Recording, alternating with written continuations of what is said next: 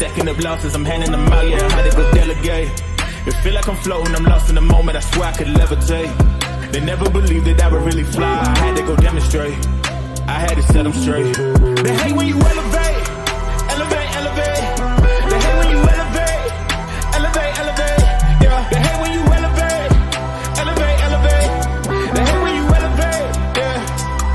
I had to elevate. I'm way up, way too fly. Yeah, I'm feeling myself. Ain't no chance I'm coming down, no. Got a soul view to myself, yeah. Why would I give it up? Why do they wanna come take my place? I work too hard for it, don't need a replacement. This my vocation. Now I got rollies all in rotation. Hop on a jet just to take a vacation. Now the hard work is all taking me places. Swatting all blood like we trapped in the matrix. Bet on myself and go ball out in Vegas. Living a life like I'm rich and I'm famous. Don't see the grind that I know that it came with. I ain't make it this far for myself, yeah. I had to prove to everybody else. I had to set them straight, yeah. I had to ball, so I had to renovate. I know they hate when you elevate. Stacking up losses, I'm handing them out, yeah. I had to go delegate. Oh yeah. It feel like I'm floating, I'm lost in the moment. I swear I could levitate. They never believed that I would really fly. I had to go demonstrate. I had to set them straight. They hate when you elevate, elevate, elevate. They hate when you elevate, elevate, elevate. Yeah. They hate when you elevate. Man, salute.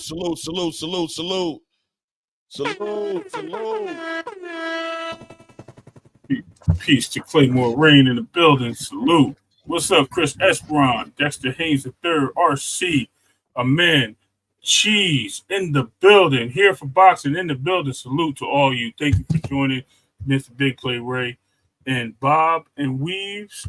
I like the name. Thank you for joining, man. Don't forget to subscribe, hit that like button. You know what I mean? Let's get the likes up, guys, as you enter. And let's build, bro. What you doing today, Clay? How was the day going, man? Man, no complaints, man. No complaints. Worked. You know, today's my Friday.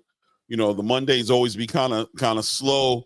But then my Fridays, I got a long day at work and I come in, but excuse the energy. We're going to keep the energy where it need to be. Salute to my co-host, Ray, for holding it down while I was sitting here yawning, right? Shout out to everybody in the building. Ben Sub, salute Bob. Okay, that's what's up. Salute here for boxing. Chris Esperon and definitely Charles Edward Cheese. Mr. Big Play Brain in the building. Dexter Haynes III. What's good with you guys, man? Yeah, we got a lot to talk about, man. A whole lot happened in between the last time we spoke to today, right? And I already see the chats going before we even got in the building. I already see the conversations already moving forward. And obviously, we're just going to might as well just go into that conversation. A lot of other things happened. We had a great knockout this weekend. We had that, which was an upset, changed the trajectory. A lot of things going on with certain fighters based off that fight. We had some interesting interviews going on this week as well. Mm-hmm. Interesting ones. There's some perspective on trainers, boxers, and you know, a whole bunch of different things, right? But what's the big story? The big story of the week is Lomachenko decides to pull back out of negotiations with Tank Davis. He says, listen, man, I want to spend time with my family. I don't want to fight until no earlier than the end of this year. You know what? I don't even want to fight till the beginning of next year.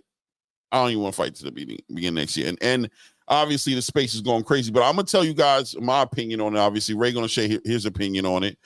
But I think the most important thing that we're going to have to talk about tonight, outside of what Loma did and outside of how we feel or what we think about what Loma did, we got to see what's going to happen next now. Because Tank Davis don't got a dancing partner. He ain't got nobody to throw hands with.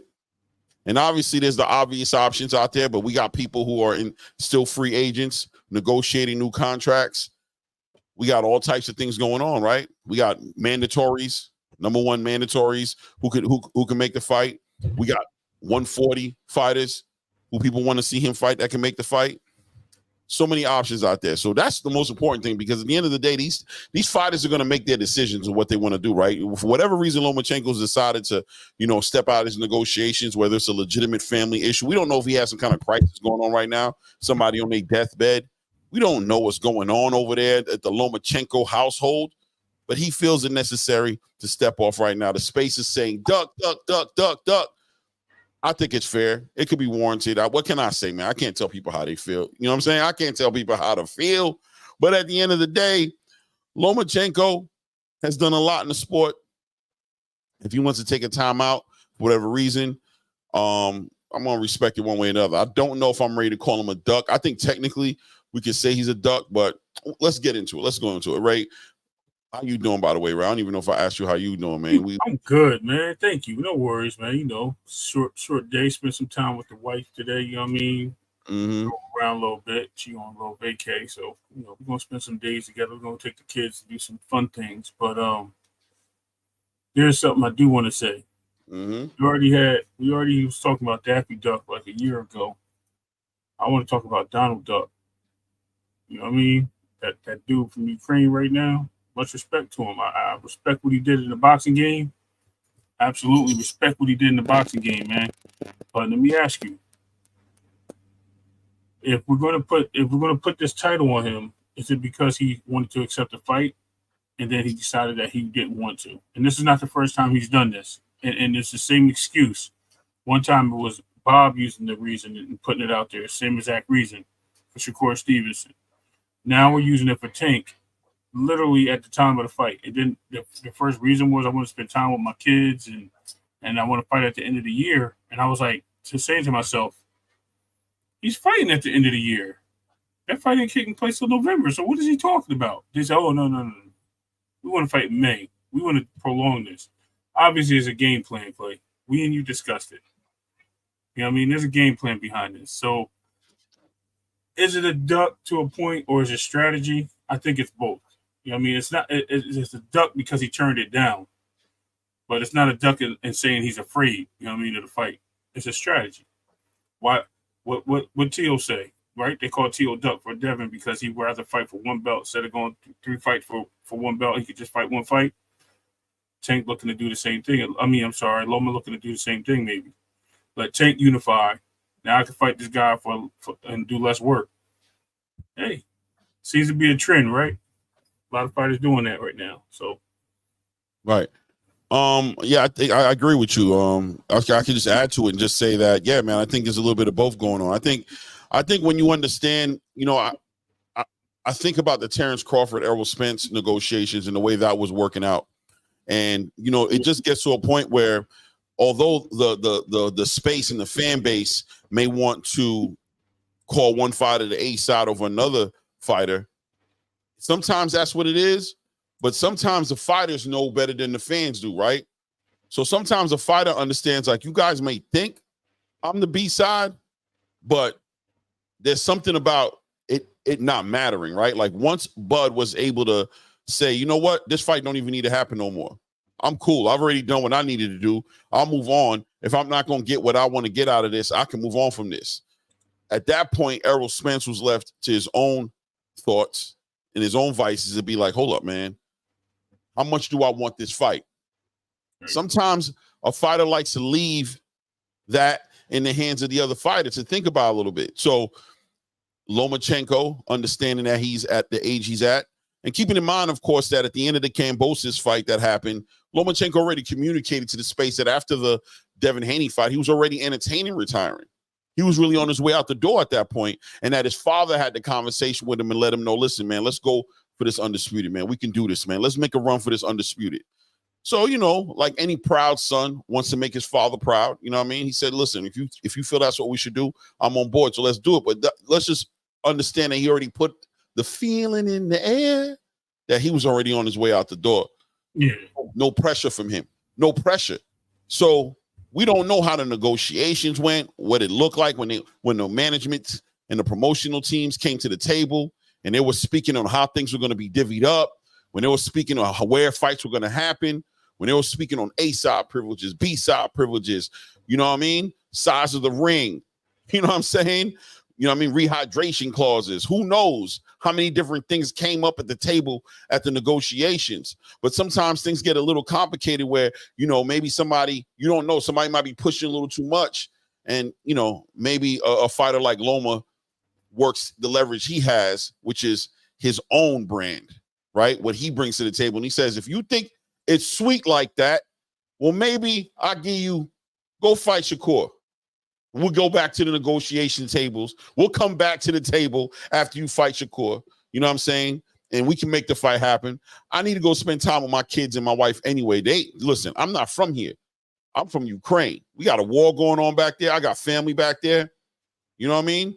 Y'all state boys handle state business. You know what I'm saying? And we can revisit this after that's done with. Sometimes you work your leverage. You work what you got. And the fan base goes crazy. Duck, duck, duck, duck. They called Terrence a duck. They said Terrence ducked. Terrence was like, you can say whatever you want to say. Could be a duck. Let it be. So be it. I'm going to get this other money over here. Go do some work. And when I come back, you let me know what you want to do. We ain't got to fight. I keep trying to tell you, we ain't even got to fight. We could just do it like that.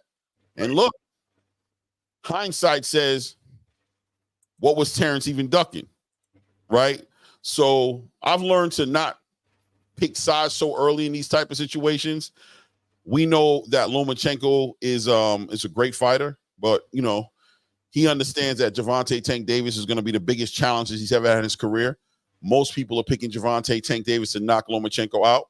Not to say that Lomachenko thinks he's going to get knocked out, but you know, Manny Pacquiao and Floyd Mayweather took forever to negotiate. We almost didn't get that fight. Right. We almost didn't get Fury and Usyk. We almost didn't get Errol and Terrence. All the great fights, and especially when you start talking about cross promoting, you bring all those intangibles to the table. It's not far-fetched that stuff like this happens. You know what I'm saying? A lot of people feel like, you know, Tank may have, you know what I mean, waited too long. Timing is everything. Shout out to the thumbnail. Timing is everything in these fights. Getting somebody when they're their best in that prime time. I told you guys already when Oscar said it. I agree with him 100% when he said fighters only get a small window, couple of years, 5 to 10 years inside that window to make the best fights happen that they can happen. That's when they're at their peak physical ability to deliver what's up here, to manifest it in the ring in a physical way. So a lot of people say that about Tank. I'm not one of them. Look, man, things happen when they're supposed to happen. Everybody got a schedule. Everybody got a journey. You know what I'm saying? And there's a chapter in their career when they focus on money, a chapter in their career when they focus on legacy, a chapter in their career when they focus on different things outside of boxing, right? So went through his money. He's got the biggest deal with Amazon right now.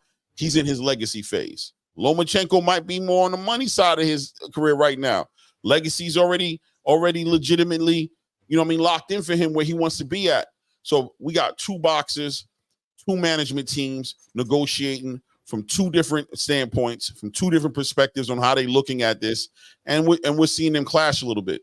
We're seeing them clash a little bit. And what's happening is Loma's playing his cards, and it's on Tank to play his cards. And Tank's card to play is his next fight. Right.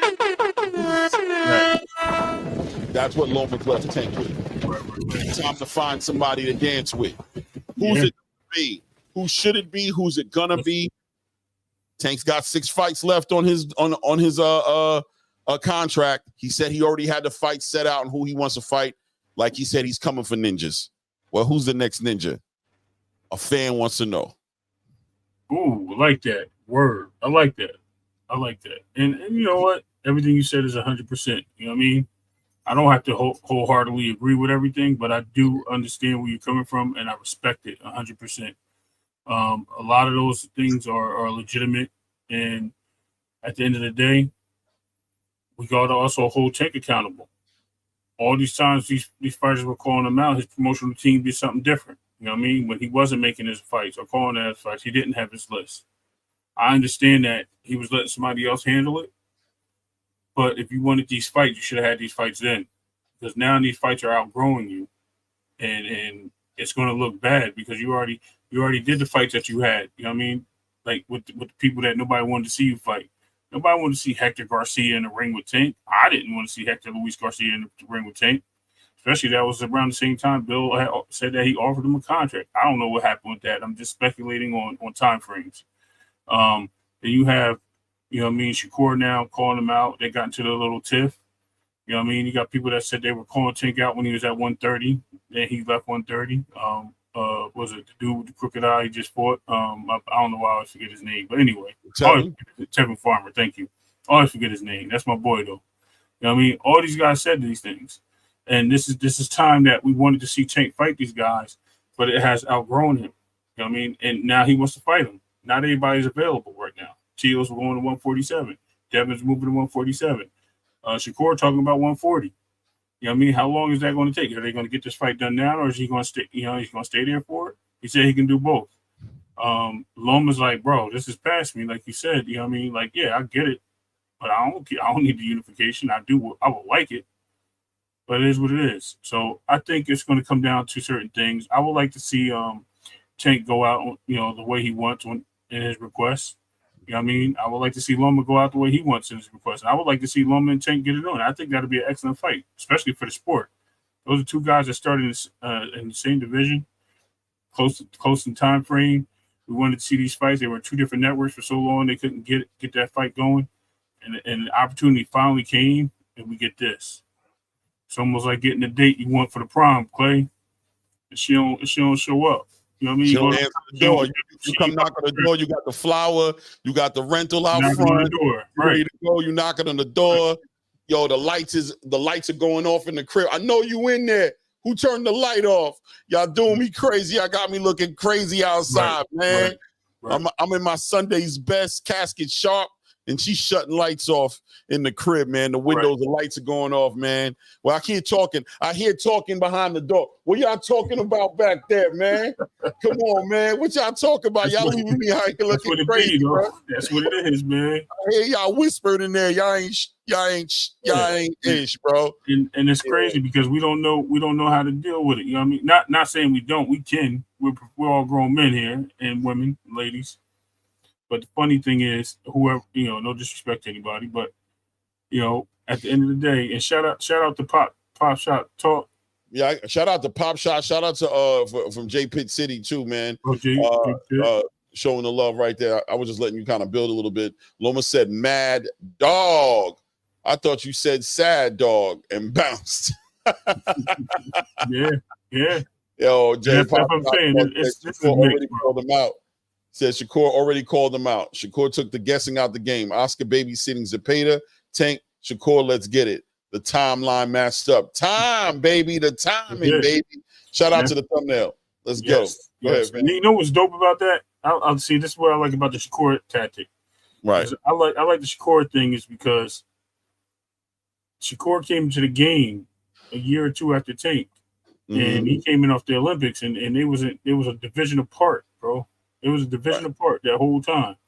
And I remember them saying, yo, this kid out of Jersey and this kid from Baltimore, they're going to meet one day, and it's going to be fireworks. They got styles that contrast, but they're going to be great styles. And this is back then. I'm going to say like 2016, 2017, somewhere in that era. I remember. Right. And I was talking to my pops about this. And he was like, yo, which one you like? I said, listen, man, he a Davis, bro. I said, that guy from Jersey. I don't know. I said, I don't know. I don't know. My pops Davises, man. Yeah, my pops was like, yo, he's like, yeah, it's tough for you, huh? I said, man, I like them both, bro. I think they both decent. I would like to see them fight. And it's an opportunity, man. Just opportunity. He says it's a duck. It's a duckaroni pizza. Shout out to Showbiz. You know what I'm saying? It's a duckaroni for sure, man. It's tough, man. Listen, man. Look, right? It's all fair, baby. Loma ducked. We don't got to cover that up. Whether he, you know what I mean? I'm not me personally. I'm not sitting here like so focused on calling him the duck, but I don't deny that he's a duck. You know what I'm saying? Right. I also, although I accept that he ducked, but in certain cases, fighters duck because they ducking, and in other cases, fighters duck strategically to leverage negotiation, to leverage what's going on inside that room that we don't see behind those closed doors. I'm not saying one is happening over the other because we don't know what it is, right? So Loma's officially a duck. This is understood. He's ducked Tank Davis. He's literally put his management out there to say, listen, man, tell that man I'm not ready to fight him yet. I don't want to fight him yet. That's a duck.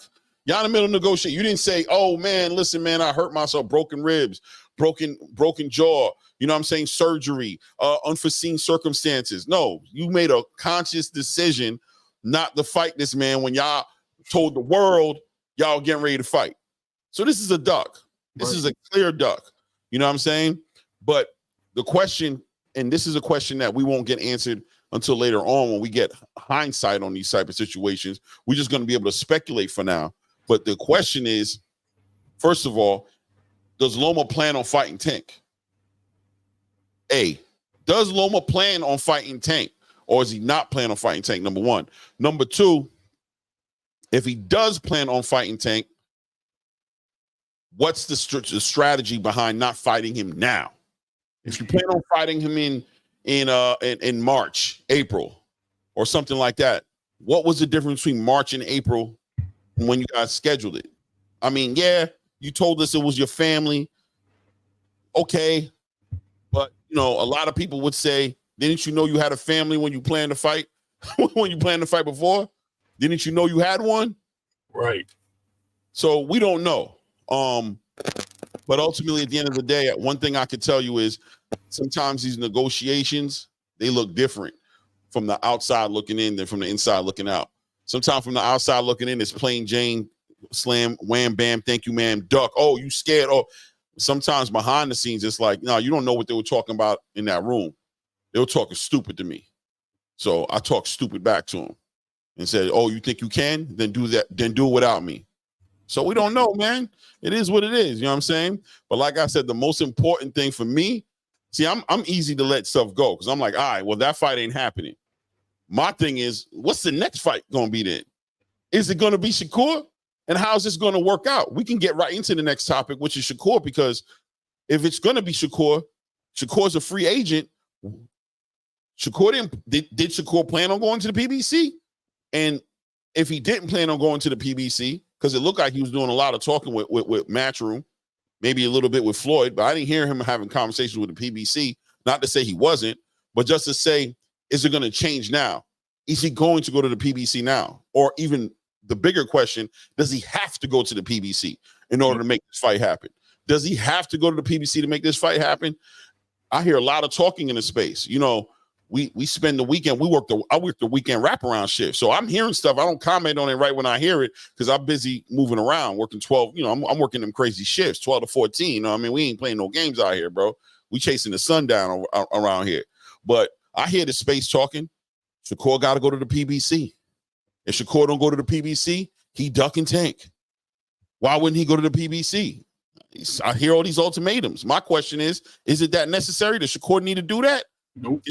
Can Shakur go with whatever he planned on doing, go to Matchroom, go wherever he planned on going, and still make this fight happen? What say you, Ray? No. I'll tell you why. One, you have to understand, Al Heyman may still be that guy's matchmaker, but he has nothing to do with Tank. Tank is now signed to Tom Brown and Amazon. There's nothing to do with PBC, nothing to do with anything that involves them besides them posting the card at the end of the day. The crazy part is everyone out here telling them to go to the PBC. Why ain't you entertaining the PBC? First of all, y'all know why he ain't entertaining the PBC. Y'all know that Jay Prince don't get along with him. You know that was a whole big thing with him and Bob Arum.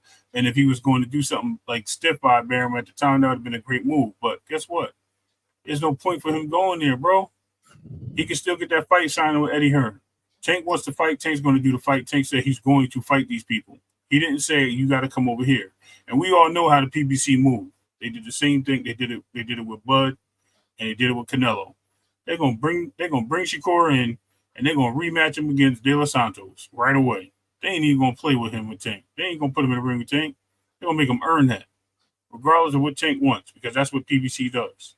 And they're gonna move from there, and they're gonna probably have him maybe fight somebody else if he beats De Los Santos and fight somebody else on another card. He'll never even be a main event in his first two fights if they give him a 3-fight deal like they're talking. Right. He won't get tanked to the last fight because they want him to make it. They want to make him earn his money, and we don't know when that fight's going to be because PBC likes to sit their fighters down. So he might get 2 fights, and we may not see him again to the end of 2025. Bro, that's a bad move in my part, and I'm not knocking the PBC, but I'm just saying the way they move, that's not cool. Let that man get the fight he wants. You know what I mean? That's the way I look at it. I agree with you 100%. You know, I can only add to it and say that I definitely don't believe he has to sign with the PBC to get a fight with Tank. And I'm gonna tell you like this: if he has to sign with the PBC to get a fight with Tank, well, that's on the PBC and that's on Tank, right?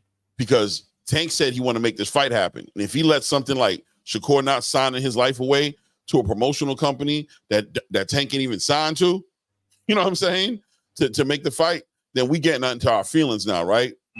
We saying I ain't gonna do no business with you if you don't do no business with my boy. What? Are you? You know what I'm saying? What are we talking about here? You know what I mean? You said you want this fight to get made.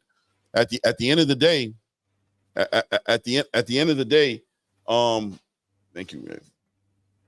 No, I'm good. At the end of the day, Shakur has a career to pay attention to, and going with whoever he's going to go with has to be for a reason way bigger than just Tank. Tank can't be the sole reason why he signed into a 3 to 5 fight deal. Yeah, I know. Yeah, that's his biggest payday. Listen, man, everything that glitter ain't gold. Tank is a big payday, but Shakur could have other things going on for him as well as, you know, international activity, fighting 2, 3, 4 times a year, you know, really moving through the ranks and getting to his undisputed title, looking at the future at 140, what that's going to look like for him. There's all kinds of reasons for him to go with a promotional company. Just to fight with Tank, in my opinion, doesn't suffice as to why Shakur Stevens should sign 3 to 5. Sometimes, once again, from the outside looking in, fans look at a situation from their fan point of view, but business-wise and what makes sense for the fighter, they don't see what the fighter sees. They're not dealing with what the fighter's dealing with. They're not in the conversations that the fighter's in having conversations about. You know what I mean? So, however this is going to work out, Shakur shouldn't move off of what his game plan was prior to this unforeseen circumstance happening as far as Lomachenko backing out, period. He always planned on fighting Tank. So whatever he was doing before this whole Lomachenko situation busted out should be what he sticks to. I agree. I'm going to take a moment to shout some people out that came into the room. Bruce Gass, Rollo Green, salute. Hood Rich, salute. You know what I mean? Got to keep it fresh for my brothers. And what's the name came in too? I seen that. Dub C came in the building Dub too. Dub C, track boxing, salute. Yeah, for real. I want to shout them guys out. Shout out everybody in the chat. Smash the like button. You know what I mean? Show some love, support if you can. If not, just show some love by snapping that chat. Keep it subscribing and sharing the content. For real. No doubt. Yeah, man. So we'll see how that pans out. You know what I mean? Shakur has decisions to make. Ain't got decisions to make. You know what I mean? He got to find who the next victim going to be, right? He got to find him, put him on the, you know what I mean, get the food on the plate. So we're going to see who he looking at. And we just got to, you know, I mean, it's not too much deeper to really delve into that. It's time. It's like Tank said, it's ass whooping time. You know what I'm saying? It's about that time. Whatever Loma got going on shouldn't affect Tank's trajectory. He got plenty of people who want to fight him. He said he got 6 fights on his deal. He got 5 other fighters outside of Lomachenko that he wants to fight. Let's see them fighters. Let's get it popping. And what I'm going to ask for, if he doesn't fight Loma, I want him to get Teofimo before he moves to 147, because that was somebody on his list. And I would like to see him get him before he moves up. And that'd be a good fight at the end of the year, being that Teofimo wants one more fight. I know he's calling out Brian Norman. Let's get it on, bro. Let's see that fight get on before it becomes too late. And that goes away with a tumbleweed in the wind blowing in the west. You know what I mean? I do think certain fights are getting past like, them. I think Devin and Teo are 2 fights that are just you're getting past them. Yeah. I mean, I just, you know what I mean? Like, I think Tank should handle whatever he's handling at 135, handle that. And then go to 140. You know what I mean? Unfortunately, who we don't catch, you don't catch.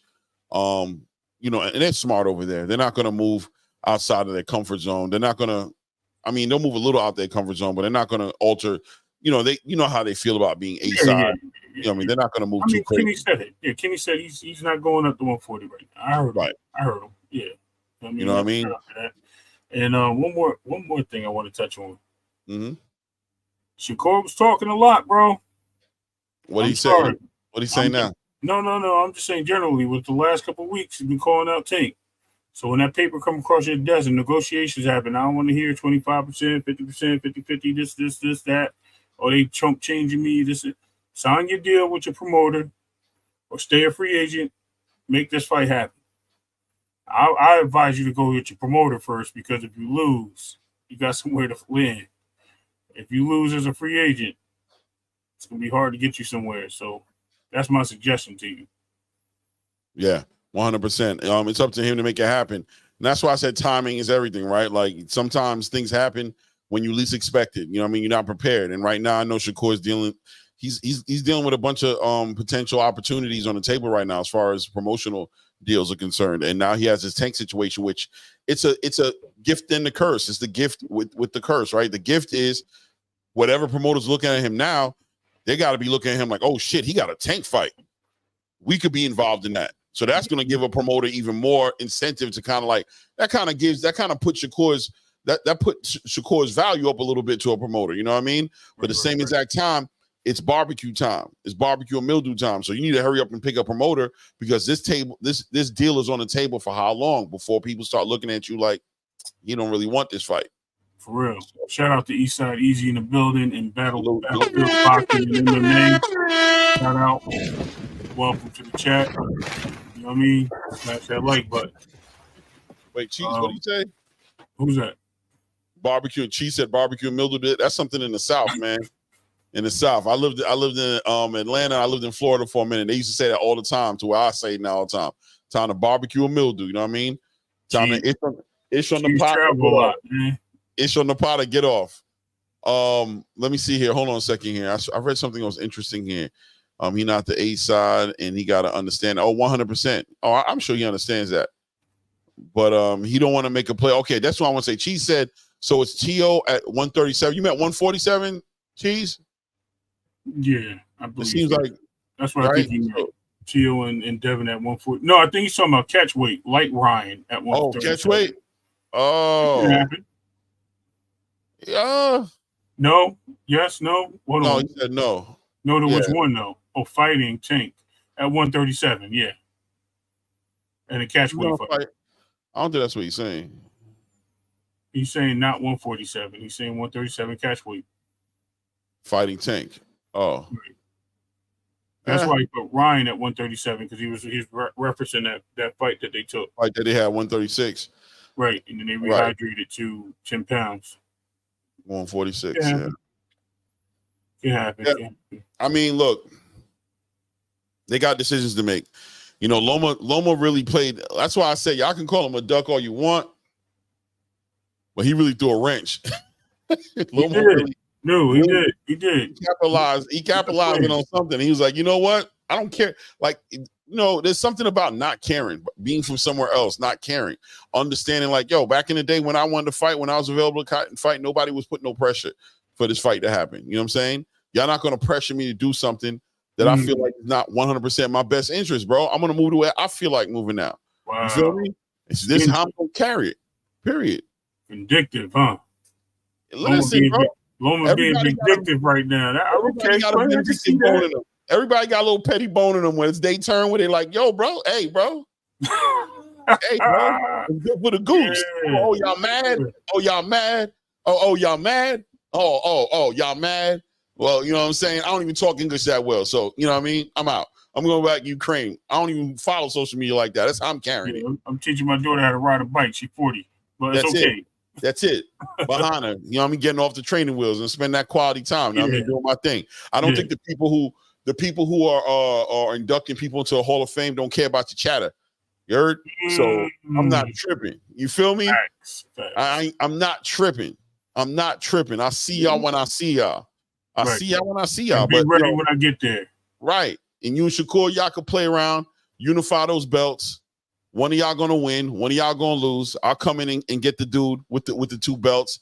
I'll become a unified champion. One less fight I gotta do, and then I can go me and my boy Dennis or Zepeda if he's the one who gets the fight and takes it, or KEYSHAWN, whoever gets that WBO.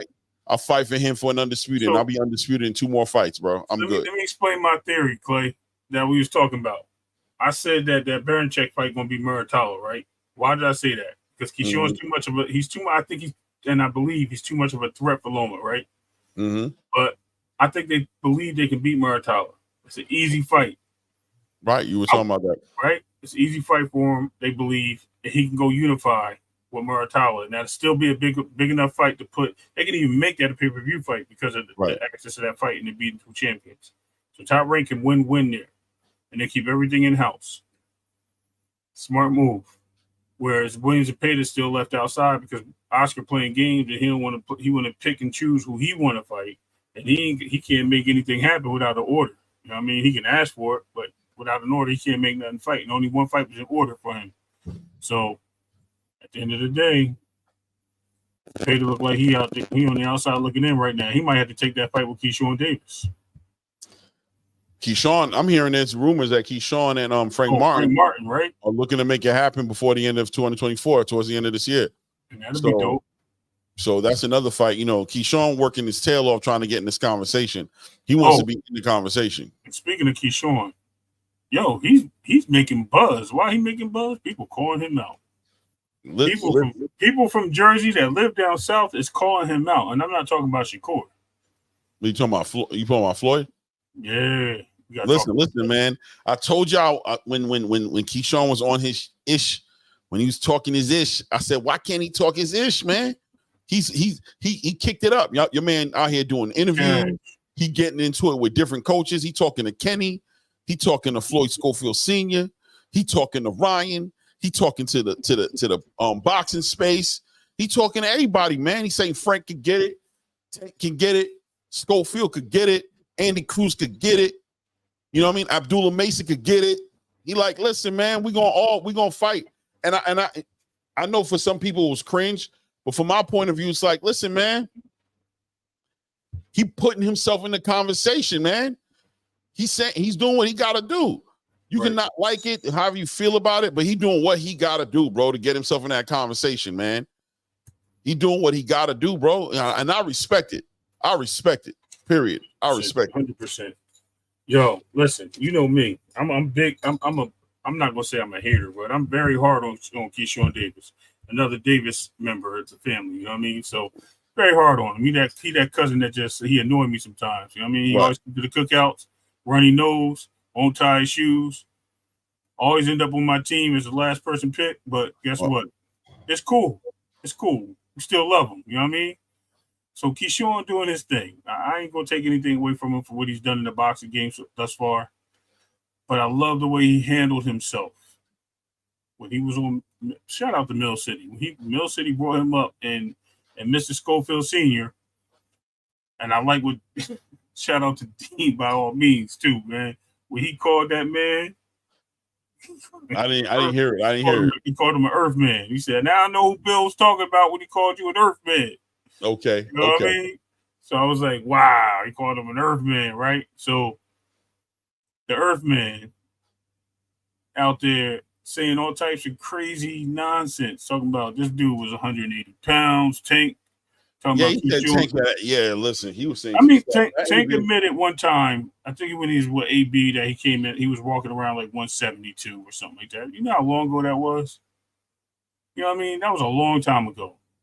This dude is really out here just talking to get a fight. And sometimes if you talk about cringe, listen, a guy that I believe is cringe, I actually support it because the other guy was more cringe.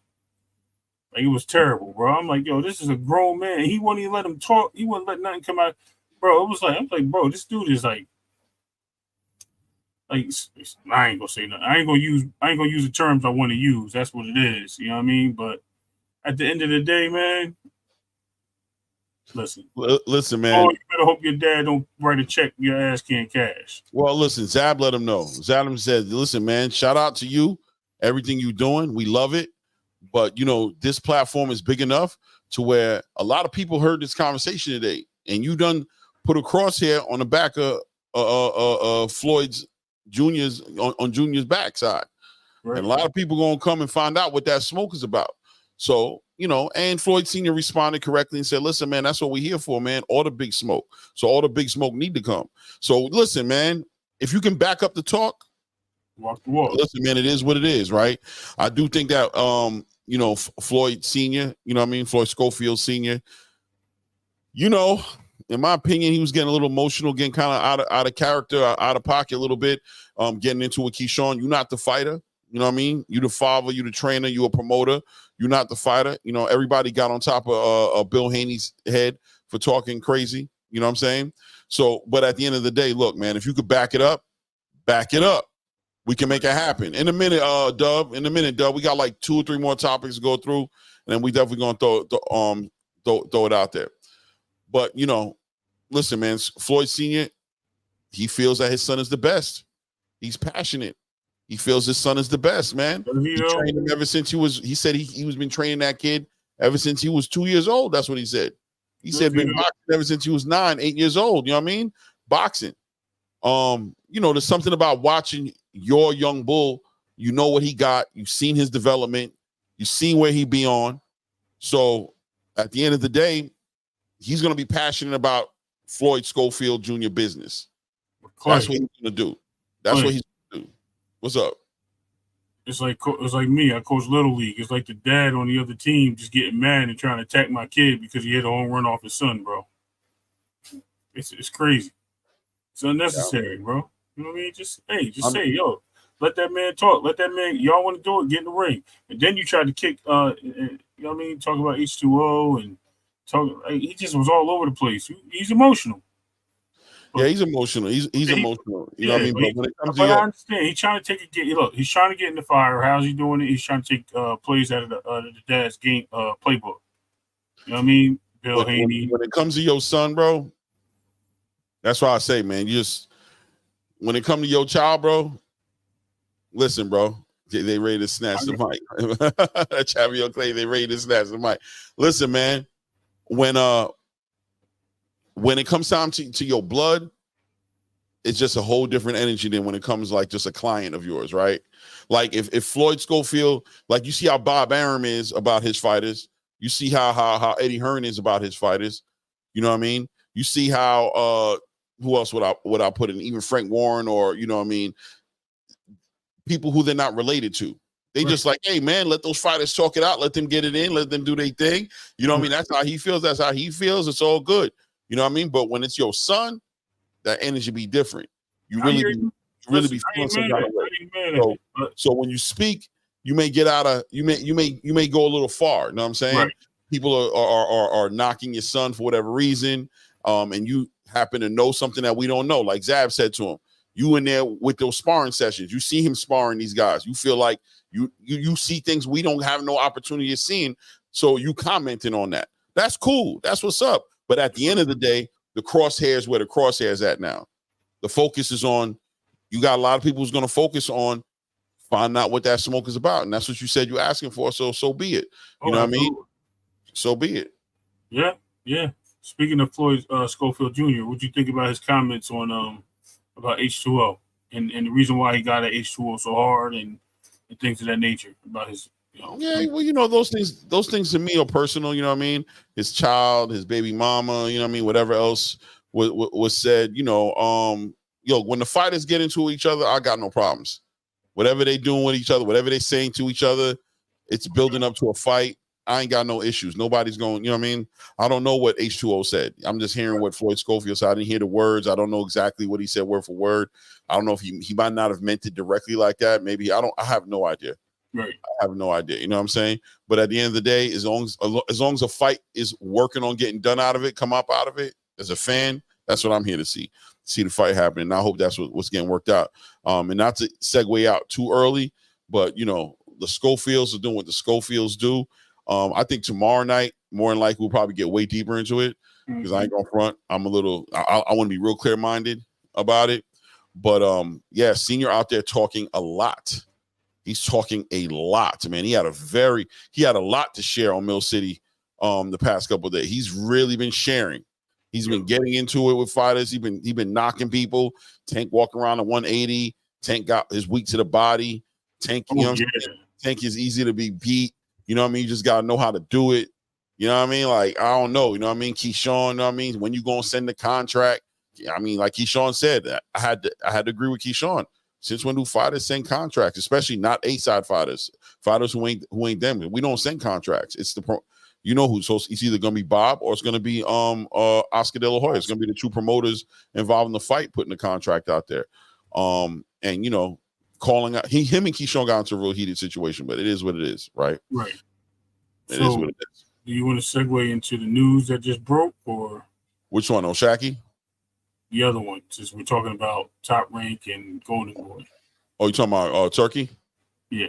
Well, not yet. I want to actually hold off. Okay, we'll hold on. Somebody mentioned it in the chat, so I didn't know. They did? Yeah. Pop. I believe it was Pop. Shop Talk said it earlier. Yeah. We'll talk about it in a minute. I actually want to get into this H2O conversation, man. Yes. Oh yeah. How can we skip over that? No, listen. Because we were segueing, talking about fighters. Yeah. But man, listen, man. First of all, I want to do the light talk, right?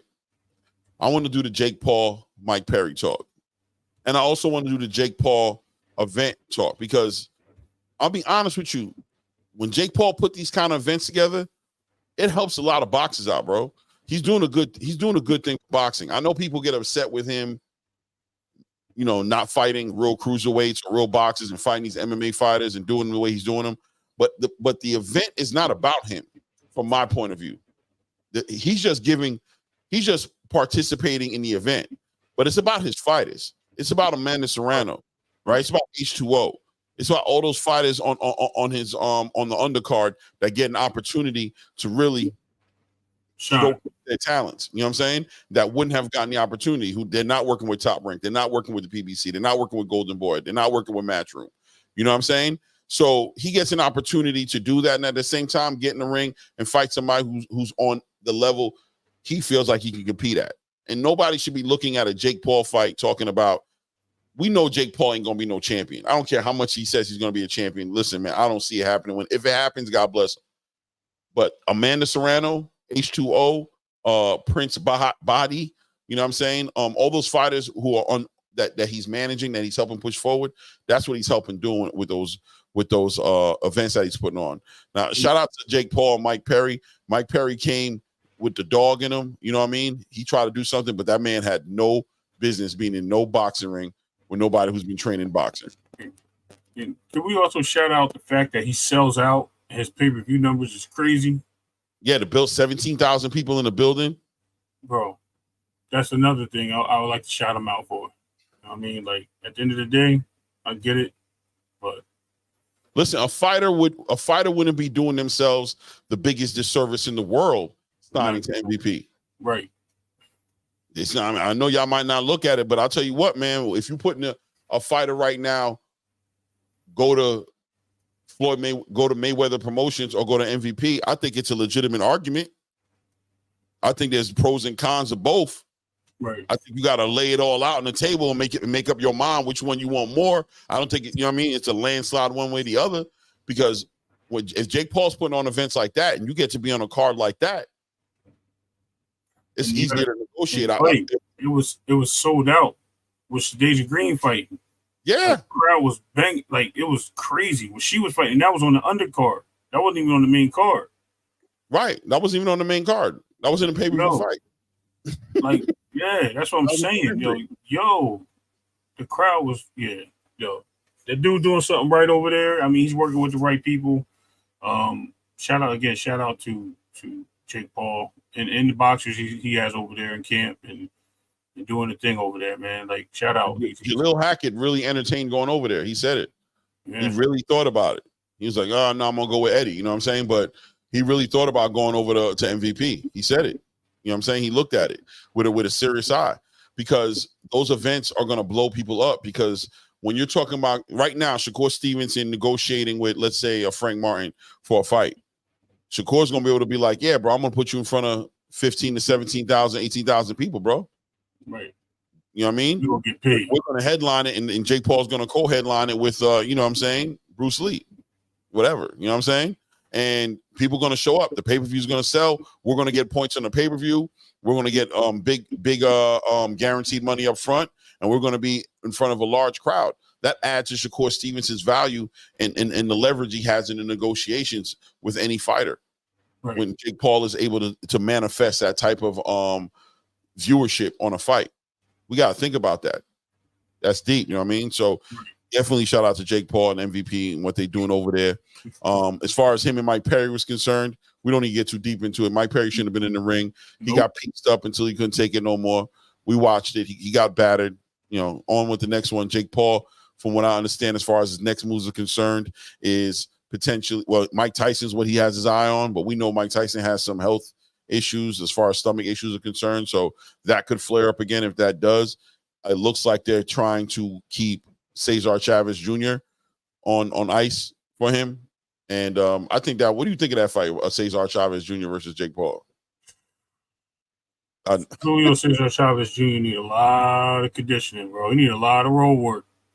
I think he has an opportunity to beat him, but he needs to really focus on boxing, bro. He needs to really get back. I know he's had a lot of demons. A lot of people don't know his background outside of boxing, but he was playing with a lot of he was playing a lot with a lot of bad things. So those things kind of ruined his career and helped him from not living up to your dad's legacy, man. That was another thing. Not living up to the legacy.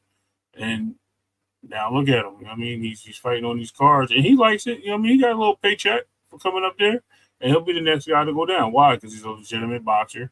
And not to mention, I think we talked about I was talking about I ain't gonna bring that up. Let's talk about the other boxer that was up there though, right? With Jake Paul that he beat. And I was like, this guy was a boxer. He's been out the ring for 2 years. He ain't no boxer, right? Remember I said that? Mm-hmm.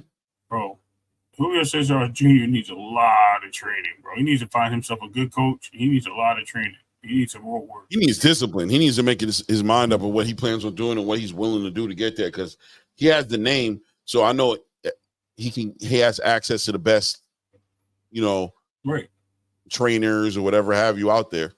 So he burned a lot of bridges too.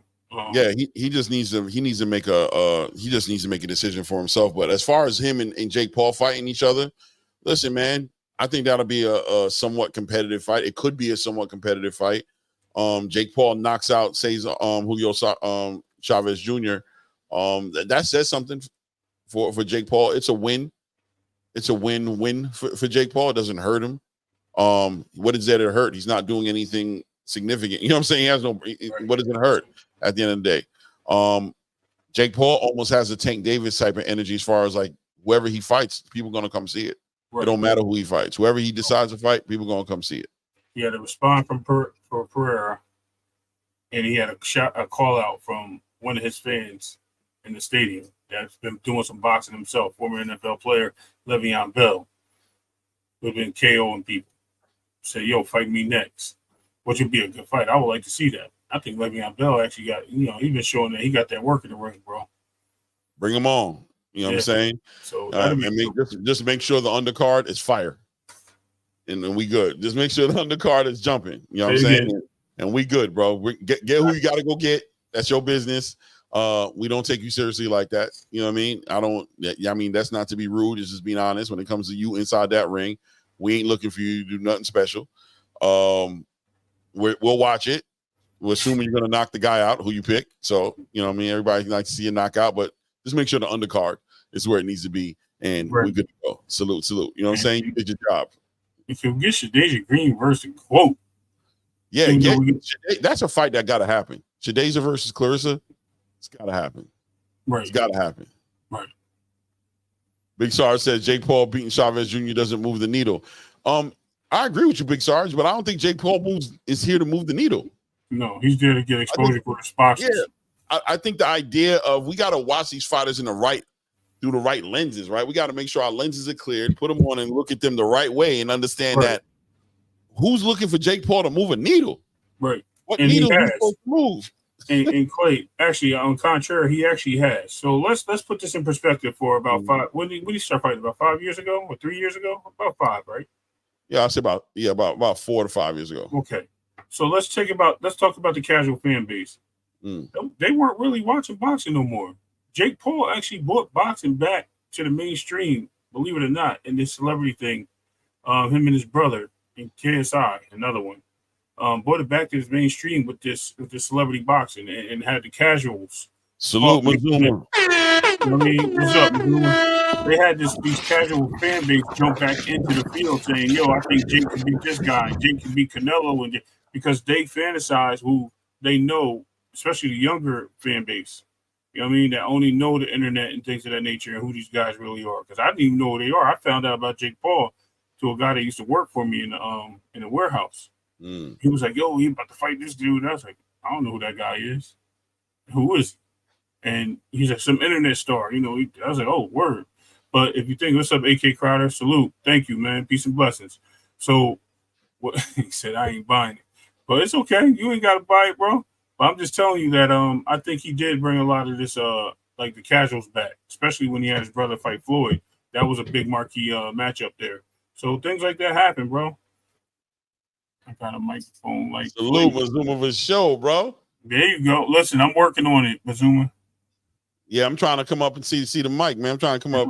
Pause. I'm trying to come up on the show though. Say, see you use your microphone.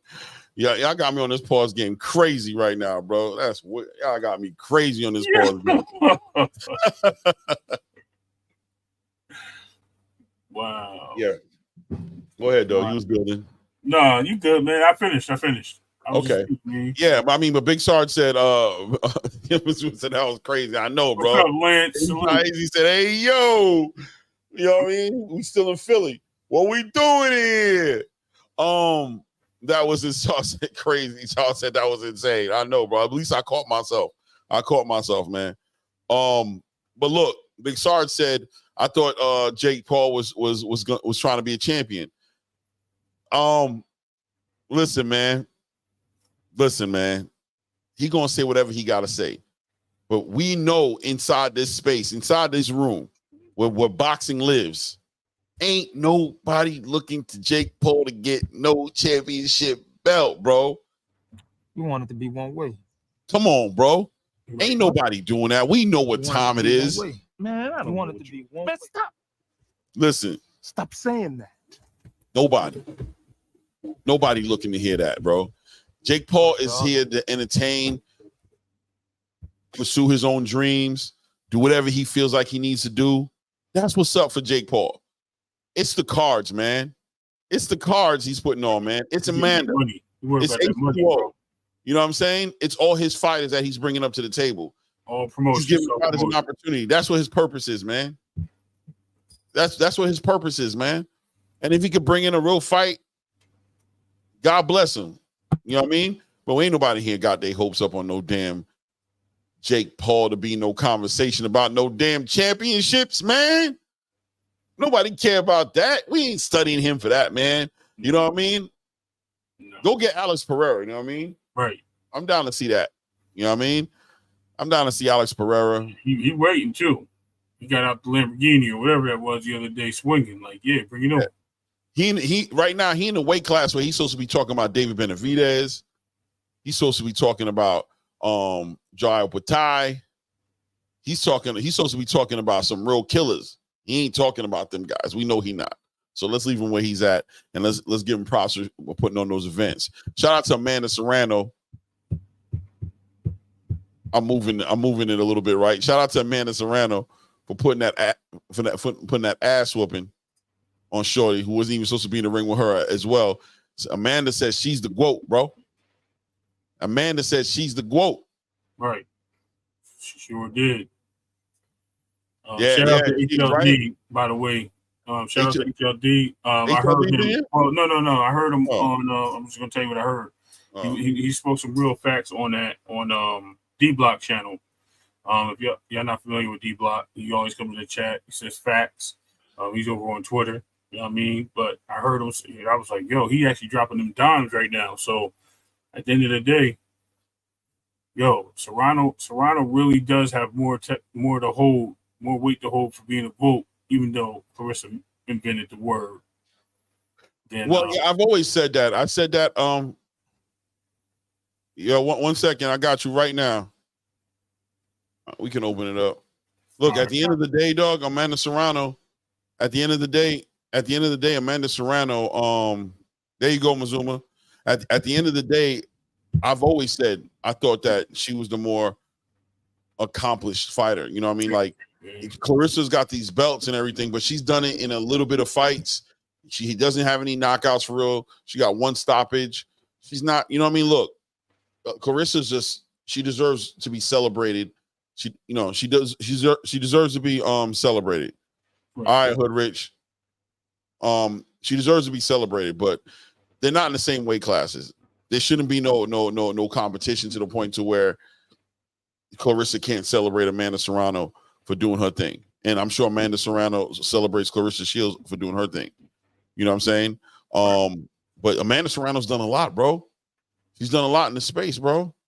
She's done a lot. You know what I mean? You can't take that away from her. Right. You know what I mean? Okay. So it's just fat ass needs to be celebrated, Roscoe. You know what I mean? Amanda Serrano's done a lot. I don't know what HLD was saying, but I'm sure he was saying the same things. He was speaking on what you said, and it's true, man. Like I said, he's like, I mean, he spoke on all her accolades and compared the two. You know what I mean? And then look what she did in Puerto Rico. She didn't even fight. And even the queens. Shout out to the queens of boxing too. I heard them talking about this too, and they're like, you know what I mean? So what? Because I think Clarissa's shout out was, well, you got losses, and she was like, and the queens was like, so what? The greatest of all time has losses. What are you talking about? You know what I mean? We still call him the greatest. Why? Because it's not because he was undefeated. Get out of here with that. And I was like, yo, 100%. 100%. Yo, Mazuma, you saw that link, right? I don't know. I put it out there. I don't know if you saw it or not, but yeah, man. I think that conversation is just one of those conversations that I'm just gonna say this. Clay, I wish we had the video. We don't. That girl can be as thick as she wants, but she cannot dance. I'm sorry. If you can't dance, yeah. She can't dance? Remember she tried to twerk on the Ferrari, on the Bentley or whatever that was? Yeah, I don't look for her. Clap, bro. I don't look for her to do it like that. You know what I'm saying? She tried to make it clap in that tan butterscotch cream croc suit from Rush Hour. What? My dude, my guy. Oh, you know I noticed the hair, bro. Yeah, I had noticed the fade Bazuma on I think he was on early or late last night, but I caught it. I think it was Thursday. I noticed. I was like, okay, you did a little short or something. I was like, yo, Mazuma got the fade done, bro. I just seen him the other night. He had the fro. Yo, what just happened? What just happened? I had to set up a little bit. That's all. You know what I mean? Yeah. You took the whole screen. That's you. I was about to start singing on this motherfucker. It was about to be Ooh, yeah. That's what's up, man. That's what's good. We coming in clear. We hear you. You hear me? Yeah, you clear, bro. You clear. You in the building, man. Start fucking up. I ain't no tech geek or nothing like that. So you gotta let me know if this shit tweaking or what. Nah, you doing good, bro. You doing good, man. It's a good look up there. Yeah, man. And congratulations. You said you got 4K or something, right? No. I hit 2K. I'm at 2K. Okay, well, congratulations. And Clay hit that motherfucking. I seen he had 1,000 and some change. You know what I'm saying? Yeah, we working. Shots for that motherfucker. Oh, hit them gunshots, man. No doubt. Lord yourself, brother. Lord yourself. Yeah, for sure, man. This was Aki TV for a minute. He said, I thought this was Aki TV. They thought he was Aki TV, man. They always saying I look like somebody, man. Yeah, bro. I don't know if that's a good or a bad thing. It's like, damn. He be coming for people, bro. Pause. Yeah. No doubt. Yo, so what do you think about this? Well, I mean, we were about to get into the H2O conversation, but I don't know if there was something you want to tap in. We was about to jump into this H2O just getting pieced up. H2O got. Listen, man. I felt bad for the young boy, bro. But, you know, I want to say this about the H2O situation. These fighters who are blessed with the athleticism and ability to do things like kind of like Roy Jones used to do things, they sleep on their fundamentals, man. And then they get clipped on something like that where it's like, damn, bro, what was you doing in there like that? What was you doing in there? Why was you in there like that with your hands down? You know what I'm saying? Why were you in there like that? Comfortable, bro. Stylish. Yeah. And things like that happen. Things like that happen. When you sit there and you sleep and you try to get all fancy, you start to showboating and doing all that. And you know what I mean? And not to big up what Shakur does too much, you know what I'm saying? Because I like Shakur, but that's something that's like Shakur don't never plan on getting caught with. You know what I'm saying? That's something where he's gonna stick, his defense is gonna be where it needs to be. He's gonna put himself in position to hit and not get hit. And H2O suffered a horrible fate Saturday night. That boy got devastated. They were interviewing that boy after he got knocked out, and they had to have arms. You saw people holding him up while he was doing the interview, while he was saying what's up. While he was doing the interview, he was congratulating Prince's body, and then they escorted him out the ring, like helped him out the ring. He never got his legs together. Does he? Do you guys think that he heals up from that? Does he come back straight? Those are the type of knockouts that change you forever, right? Not really. Because it was a clean knockout to me. Like, it wasn't like it was one of those ones where, like, left him where he just, like his mind was going. Like, it looked like he still wants to box. You know what I mean? Like, he looked like he still is capable. He can come back and box. I think he's going to want the rematch first because he believes he can beat this guy. He had him beat the whole fight. What do you think? What do you think, Mark, about that knockout? Well, I mean, y'all can hear me, right? Yeah, you good. All right. No, for the most part, I thought he was winning every round. You know what I mean? I think he got a little bit arrogant in there, thought that dude couldn't really do nothing to him. And, you know what I mean? He paid the price. And, you know, that shot that he got hit with, that was a devastating left hook, man. Like, the dude got all his weight behind that shot. He turned it over just as much as you could turn over a hook. And, like, that would have been, I think that would have at least hurt or knocked out just about anybody. That was at the perfect range and everything. It was literally the perfect hook. So, you know, does he bounce back from this? Is all about the mentality that he has. This is really going to show who he is as a fighter because, you know, we seen Pacquiao get put to sleep. You know what I'm saying? And he was able to bounce back and perform at a high level. And then we seen people get knocked out like that and, you know, never be the same. You know what I mean? Question their chin. You know, I think that honestly, if he has a strong mentality, he should be able to bounce back. Just need to go back to the gym and prioritize his defense. But most of all, he needs to sit back and rest because that was a real bad knockout. You know what I mean? And you gotta let your brain rest after, you know, being concussed like that. You know what I mean? That's a problem. So I would suggest that H2O get all the rest that he can. You know what I mean? Should take as much time as you can off and, you know, get back in the gym and, you know, just build up that his mental strength, man. He needs to get it's tough. It's all about the mentality of the fighter. If he's weak mentally, you know what I'm saying? And that was his first loss too, right? Yep. That's definitely his first loss, yeah. Okay, so I mean that's 2 battles he got to fight. You know, that was his first professional loss, which could affect the fighter a lot mentally. And then the way that he lost as well, you know what I mean, getting put on a highlight reel, that's something that's embarrassing. You know what I'm saying? And you know, I'm sure that he may be questioning his ability to take a shot after this. He might become more hesitant and, you know, maybe gunshot.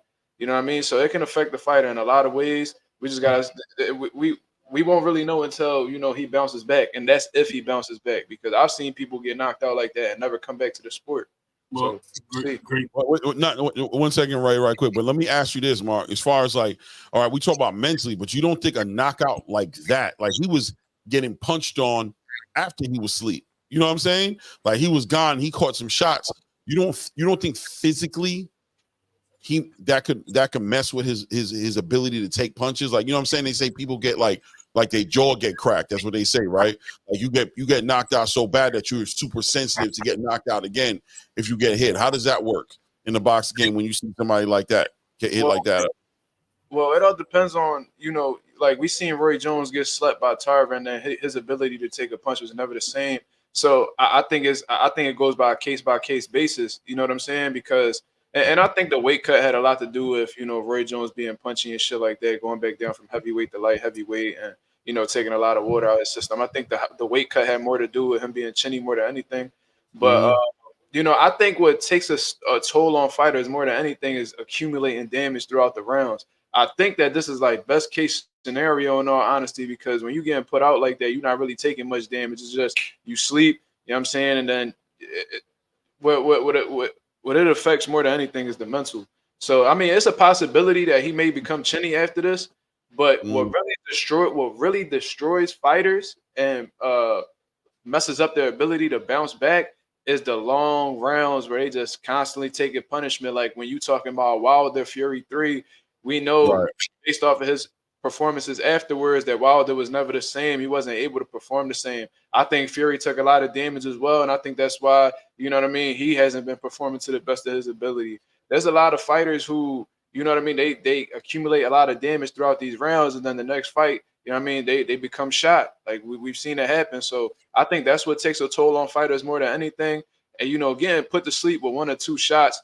You know what I mean? That might be the best case scenario. You're not taking that much damage. You know what I mean? The damage that you out, you sleep. You know what I mean? I just think that it's all about bouncing back from a mental aspect. Right. No doubt. I agree with you, bro. Like, you know, you put some perspective on it. You know, yeah, he didn't take a lot of punishment. He was winning the fight. Shaw is a great fighter, bro. He's a great fighter. You know what I mean? But when you see something devastating like that, you just ask yourself, like, damn, man, like, is he ever gonna be the same? But like you said, he wasn't taking it was a race. It wasn't a marathon of punches. It was just a real quick bang, bang, bang, bang, and he went to sleep. Landed there in the middle of the ring. Mentally, we'll see how he deals with the flashback, with the PTSD. You know what I'm saying, of the whole situation. But a crazy knockout of the year at this point, right, guys? Am I tripping? Knockout of the year? Absolutely, yeah, for sure. I mean, Tank had a good one too, but there's a lot of great knockouts this year. But the way Yeah. the way the punches landing, like how the way he fell and all that, that's yeah, bad. Shout out to H2O. Can't wait to see you come back. Let's see how you're gonna do it. He was supposed to be putting a fight together with Floyd Scofield. This was supposed to be a tune-up to get him ready for this Mike Tyson card. Obviously, I mean, I would think it's fair to say that fight's not happening no more at this point. absolutely not. They might as well let Schofield fight the dude that just slept him. That's what I was going to ask you. You see that fight getting put together, and what does that even mean? Like, I mean, is that a good fight, Schofield and Prince Body? I mean, he slept the dude that Schofield is supposed to face. So, you know what I mean? I think it's only right that they give him that opportunity, but this is the reason why you shouldn't even be taking tune-ups. You see what I'm saying? No doubt. But, you know, it is what it is. You know what I mean? That's what happens when you just assume you're going to beat somebody and just assume somebody is a tune-up, then your dumb ass get tuned up, and now you're wondering what you're going to do next. Right. Yeah.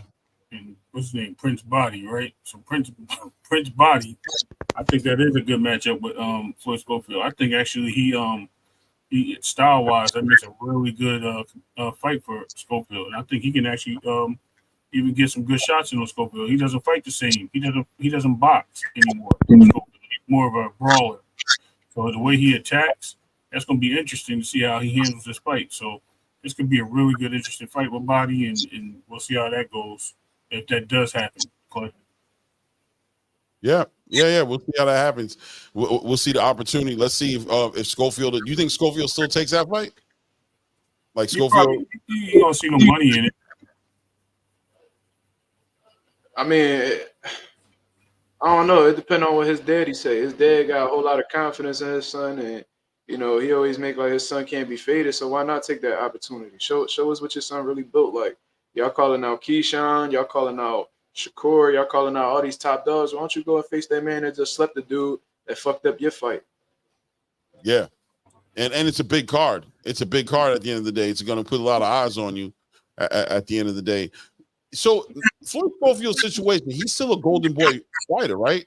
Yeah. Because he's on this card, this MVP card. Well, I mean, is that an MVP card on Netflix? Is that what that is? Or is that a Netflix thing different from? I don't know. That's weird. I gotta do a little Apparently, research. I think he's MVP signed a deal with Netflix, so they start in whenever that card starts. They were supposed to start with the Mike Tyson fight. Yeah. Shout out to MB26, the Demon.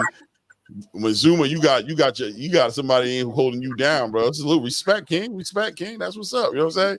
He up in there holding you down, bro. That boy crazy as hell. He followed me everywhere. Yo, that's what's up, man. Those are the guys. Those dudes right there. Those are the loyal dudes right there that hold you up, bro. When nobody else won, bro. Shout out to MB26, the demon in the building. Not being disrespectful, I'm just supporting my people. And by the way, moderator. The moderator's good, man. Mazuma family over here, bro. Ain't nobody playing with that. You know what I'm saying? So feel free, celebrate him. But yeah, man. So we got that fight that we got out the way. Amanda Serrano doing her thing. You know what I'm saying? How'd you feel about the Lomachenko situation? It's unfortunate, obviously, because that was a fight that I was looking forward to seeing. It was a unification fight. It was meaningful, and even though like Lomachenko is in his mid to late 30s, whatever you want to consider it, he had a sensational performance against Kambosos, and he didn't look his age. So I was looking forward to seeing how Gervonta Davis was going to solve that puzzle. You see what I mean? And I wanted to see how Lomachenko was going to approach Gervonta Davis, because in all honesty, that might have been like his last opportunity at fighting an elite guy. So I wanted to see exactly how they were going to take the fight, what strategies they were going to use and stuff like that. I just wanted to see like a really good fight. But, I wasn't necessarily surprised by the news, because I had seen an interview right after Lomachenko defeated Kambosos, and he pretty much said he fought Kambosos because his dad convinced him.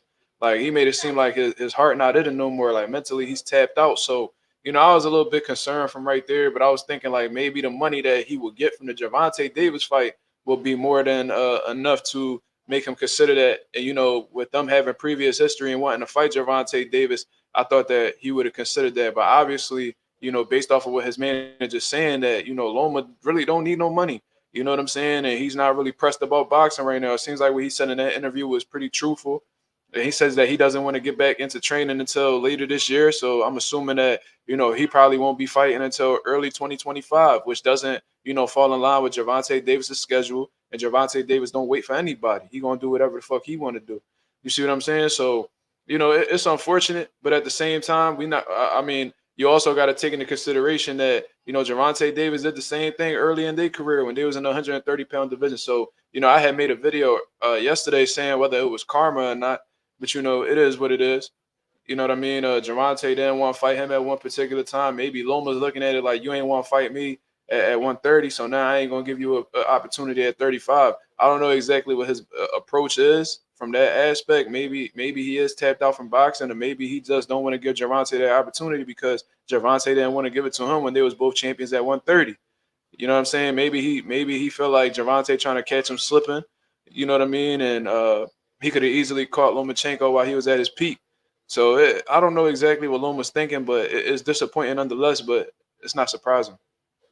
Wow. Yeah, I definitely agree with you. Yeah, we spoke about it a little bit earlier. I think we're pretty much around the same way with it, you know what I mean? But I think it is officially a duck. It's a duck from Loma. It is what it is. But like I said earlier, I think it's a strategic duck more than a legitimate duck like other ducks. I think it's more of a little bit of weight, pushing my weight around a little bit, like, yo, bro, I don't got, you ain't, that's gonna be a negotiation that's gonna, both parties gonna have to be happy with the way it's looking. You're not gonna treat me like, I need you, or you're gonna give me some small percentage or take what you give. I'm giving you, nah, bro, I'm Loma. You know what I'm saying? You tank for sure. You definitely tank. But I'm Loma too. I'm definitely Loma. So we're gonna talk right. We're gonna come to the table correct about it, or I don't need it. It's very similar to the Terrence Crawford Errol Spence negotiation. Very much like, listen, bro, both of us got something to gain out of this, and both of us should be walking away from this the right way. So that combined with the fact, let's work, right? Lomachenko sits back, lets Shakur and Tank Davis iron out their differences, fights the winner, gets a unified, gets two of the belts now outside the one he already has. It doesn't hurt him at all to sit back and chill. This might be a blessing in disguise, in all honesty. You know what I mean? Maybe Loma, because regardless of whether Gervonta fights Shakur or he fights Loma, it's a unification fight, right? It's one step closer to lightweight supremacy. But regardless, we all know that Shakur and Tank is the number one fight to be made in the division. So maybe Loma falling back could present an opportunity for Shakur to step up. I don't know exactly if Shakur falls on this part of the 6 to 7 fight deal for Gervonta Davis, but if the opportunity's there and Shakur making it seem like he with the shits and Gervonta acting like You know what I mean? He with the shits. Then I mean, why can't they just bless the boxing fans now? You know what I'm saying? And then later down the line, they could probably rematch or something, and give the fans another treat. This might be a blessing in disguise. We gotta wait to see how it play out because they said Gervonta is considering the Isaac Cruz rematch, and then was also considering William Cepeda, but neither one of those equates to a Shakur Stevenson fight, in my opinion. You know what I'm saying? I think they're both the two of the best in the division. I think Cepeda and Isaac Cruz, fall later. They fall a little bit lower on that ranking system, but you know what I mean? Number one versus number two, whoever you want to consider number one, number two. Let's see them fight. I want to see who the best in the lightweight division. And this been building up for a while. You know what I'm saying? What does he say? MB26 says, why would he fight Shakur now when it could be more big in the future? Bro, nobody want to hear that shit, bro. Yeah, I'm about to say, yeah, nobody want to hear that. And let me add to this and say this. Tank got his money already. He got his guaranteed money. He just got the biggest deal with Amazon. Money's no longer part of this conversation. As far as Tank's concerned, money's no longer the part of the conversation. Tank said something very specifically after the Frank Martin fight. Well, actually, he said it at the build-up to the Frank Martin fight. I'm coming to get ninjas. I'm trying to watch my language. You know what I'm saying? Now that I'm monetized and everything, you know what I'm saying? You know what I'm saying? I mean, I'm trying to, you know what I'm saying? I'm trying to carry, you know what I mean? I'm just trying to carry it. Ray, you peeked out a little flex from Clay, right? You know what I mean? Now that I'm monetized or whatever, you know what I'm saying? On play it going, you know what I mean? Try to be clean with what I'm doing. Let me fix my glasses. You gotta hit the stars on that. Bomb. Drop the bomb on that, bro. You know what I'm saying? Let me fix my glasses on him. But yeah, he said he coming for ninjas.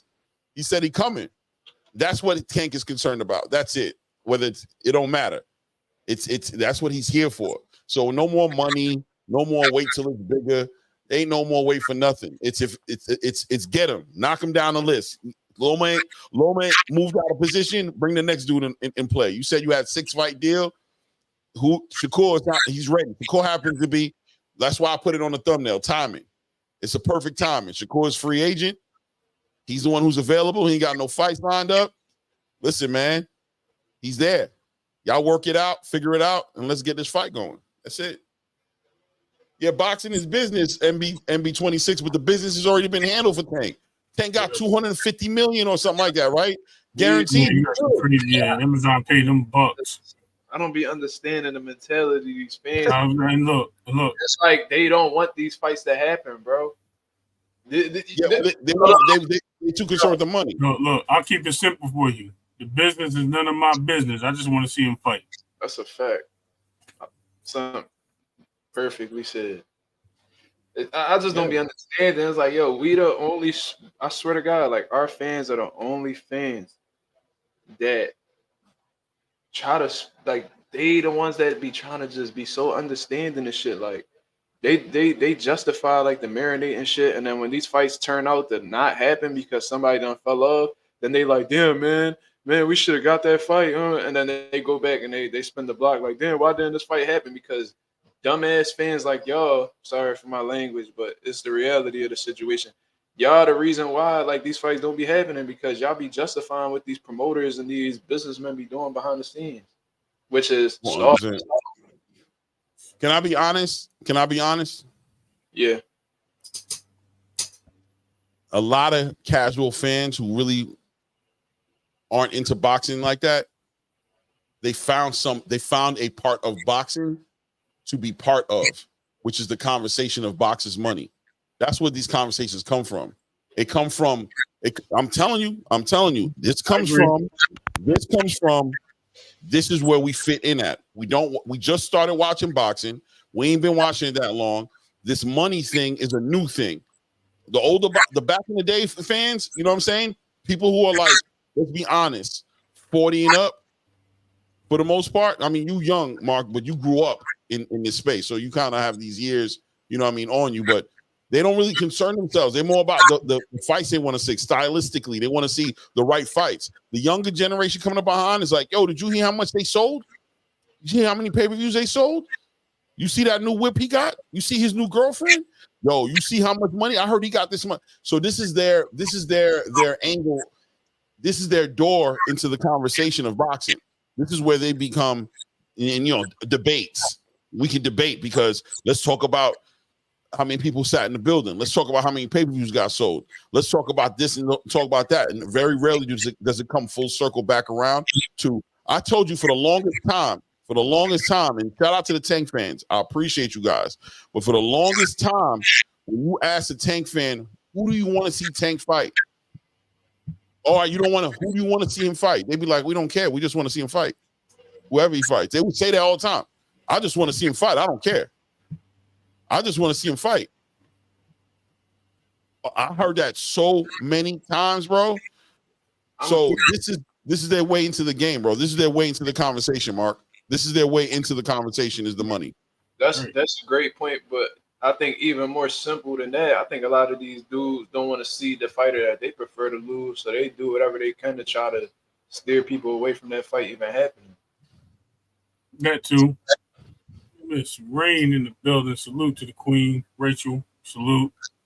Freaking Fire, hold your horses. We got you. No doubt, no doubt.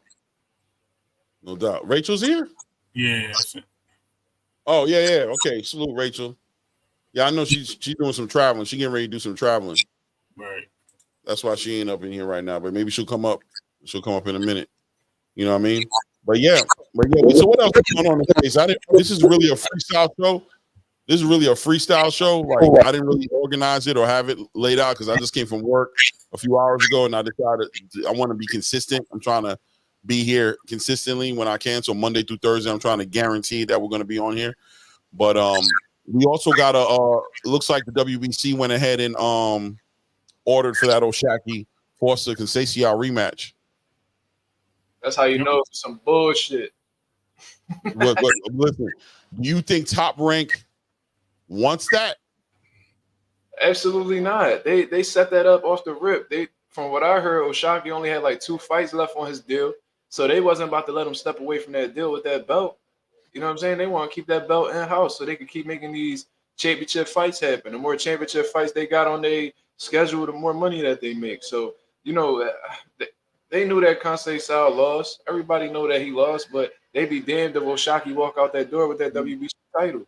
So they're like, let me take this off your hands before you get up out of here. Wow. So Mark, let me tell you what my perspective was. I'm glad you brought that into the room because my perspective was they seen that draw between Navarrete and Conceição, and they wanted to make that fight happen because they believe it was money there, and the unification would bring big money to that fight. That's what I thought they were trying to do, and they wanted that move to happen and force O'Shaquie up to 135 because they believe that he can bring more attention there, especially with Shakur's leaving. They need another guy at 135 to make it happen there. That's what I thought their plan was. But what you just said is a good point. Yeah, I like your point as well. Shit, that might be very well the case. That might be the case as well. But as much as they're throwing Conceição in there with the Wolves, I feel like they gave him like a little treat. Like, here's your reward for, constantly fighting the guys that we want you to fight. All right, here's a belt. You're probably going to hold that for like 1 or 2 defenses, and then they're going to take that up off of you too. So, yeah. I think they wanted Conceição to have a belt back because I think they have plans at Conceição 130. I think they want him involved in the Navarrete conversation. They want him in the Lomachenko conversation. They like the way he fights. He's an exciting fighter, and he has a big fan base. I know people don't want to sleep on it, but that Brazilian fan base is starting to grow. And you know what I'm saying? They follow him. He comes to the country. Whenever you can put a country against another country, you're looking at big money. You're looking at big fights. You know what I'm saying? And also, O'Shaquie could do things at 135. So they're going to push him out the division and be like, listen, I'm going to take that belt. And just like you said, and I think it's the most significant thing, what you said earlier was his contract coming to an end. He got 1 more fight left, and they're not going to risk him taking that belt with him if he's not showing signs of that he's going to sign back up. So let me ask you a question, and I'm asking all you guys up here a question. What is Top Rank willing to do to avoid this fight from happening? What do they do with O'Shaquie? Do they offer him something at 135? Do they like what are they willing to do to avoid this? Because I don't think they want this fight to happen between the rematch to happen between Foster and Conceição. What do you think they're willing to do to get in the way of that? Shit. That's a great question. You go ahead, Ray. I was going to say, Bernacek is sitting right there. That's a fight waiting to happen for somebody, and reward him, give him a shot right away, or put him in a contention match where he can get a shot right away. maybe even negotiate the WBC with Shakur as a later fight, or whoever wins the fight with him and his future opponent. That can also bring in a good shot for him. There's a lot of options for him. They want to keep him at 130. Maybe they make the Lamont Roach fight because I know he's been wanting that fight, and then that puts him back on the turntables for a possible rematch with Keyshawn to unify, or the winner of Oscar Valdez and Navarrete fighting. That puts him in a fight there. But that can be a way for them to collect more belts at Top Rank and get that belt off of Lamont Roach, who's not with Top Rank. He's with Pro Box. So that's just a lot of different things they can be moving around on. Yeah. I think that it's gonna be a situation where Top Rank gonna have no choice but to give him that. Cause I think that O'Shaquie really wants that back in blood. You know what I'm saying? So if he's headstrong about the situation and WBC mandates it, you know what I mean? Conceição going to have to either give up that belt, which I highly doubt that he will, or that he just going to have to fight him. I think O'Shaquie really feels a way about that. I think he sees the true colors of Top Rank now. And considering that this is going to be the last fight on his deal, he's going to do everything he can to rematch Conceição and walk up out of Top Rank with that WBC title. That's what I would be doing if I'm O'Shaquie. I'm like, all right, y'all did me. I boxed this dude easy. I rarely got hit during the fight. And y'all still gave the fight to dude. All right, I'm gonna make sure that I follow through with that WBC. That whole mandatory thing going on, mandatory rematch. Go ahead and fight that man. You know what I'm saying? Dominate him even worse than I did in the second fight. At least that's what my intentions would be. And then I would be walking up out of that Top Rank, office with that WBC title and not looking back. Right. Heading over the match room. You know what's crazy too with that? I was just thinking. Heading over the match room, yo, Eddie. Right. About what you said too, that actually makes a lot of sense because if this is, I want what's coming to me. Sorry, I'm thinking about right. You good. I'm acting my age. Go ahead, bro. Him getting it back in blood makes a lot of sense because not only does he get it back, and then he makes them pay for it. You know what I mean? And by breakdown. Oh, salute. Yeah, thank you, man. By him breaking it down, by him taking advantage of that, bro, and taking that belt back and forcing that fight, that puts that puts him in a better spot, and that makes him move. So even if he doesn't want it, he can still move up, take that belt with him, drop it somewhere else, and someone else can fight for it. That really puts a scatter on the thing over there at Top Rank, making it hard for him and showing that Bob really has no respect for him. Because at the end of the day, they have to pay this man money to make, they have to pay him to make him worth that value and give him some opportunity. If there's no opportunity for him, they're not going to give him anything, and he's just going to sit there and say, "Yo, y'all play me." I mean, I never even really checked that vibe. Like, I literally thought that, but I thought they was trying to negotiate stuff with him behind the scenes. But yo, Zumi, you just broke that down real nice. I like that. That's 100% facts right there, bro. For sure. Yeah, man. It sounds like some moves are being made. I think it looks bad on Top Rank that they didn't put that fight together, that they didn't make it the rematch come up, that it had to be mandated by the sanction by the WBC. I think that looks bad on Bob Arum, and it looks bad on on Top Rank in general. Just they was gonna let that slide. They was gonna let that slide and let Conceição do whatever he wanted. Right. And then another thing is, where was Bob Arum at like Josh Taylor when he was screaming in the ring when he lost and felt that he got robbed? And then he was when Loma lost to Haney, he was like, "Oh, this is a disgrace." He was talking all this. Yeah. That's two guys, right? That's twice, right? Jumping in the ring. He fight for him. You could tell Bob Arum wears his feelings on his sleeve. He don't necessarily get too vocal, but his actions speak louder than words. He does this all the time. You know what I'm saying? People can read his play. You could tell by what happens. By what happens, you can tell how Bob feels. Like, he was gonna get rid of him anyway. You know what I mean? Right. So yeah, exactly, Pop Shop. I'm sure that's what happened. I'm sure there was a little bit of a petitioning happening to get that fight going. I know fighters be watching these lives and stuff like that. So O'Shaquie, if you watching this right now, if you on, on Claymore Reigns channel, you get that WBC title and you run. Yeah. That WBC title and you run and you don't look back. Don't even think about re-signing with them. Nothing. You get up out of there, bro. You seen they did you dirty once, they'll do it to you again. Right. And did you hear get up out the that whole statement that Bob Arum got on his crew, his announcers, for saying that he was robbed? and that he was also upset that Kegel told him that he only got one fight left on his deal, announcing that. Yo, Bob Arum made a big stink about that. That was all over. Oh, so Yeah. Bob was pissed that they exposed that. Right. See, he's like, yo, man, you peeling the. Yeah, he said I ain't that sloppy. Y'all got me looking crazy out here. Y'all ain't had to do all that. Y'all ain't had to do all that. Y'all exposing the whole damn. Y'all exposing the whole play. Right. You know what I mean? I mean, it is what it is. It is what it is. We saw the politics. That was one of the hardest hard body politics that we've seen in a long time. That was just like a come out anyway. Right. Huh? And I'm sitting here saying that Tio was sliding his last two fights, bro. sliding. Bro. Speaking of Tio, so he going to Brian Norman, man. He gonna fight that 147. He gonna get that, or is that just hype? Is he going up there? I think he will. I think he's gonna try Brian Norman hand. You think that's a good look? He better hope. Listen, I think so. You think it's a good look for Tio? I was telling Clay, like, yo, he boxes the way. So the way Claggett, the reason why I was telling him about Claggett was actually at 147 and came down. I think he was trying to feel the power, and that's why maybe that could be the reason why he boxed him the way he boxed him. But I also, Brian Norman likes to fight in the paint, in the pocket, and Tio likes those type of fighters. He likes fighting like that, where he's fighting in the pocket, and he got a chance to expose somebody to use his quickness. I'm not saying he got the power to knock a Brian Norman out, but he has the boxing ability to punch in and get out in those circumstances. Brian is very quick with his hands, so it is a dangerous fight for him. But I don't see it being easy for Brian or Tio either way. I think Norman is a very dangerous fight for Tio. Yep. I gotta watch Brian Norman a little bit more before I give you like a confident answer. Seen a few of his fights. I even seen I was at the gym one time when he had actually sparred at Boozy's, but I wasn't really paying too much attention to him because I had my fighter as well. But I gotta watch him a little bit more. This might be a tough fight for Tio.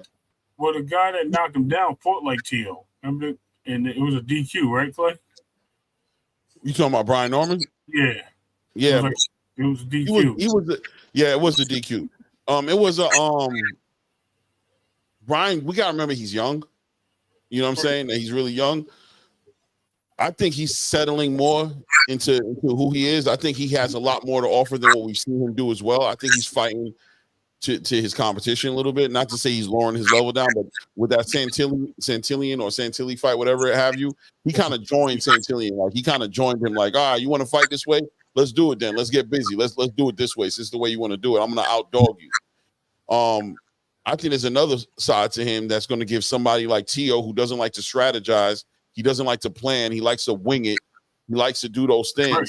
I think Brian Norman Jr. is going to bring a certain amount of discipline and structure to the way he approaches the fight that'll give Teofimo a lot of problems and put Teofimo in a position where he can get stopped. Because I don't think his power is translating. I don't think Tio's power is translating as he's going up. I don't see, going up to 147.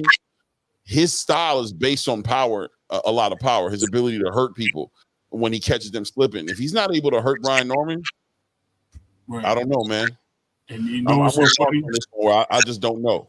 It's so funny that Mazuma just said that we got boxers watching like Oshaki. What if Brian Norman's listening right now? He just took all that advice from Clay. Clay out here coaching Brian Norman on the win. So look at Clay. I don't know, man. I don't know. I think him and his father.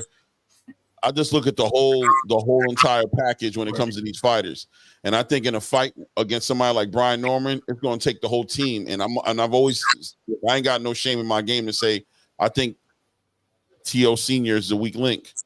I think he's a weak link in this situation. I don't think he brings enough of those looks to Tio. I don't think he's improving Tio. I haven't seen Tio improve.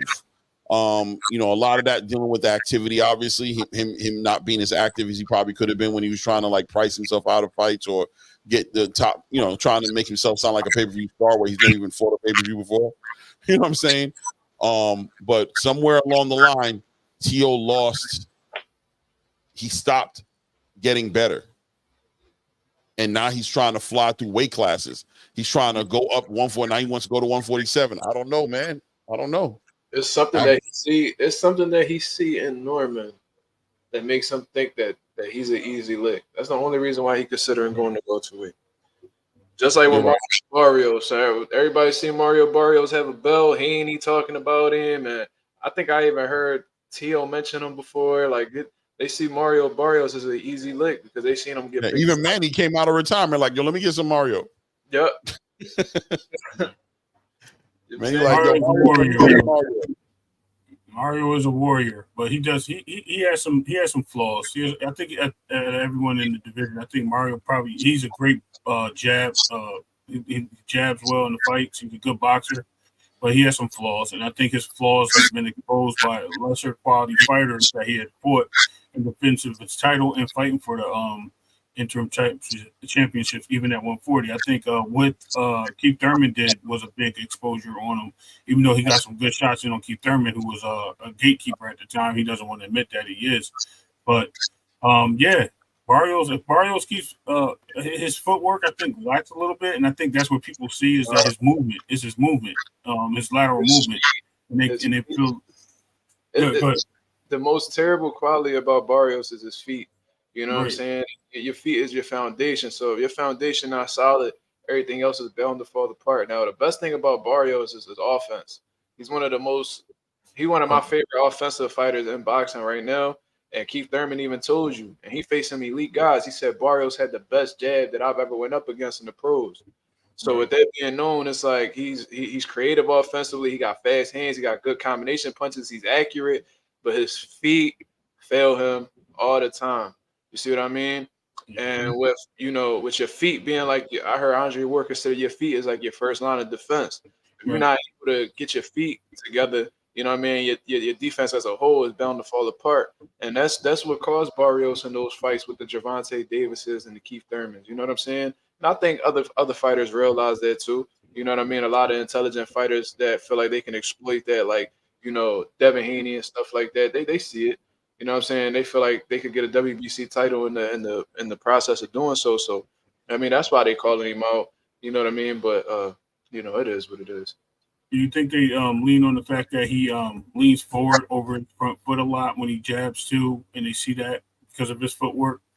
Because I'm sure their teams are picking up on all his flaws. I could sit down and watch a Barrios fight and pick apart a lot of the things that he's doing, how it could be exploited. You know what I mean? They looking at him as an easy lick. You know what I'm saying? A lot of people calling him out.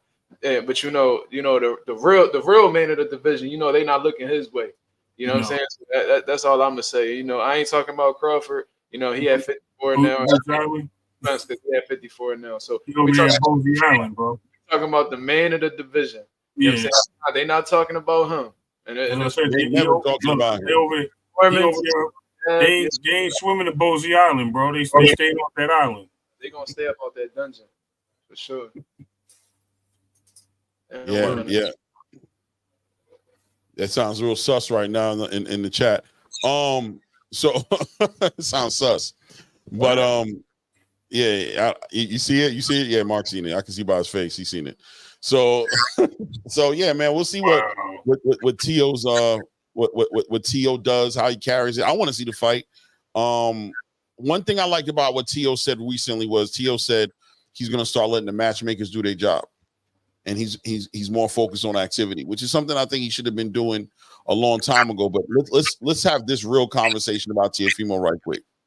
Moving forward, jumping into these big fights that he's trying to get involved with, Brian Norman being the first of many, I'm assuming, being that he's saying he wants to change the way he's approaching boxing and be way more active. What changes does Teo need? What changes does Teo need to do moving forward? Like, I personally think, I'll tell you right now, I personally think he needs to add something to add a trainer, replace his trainer and his father, add one. I don't know, man. But I don't see this version of Teofimo going up in weight, not strategizing, not having game plans before he goes in the ring. What is Teo? I mean, is Teo going to be able to do this with his father? Is his father going to be able to get him there? So first question, if you don't mind, Mazuma, I'm gonna answer first. Good. He has to learn. He has to give his jab back. He just gave up and abandoned the jab. By him abandoning the jab, it leaves him with these weird distances with people and looking for these super punches and all these things. Relying on the counter, coming back with people coming forward to him and uppercuts. Another thing is with his dad. Yes, he does need somebody else in the ring with him to coach him or train him and help out with that, because his dad doesn't seem like he's seeing everything or giving him the best advice when he's in the ring. All you hear him is saying the same thing, like, "Hey, you gotta do this, you gotta do this. Hey, get off the ropes, do that." And he's not telling him really how to go after the fighter. He's really just telling him how to play a defensive role and stop getting hit. And with that, he needs somebody that's going to tell him, "Hey, this is just open. This was here's the exposure to this guy that you're fighting against. You have him here and have him there. That's going to catch those things." So yes, he does need somebody else in the ring, and he needs to bring his jab back to the game. All right. What does Tio need to bring? Before he brings anybody to his corner, before he adds anybody to his stable, or before he works on anything in the gym, he needs to adjust what the fuck is going on up here, man. I feel like ever since Teofimo Lopez had beat Vasyl Lomachenko, he has fell apart mentally. There's a lot of things that I feel like happened behind the scenes that have broke Teofimo mentally. Because if we watch his performances from early on in his career prior to being Loma, and then we look at his performances, even how the way he conducts himself in interviews previously till now, it sounds like a totally different person. This dude is something that he went through that was extremely traumatizing. You know what I'm saying? That really is affecting his abilities in the ring. Teofimo, somebody who I had watched come up, had seemed to be real disciplined. You know what I mean? Real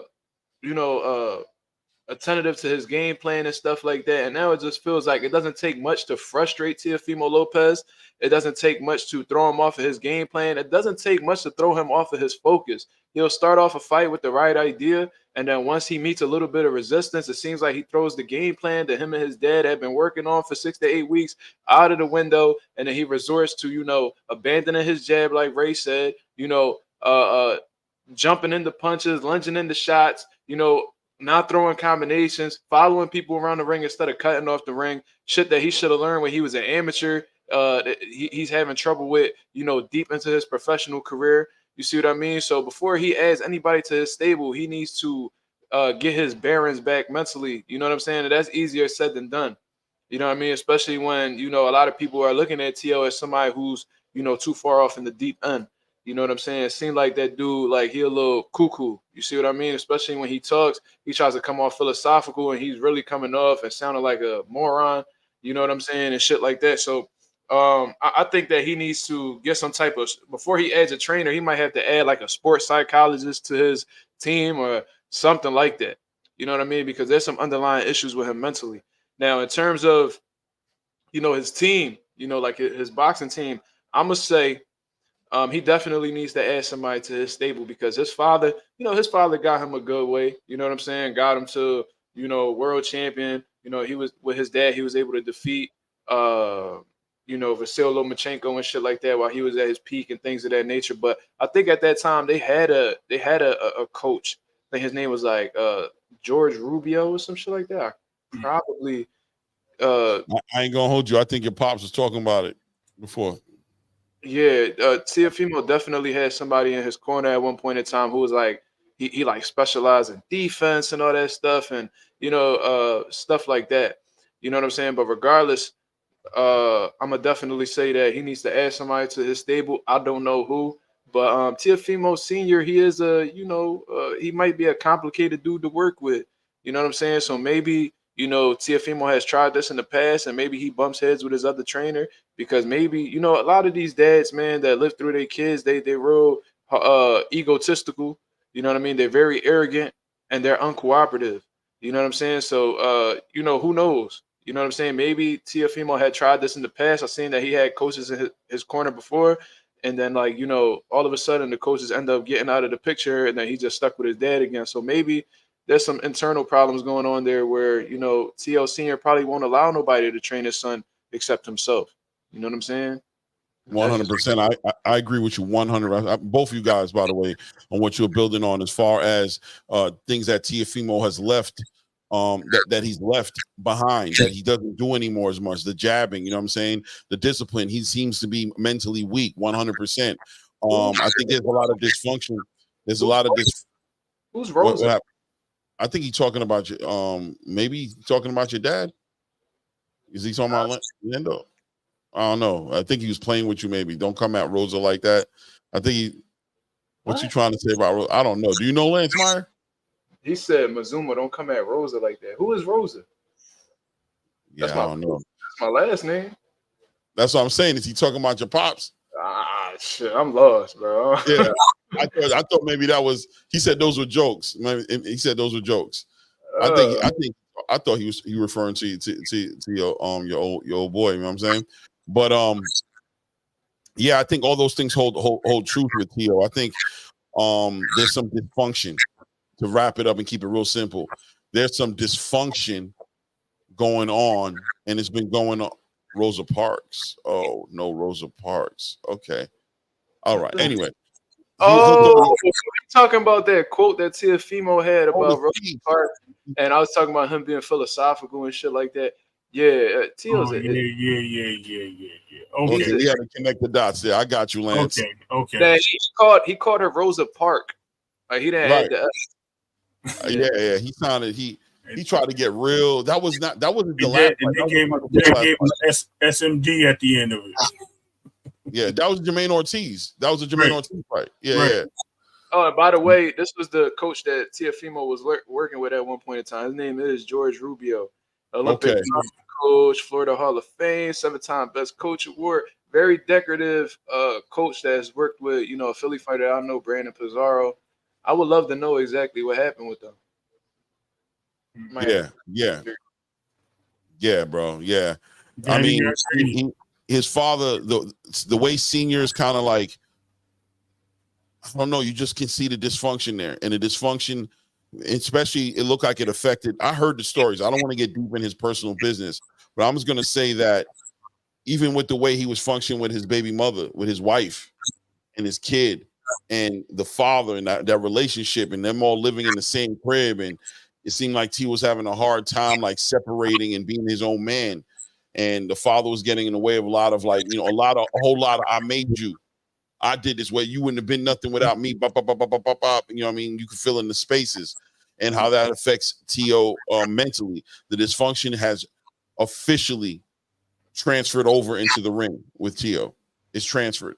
You can see by the way he's competing. Even when he was to the build up to the George Kambosos fight, if y'all remember that build up, he was trying to fight. Old boy on the stage came up out his shirt, like he really was on some like. All of a sudden, he beat Lomachenko, and he was a superstar. He was this dude that was just like, and he just left Earth and never came back. So I agree. Mentally, he has to figure it out. Going into this fight against Brian Norman Jr., mentally, he needs to be on point. Or he's gonna go to sleep. Brian got it in and do it to him. Check this out. So George Rubio was the head trainer when Teofimo Lopez made his debut at 140 against Pedro Campa. And it makes a lot of sense because, like I said, George Rubio was he's a defensive specialist, and Teofimo was looking real slippery in that ring when he fought Pedro Campa. He was using his rhythm, and I think he actually got the stoppage, if I'm not mistaken. He did.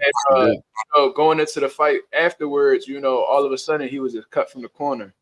Sandra Martin was taxing his face, One right? Two knockdowns. I'm gonna figure it out. Yeah, no doubt. The Campa's fight. The Pedro Campa fight. I wonder why. I don't know, Lance. He said probably I got something to show Charles. I don't know, Lance. Maybe next. I don't know, Lance. I don't know, bro. I don't know. Not right now, Lance. Not right now, man. You don't want to say that? I don't know. But yeah, man, boxing is boxing, man. What we got coming up? We got the Terrence Crawford. I kind of want to save that a little bit for tomorrow. Like I said, tonight. Yeah, for the end of the week for that one. Yeah, tonight was you got something coming up, though. That was you? What's going on? Why does it sound like that? I think it's just reverbing off somebody's, either Mazuma or you, or one of you guys' volume. No, I don't know. Hello? I don't know. See? I don't hear anything. Is it me? Nah, it's like when you said something, right? You had said something, and then boom. It was coming back through the speaker. Hold on. Yeah, it is what it is. It is what it is. But certain conversations I want to leave. What do you think about what do you think about what do you think about this about Amanda Serrano vacating those belts and leaving those fights on the floor or on the table between her and Alicia Baumgardner or her and Sky Nicholson to go up to fight Katie Taylor for a second time to get that rematch? I mean, she had to make the sacrifices necessary to make the rematch that she's really been wanting for a good amount of time now. In all honesty, I ain't gonna really hold it over her head all like that because I'd rather her fight Katie Taylor than see her fight girls like Scott Nicholson, which I think she'll walk through. I think that Scott Nicholson could box. I think she got great timing, but you know what I mean? Besides that, I think Amanda Serrano wouldn't have no trouble disposing of her. In all honesty, Alicia Baumgardner, I don't think she deserve a fight against Amanda Serrano because she's a fucking drug cheat. And I think that she needs to redeem herself before she even gets a big fight like that. You know what I'm saying? That's just my personal opinion. But I want to see the Katie Taylor rematch. I want to see if Amanda Serrano could beat this woman. You know what I mean? I thought she beat her the first time. They gave it to Katie Taylor. And I think that they snubbed Amanda Serrano out of Female Fighter of the Year last year and gave it to Katie Taylor. So I would love to see Amanda Serrano, cook her. You know what I mean? Get her lick back and do whatever she feels is best afterwards. If she want to go back down and fight Sky Nicholson and all them girls, so be it. But I prioritize this Katie Taylor fight over all of them in all honesty. So I'm not gonna, criticize Amanda Serrano for giving me a fight that I want to see. I agree with you 100%. That's exactly how I feel about it, bro. I'm not gonna lie to you, bro. Like, you know what I'm saying? I don't understand what the big hoopla is about him fighting about her fighting Scott Nicholson. And like, shout out to Scott Nicholson, man. She's doing her thing, but like, how's that fight a better fight than her fighting Katie Taylor, bro? How's that better than? Did you guys see that first Katie Taylor fight? Like, are you crazy? Why wouldn't you want to see that fight get run back again and see Amanda Serrano come up on top, like Mark said, cook her? You know what I'm saying? Why wouldn't you want to see that fight? That's a huge fight. That fight did great. If I'm correct, that was in Madison Square Garden. Where was that fight at? Was it in New York? It was in New York, and I heard that. I think that was the first fight where a woman got a 7-figure purse. And I think they did numbers, man. They broke records with that fight from a female boxing aspect. That fight damn near put female boxing back on the map. It really showed that females could headline a card, and that's one of those things. Like, shout out to Clarissa, man. She hasn't done that yet. You know what I mean? She did. I guess she did it with old girl from in England. But that was in England. Oh, Nikki got the long. Let me see. Let's put Nikki up on here and see what Nikki said. Sell out to the queen, Nikki J, the queens of boxing in the building. And she said, funny AB is a drug cheat, but Serrano, her trainer, brother-in-law, and her sister were all brought up on steroid drug charges years ago. She moves up and down divisions and nobody bats an eye because she ain't popping on no test. Exactly. I was about to say, did she fail a drug test though? She ain't failing no drug test. That's why. We going off the facts. I ain't never seen Amanda Serrano fail a drug test ever. I seen Alicia Baumgardner though. Yeah, we got to be honest. So why you running to a drug cheat defense? That's what we doing now. Right. I mean, they did the same thing with Terrence because of who he's affiliated with. They wanted to put the whole entire. He was using enhancement drugs, performance enhancement drugs, and he ain't pop on nothing. I don't care who he affiliated with. They tested him. He coming through, or in this case, she coming through with a clean test. It is what it is. We can't put steroids on somebody who ain't popped on steroids, especially when we're comparing to somebody who popped on steroids. You know what I'm saying? If we go in that comparison, it's really apples and oranges. You know what I'm saying? That's a fact. Not even apples and oranges, apples and broccoli. Like it's not even. They're not even. You know what I'm saying? It don't. I don't think one means nothing to the other one. I don't know. Let me see. Charges were dropped against Serrano, but the trainer did time for it. Oh my God, yo, you know what? Look, I'm not Charges. Like I mean, I got to do some research on it to see. I don't know. I don't know. I know about her trainer having those issues. I'm not even saying, oh my God, to that first statement. I'm saying, oh my God, to that second statement. Do some research on Alicia Tuss is all I'm saying. Bro, I don't need to do no research on those. Like, the facts are right in front of me. What do I need to go do extra research for? What's the reality of the situation, y'all? She popped on a test. Exactly. So that's why some shit don't need context for me. It's like if you fail, you fail. You know what I'm saying? It is what it is.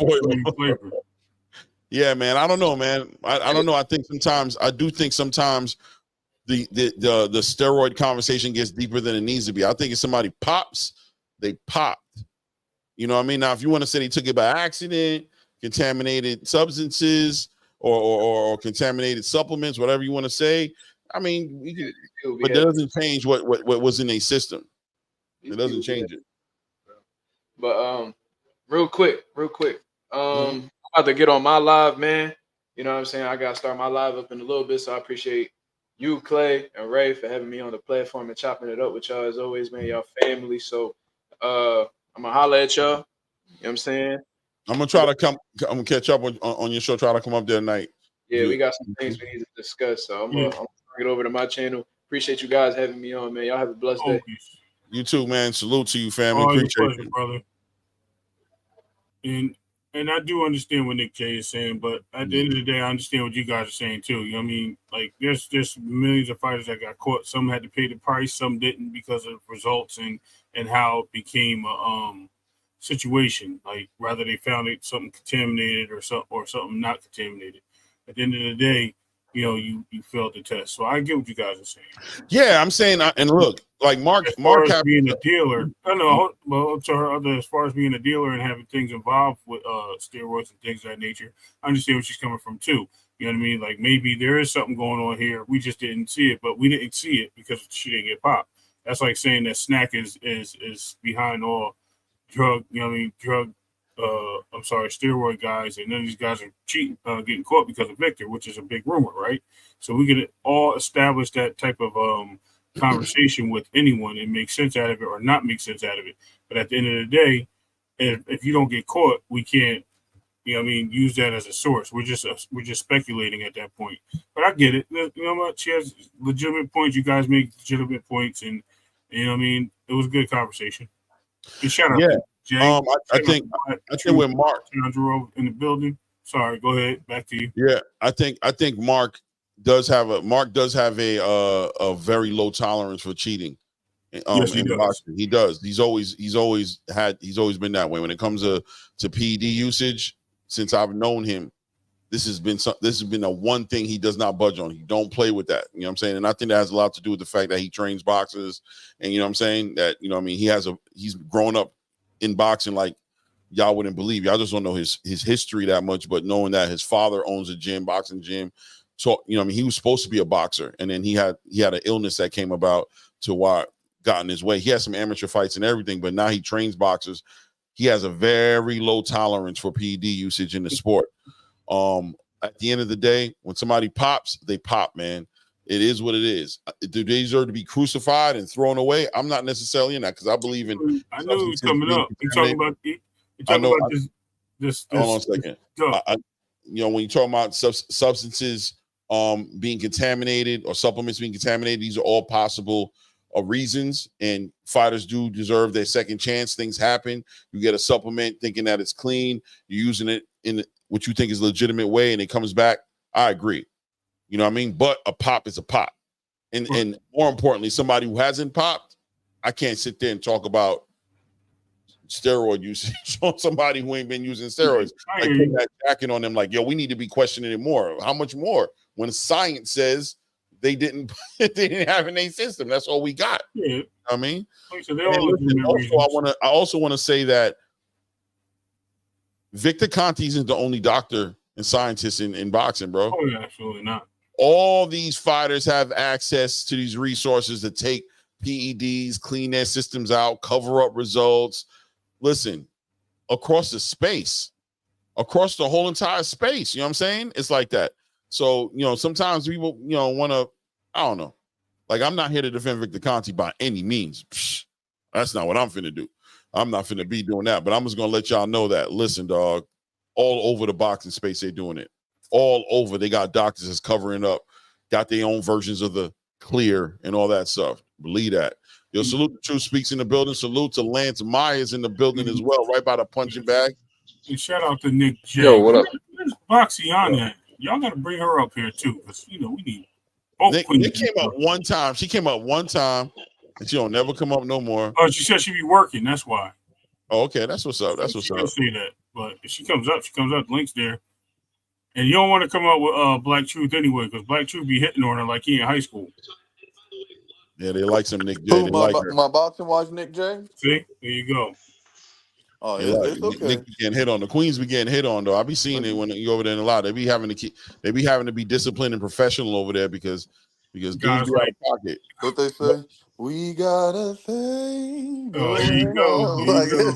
They singing to you now, Nick. They singing to you. But yeah, Nick, I'll do some research on it and see what happened. I don't know what I do know that she did keep her titles, like you said. Maybe there's a real reason. I don't know why she kept the title. Maybe it has a lot to do with it. I don't know. I know she popped though. That's for sure. What's good? What's on your mind, fellas? What's on your mind? Clay.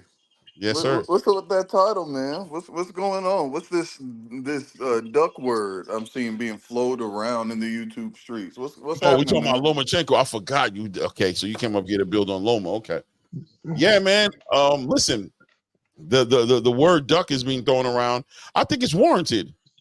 I think it's warranted. You know what I'm saying? I think I don't hold it over Loma's head like a lot of people do, but I am willing to acknowledge the reality of the situation and get past the silliness of it all. There were negotiations to have a fight. Oh, there he goes. There's a puppy. I see it.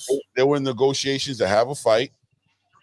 He backed out of the negotiations, and he says he's not ready to fight right now. He's not in the mental space to fight right now. That's a duck. You know what I mean? Like that's not like, oh, I hurt myself during camp. Oh, I got, you know what I mean, a major death in the family or something going on, or something that you would be like, all right, you know what I mean, I understand. No, this is him making a conscious decision for himself, sound body, mind, and spirit, that he's not going to fight no more after he said he would fight. But I do think that it's a negotiation. I think it's a privilege he's wielding, that he's earned in the sport, that he's been loyal to in many ways. True. You know what I mean? Yeah, true. You need to go out there and start getting them petitions to get him to fight, bro. Because I know you was on here before. You was talking like, yo, he gonna show you something against Tank. He gonna do this, and he just got off the train, bro. Like I said, he didn't even wait for the stop. He just jumped off the train. Like I said, I was disappointed. Like I was like, man, I can't wait, because I was going to come up and talk to all the Tank fans and tell them how Tank been ducking all these years, but he finally ready to fight now and everything like that. I was going to do that. I got it set up. And I'm going to do the same thing, because ain't nothing changed. Only difference is Lomachenko got a duck pending. He has a duck. See, I'm more honest than Tank fans going to be. Tank fans won't acknowledge that Tank ducked all these years. I'm at least going to say Loma has a duck pending. His duck status is in pending review, because all he has to do is either fight Gervonta or unify the division. Either way, that's not a duck. That's no longer a duck. And let's just say, Clay, you brought up an excellent point. You mentioned about, if it's a death in the family, who's to say something isn't going on with Papachenko? It's a reason why he had to pull all the way out and do something. Remember, he said he was going to get the IBF for his dad specifically. He specified his dad. So there could be something going on there that obviously the Lomachenkos aren't going to be privy to the public about, and they're not going to say that type of stuff. So that's why I said a duck pending. Like if it comes out in like 3 or 4 months that something happened to Papachenko, nobody's going to be looking back and say, "Oh, he ducked Tank. It's still a duck, R.I.P. Papachenko, but he still ducked Tank." Like, no, we're going to be like, "Man, that makes sense. Let's get the fight now. Let's do it in the memory." That's why I just said duck pending.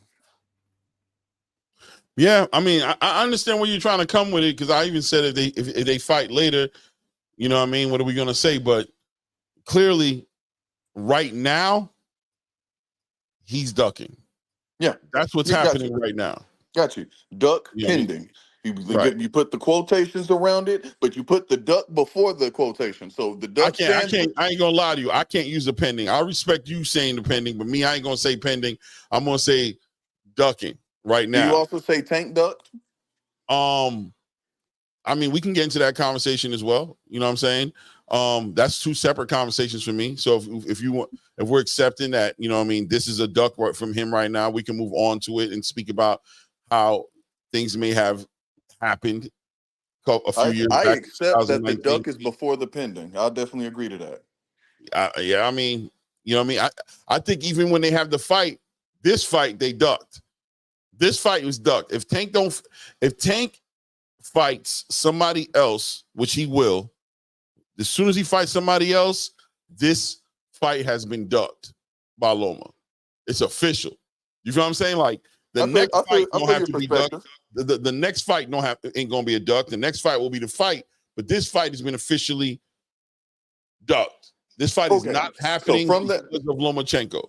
From that perspective, I understand. Unless it comes out that something happened to Papachenko and Right. it was extenuating circumstances, then this singular fight, this here today, I agree. Yeah, you know what I'm saying? This fight right here is a duck. Now, as far as what happened back in the day, I mean, I'm gonna be honest with you. I told Ray about this before and for myself. The difference between what happened back in the day between Lomachenko and Tank and what's happening today with Loma and Tank is that Loma has made the decision. He's the one who's decided to pull out of this fight. Back in the day, I don't know if it was Tank. It looked like it was more his management. It looked like it was Floyd. It looked like it was the people around him that weren't putting that fight together. Tank didn't have the pull that he has today. He wasn't the guy he is today, the ability to be like, nah, this is what I'm fighting. He had to play his position, be the student, be taught by the teacher who was Floyd Mayweather. And he said, listen, I'm going to follow your lead. I'm going to move the way you tell me to move. Whenever the microphone got in front of Tank said, I ain't got no problem making a fight with Loma. He said, we can do it early, you know what I mean, top of the year or towards the middle of the year. I can see that fight. That was in 19 when he said it's time. But right. However, his interviews prior to, it's the infamous statement, oh, well, Loma got a rush. I'm young. I don't have to do this. I don't have to, follow his timeline. I don't have and I hate that we continue to use the Floyd point when Floyd actually was trying to make the fight and Tank said they trying to set me up. So we can't then say, oh, it's Floyd. Okay. Floyd said, I'm going to put you in there with Lomachenko. And then Tank both was quiet. And then also said, I'm negotiating. And then he said, oh, they're trying to do the same thing they did with Pedraza, trying to set me up. Like, that's not the words of a confident fighter. And you said Tank didn't have the ball, didn't have the control, didn't have anything to do. Floyd was the big bad wolf. He controlled everything. Like, I'm sorry, I think that's an excuse. Because the same way how Loma just defied his promoter and did something contrary to what everybody, because from all negotiations, it was going smooth. They said this was the smoothest PBC and Top Rank has ever negotiated. And he defied him because he wanted to do what he wanted to do. If Tank wanted to do it, wanted to make the fight, again, it was only them two linked at 130. And it was for unification as well. Didn't happen because wasn't ready. This didn't happen because Loma wasn't ready. Yeah, I hear all those moving parts that you're saying, and I remember them. But I just think, back in the day, Tank he might have said whatever he said. And by the way, that whole line he said about not being in a rush, that was straight Floyd Mayweather bar for bar, word for But word. he repeated it though, Clay. Exactly. He repeated it because he's a young dude who's getting coached, you know what I'm saying? He's listening to his OG and he's letting it be known, like, I don't need to do that right now. You know what I'm saying? My OG says I don't need to do that. My OG says I'm moving at the right pace. I'm doing the right things. I'm fighting the fights that's in front of me. I don't need to rush nowhere. I don't have to make that fight happen. But you know what I'm saying? As far as him getting in the way of him getting into a fight with Lomachenko, I don't see no proof of that from Tank back in So the when day. I mentioned that Floyd was willing to make that fight, and then Tank That was said, a threat. That was a threat because he didn't make the weight. That was Floyd. That's not Floyd saying he's going to make the fight. That was a threat. That wasn't. And Clay, do you think if he threatened him with somebody, and then Tank was said, "Oh," and Tank backed down, what, Clay? What's that mean? That If means I he's have to young and threaten he's you with a listening. fighter and to get you to do what I say, because you don't want to fight the fighter, Clay. That's why he threatened him with that specific fighter. He didn't want to Y'all are fight him. static as fuck. I can't even be here right now. What the? Yeah. All right. What do you? Hold on. Slow down. Now, anyway, let's just talk about this. Why are we talking about something that happened 9 years ago? 100%. Today, in this day and time, Loma talking about he can't fight Tank. The crazy part is he said he wanted to fight him at the end of the year, bro. End of the year, and the fight was scheduled for November. So what was the difference between that and now? Like, the end of the year is still the end of the year. I didn't understand that part. But it is what it is, bro. Like, hey, listen, you're a fan, bro. You're a fan, and we get it. So I'm not going to discredit you for a lot of things, but you also have to see what really is reality at the end of the day. You know what I mean? I said it's a duck pendant. It's 100% a duck pendant. I got the pendant. Hey, I don't agree with that, but that's more honest than Tank fans are wanting to be about what he did in the past. So Tank didn't have no power back in the day, though. At least we got to be honest about that. This power, man. I mean, that's the ability to make a fight happen, to supersede your management's decisions, right? Like KEYSHAWN said with that conversation he had with Floyd Scofield Sr. He said, since when do fighters send out contracts? He is underneath the thumb of his promotional company.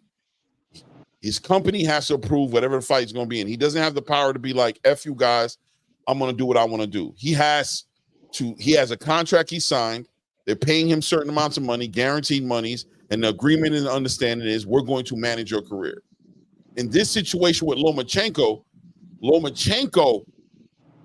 had his lawyer put the statement out, or his management put the statement out saying, listen, I don't want to fight right now. He did that. That's not his management company getting in the way. That's something that we know Lomachenko did. Back in the day, Tank was his manager. In comparison to Tank today, Tank can do what he wants to do now. But back then, he was just a prospect damn near underneath Floyd Mayweather and the whole entire Mayweather promotion situation. Floyd Tank was a prospect. For real. I'm sure that conversation you talking about was a private conversation that I'm sure he got scolded for. You know what I'm saying? Later by Floyd Mayweather for speaking out of turn. He wasn't even allowed to talk at his own press conference.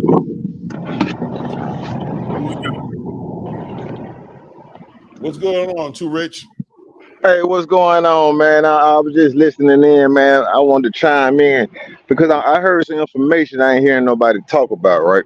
Okay. Which I think may have something to do with this fight. It may be a little bit more complicated than we think. Now, do you remember when I don't know if it was a tweet or whatever Tank put out saying he wanted $40 million for this fight? He came out and said he wanted $40 million. It didn't make sense because he got a 6-fight deal, right? Well, if you look at the statement on ESPN, the fight was going to be on ESPN and not Amazon Prime.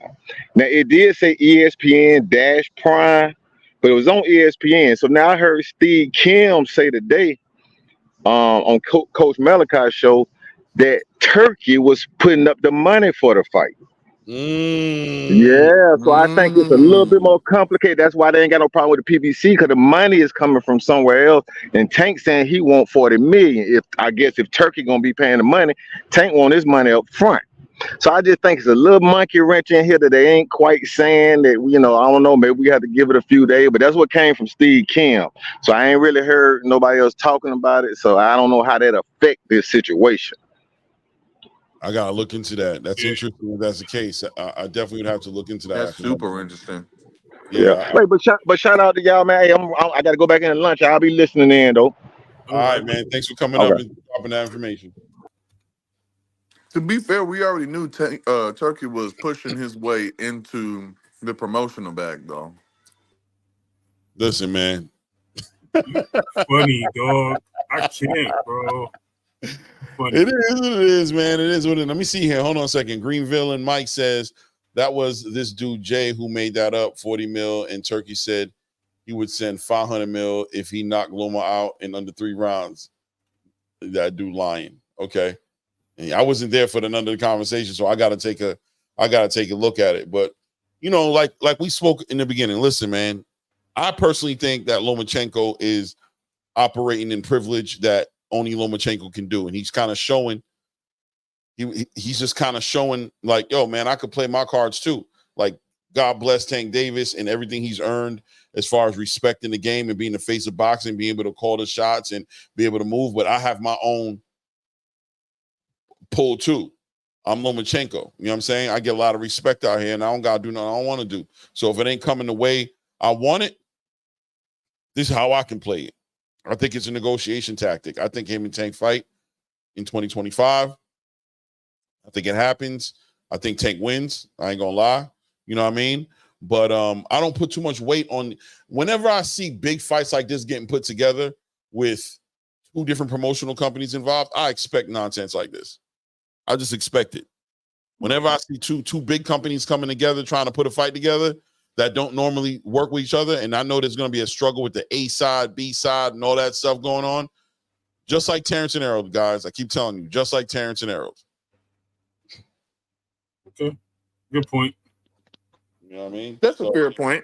It's always some shenanigan that go on. Yeah, because somebody wants to leverage, somebody wants to push, wants the advantage, the A side privilege advantage. And when you got 2 people who are sitting there going, listen, man, we both A sides, or I'm a B side, but I'm not that much of a B side. I'm this kind of a B side. And you get into these conversations, the power struggle starts to happen. And then you get one dude who says, you know what, then the guy who don't really need to fight says, I don't need to fight. And from Lomachenko's point of view, this fight doesn't define me, bro. If I don't do this fight, I'm still the guy who earned all the accolades that I've earned. I'm still a unified champion right now, 135. I was a unified champion before. I still can go fight Dennis Berinchyk. I still can go, fight Shakur Stevenson. I still have fights that I can make that will do my legacy justice. You the one who said you got the bucket list. You the one who said you got people you need to fight and you coming to get. You seem to be the one who kind of need this fight more than I do. And that's why I think it's the strangest part, because Tank has said little to nothing about it. Tank don't talk that much though. When he talked, nah, Clay. Tank talk, man. I mean, he talked, but it doesn't. What does it shock you that he had nothing to say? It does a little bit, especially like, given all the buildup that we mentioned about the past and everything to this present, for him to have all of this and then still say nothing, I don't know. That strikes me as kind of funny. I mean, he's just gonna move on to Shakur. He's gonna move on to his other big. He got other fights to make. If this was like the last fight on his bucket list, maybe, but no, Tank got enough stuff to keep him preoccupied. Right, but Loma and Tank is the fight. It's been the fight for the past 5 to 6 years. Shakur and Tank. No. Loma and Tank was a fight back like 4 years ago. It still is. Not over Shakur. I don't think it's over Shakur, but it's literally. I think it's a bigger fight. It's a bigger fight money wise, maybe. No, go ahead, Fly. It's a bigger fight, probably frequency. I agree with you on that, but I don't know. I think the boxing space really want to see Shakur and Tank. Right. But, I mean, I could be wrong. I think that's definitely been building a lot longer. I think it's the perception of it's going to be closer because can Tank catch Shakur? Like, it's intriguing versus they think Loma too old and they think Tank's going to run through him. Obviously, the world doesn't think that because they can pull up a Lomachenko highlight film and be like, oh, yeah, he's going to watch this guy. But I think it's more intriguing boxing-wise, so I agree. So now let's look at this.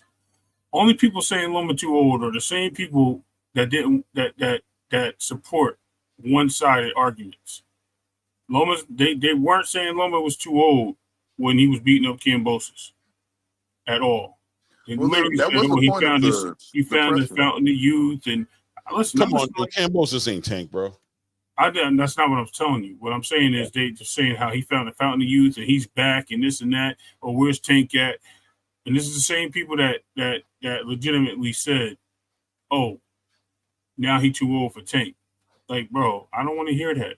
Like, that's not what you were saying last week. Why are you changing your story now? So who's changing their story? Not you. I'm talking about general. No, I'm talking not about me. I'm not other saying channels. No, I'm other saying channels. who. I'm not gonna shout people out like that. But other channels, okay. Right. Other channels. Keep it here. You know what I mean? But at the end of the day, when I hear this stuff, I sit there and I'm like, man, like you talk about cringe, Clay. I'm like, man, really? That's what they're talking about? But it's always the same thing. It's always the same way of keeping things interesting in those senses. But it is what it is, bro. It is what it is. We're gonna see how it rocks. And like I said, when the time comes for Loma and Tank to get in the ring, there'll be fireworks. It'll be an interesting fight. I don't think it'll be age. They'll use the excuse if Loma gets KO'd or knocked or beat up real bad, that is his age. You know what I mean? Maybe Truth will, but oh no, I don't make mistakes. But, Again, but I look, called him a duck. I called Loma a duck. But I got you. But if Loma, hold on. But at the end of the spectrum, if Loma shocks the world, what they're gonna say now? You know what I mean? So you can't use the same thing they said about Terrence. Right. I was gonna say you can't use the age thing for Loma and not use it, you know what I mean, when you're not using it for Terrence. So we gotta keep it a buck. Actually, Ray, Loma, his caretaker found out that he left the old folks home, and so he had to go back in. Man, y'all talking about he ducked. He didn't check in. Listen, man. At the end of the day, the bigger conversation is who's Tank gonna fight. Who is Tank gonna fight? We know who he's not gonna fight right now, and that's Lomachenko. He ain't fighting Lomachenko right now. That's a fact. Who is he? Yo, all jokes aside, though, I got a different take on this. I think it was strategic, but not in the same way that Clay was saying. I think that Loma, he want Tank to fight Shakur first. I think Loma want to fight Tank for undisputed. He wanted to be a bigger fight, you know. I don't think that he that confident that it'll be an easy fight for him to beat Shakur or Tank. And so if he had to fight one of them, I think he would rather fight Tank, you know, because of the money. But he just wanted to be for undisputed. That's what it could be. That's what I really think it is. That's true too. If he's not fighting Bernacek. Yeah, no, I already said that though. Frequent, you said you go again. It's literally what I said. I said he might want them to fight each other so he can fight and get 3 belts, get 2 belts off of him. Have his 3 belt. He fight Bernacek and then Tank and Loma in the summer. Yeah. J Pitt, you definitely did say that as well. Yeah, no, that's definitely a clear path that makes sense as well, right? Like Loma understanding that when you combine, like I said earlier, I said if you combine the idea that Loma has already been 1 foot out the door, that he's only here to get undisputed for his father. That's what he's here to do, right? That he's not really trying to work harder, he's trying to work smarter. He already had put out the text, the little tweet or whatever, that he was willing to step out the way to allow Tank to fight Shakur. He already had said he was willing to do that. So already the idea was already out there that, okay, he's willing to step out to the side, let them fight it out. I already saw that game plan. So the question is, that's why I said it's so many things going on behind the scenes. I don't pass too much judgment. I acknowledge right now, I acknowledge Lomachenko's ducking Tank. That's what he's doing. Look, but what if behind the scenes, Loma has another deal on the table to fight for another belt, though? Would it still be a duck? No. Yes. You can't duck unifying. No, but it is a duck, man. This is the fight. No, you can't duck unifying. Come on, Clay. Come on, Clay. He's unifying the I think I gotta agree with Truth, man, because that's the same thing they said with Lomachenko on the other end. When Lomachenko was he was ducking Devin, but since he fought Teo, Devin was never the mandatory. But he was the interim champion. The interim champion has a direct line straight to the champion. Right, And because that's why interim champion has a as direct soon line as to he the became champion. Why interim was champion, Sandor and Devin ordered and not Devin and Puelo? then why did Ryan? Why No, do no, people and let's say that answer that Ryan? What? question. Why do Direct people line, say that Ryan direct line. Garcia Got you. ducked Direct, yeah, Devin whatever then you said. when Ryan Direct Garcia line. Let's became the answer that interim question, and I champion? will move on to what you said. Let's answer Oh, that okay. question, and Say we'll move on. what was your question? Why was Devin and Sandor ordered if there is a quote unquote direct line for the interim champion? Okay. And I'm What interim champion? Puelo was the interim champion. What are you talking about? okay. I Oh, got because Sandor was waiting longer. Because Sandor was the mandatory. That's why. right. Yeah, Okay. that was inherited though. That That was an inherited okay. mandatory. Yeah, okay. Yeah, it was inherited. Yeah, that was Regis mandatory, right? You just again So how many? mandatory. So You're he had saying already took mandatory, step Yeah, aside mandatory, we got not money interim. already. all right. All right. So look, let's simplify it real easy, and I'm gonna say this. What's the name? Wow, Scott, I got What's you. up, Ross Clark? Look, Benavidez is the interim champion at 168. No one has made him a mandatory yet, but we keep calling him a mandatory every single fight or every single time. He is an interim champion, but yet everybody keeps calling him mandatory. He has not People been have their own idea what a okay. mandatory Right, is. hold on. But look, he has never been mandated to fight Lomachenko. Never. So if the goose is going to be going around for everybody calling him the mandatory for Canelo, why wasn't Devin the Loma mandatory for Loma? You can't have it Well, one way. to be technical, it's the mandatory position. The interim Okay, champion is in a mandatory position. right, The first, second, and third ranked fighters are also in mandatory positions. right, And so when Devin Haney became interim champion, like 2 weeks later, Lomachenko asked to be franchised. right. You know what I'm Because he saying? Dropped his belt, let Devin Haney become the champion, and then got franchised and went on to fight Tio. And people say he didn't duck him because he fought another champion.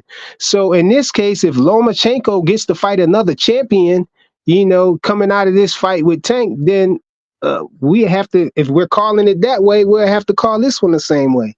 there you go. Those were two different scenarios, but I agree with your conclusion, so I'm not going to argue with you. He did wrap around. He did wrap around. Salute to Charles Edward Cheese with the $500 cash.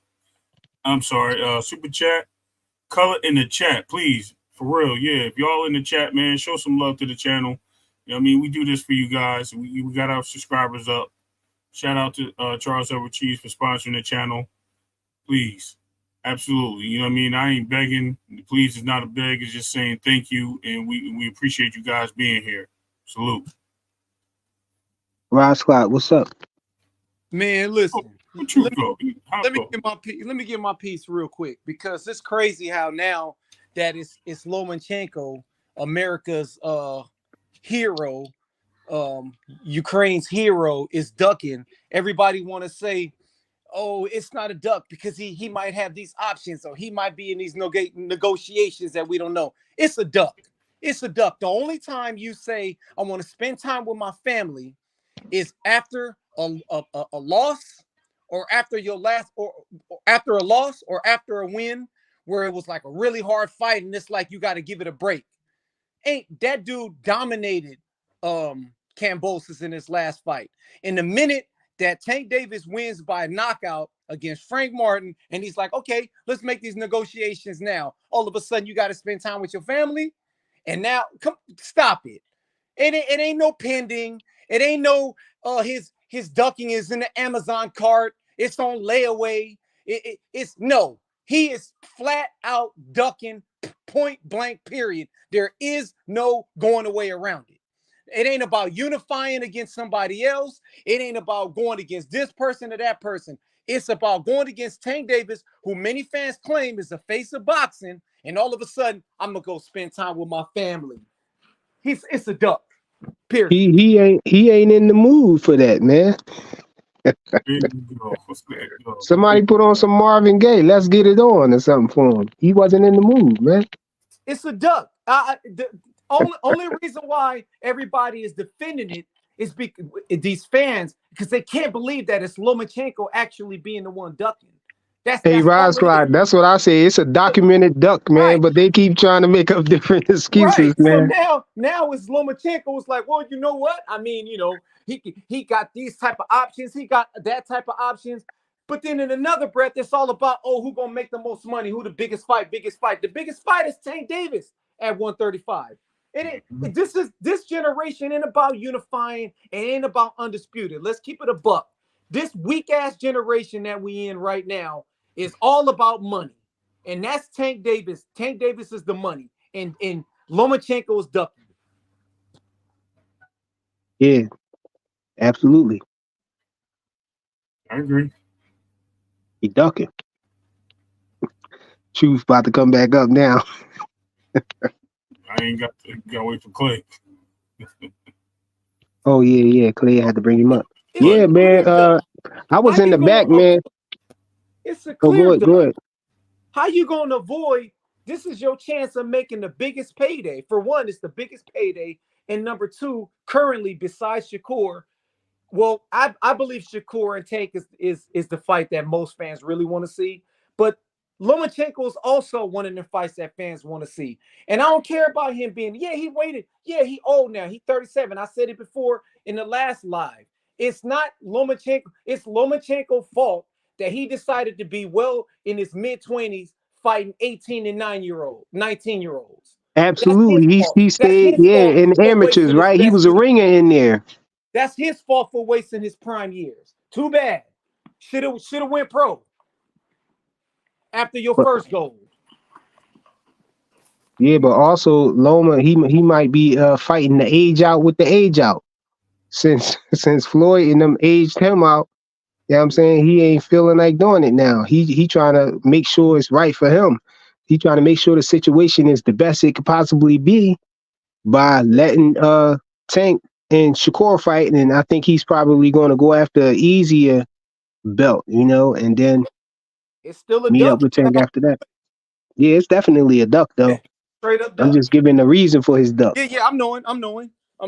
But yeah, it's a duck. Loma ducking. That's why I said in the chat, he acting like a hizzo. Interesting. Yeah. But I'm hearing he's supposed to have a fight. He's supposed to fight at the end of the year. Y'all hear about that? They was That was supposed his to fight in request. November. His initial request was end of the year, and now he's talking about next year. Now he's talking about next year. Oh yeah, this duck looking bad, man. Yeah, because you know what it is, right? These dudes is in their late 30s, so they can't be fighting 2 and 3 times a year no more. He trying to rest his body. We know what time it is. That's why these dudes, they should, like I said, he should have had not stayed in the amateurs for that long if he was so good. So, just on what you just said, right?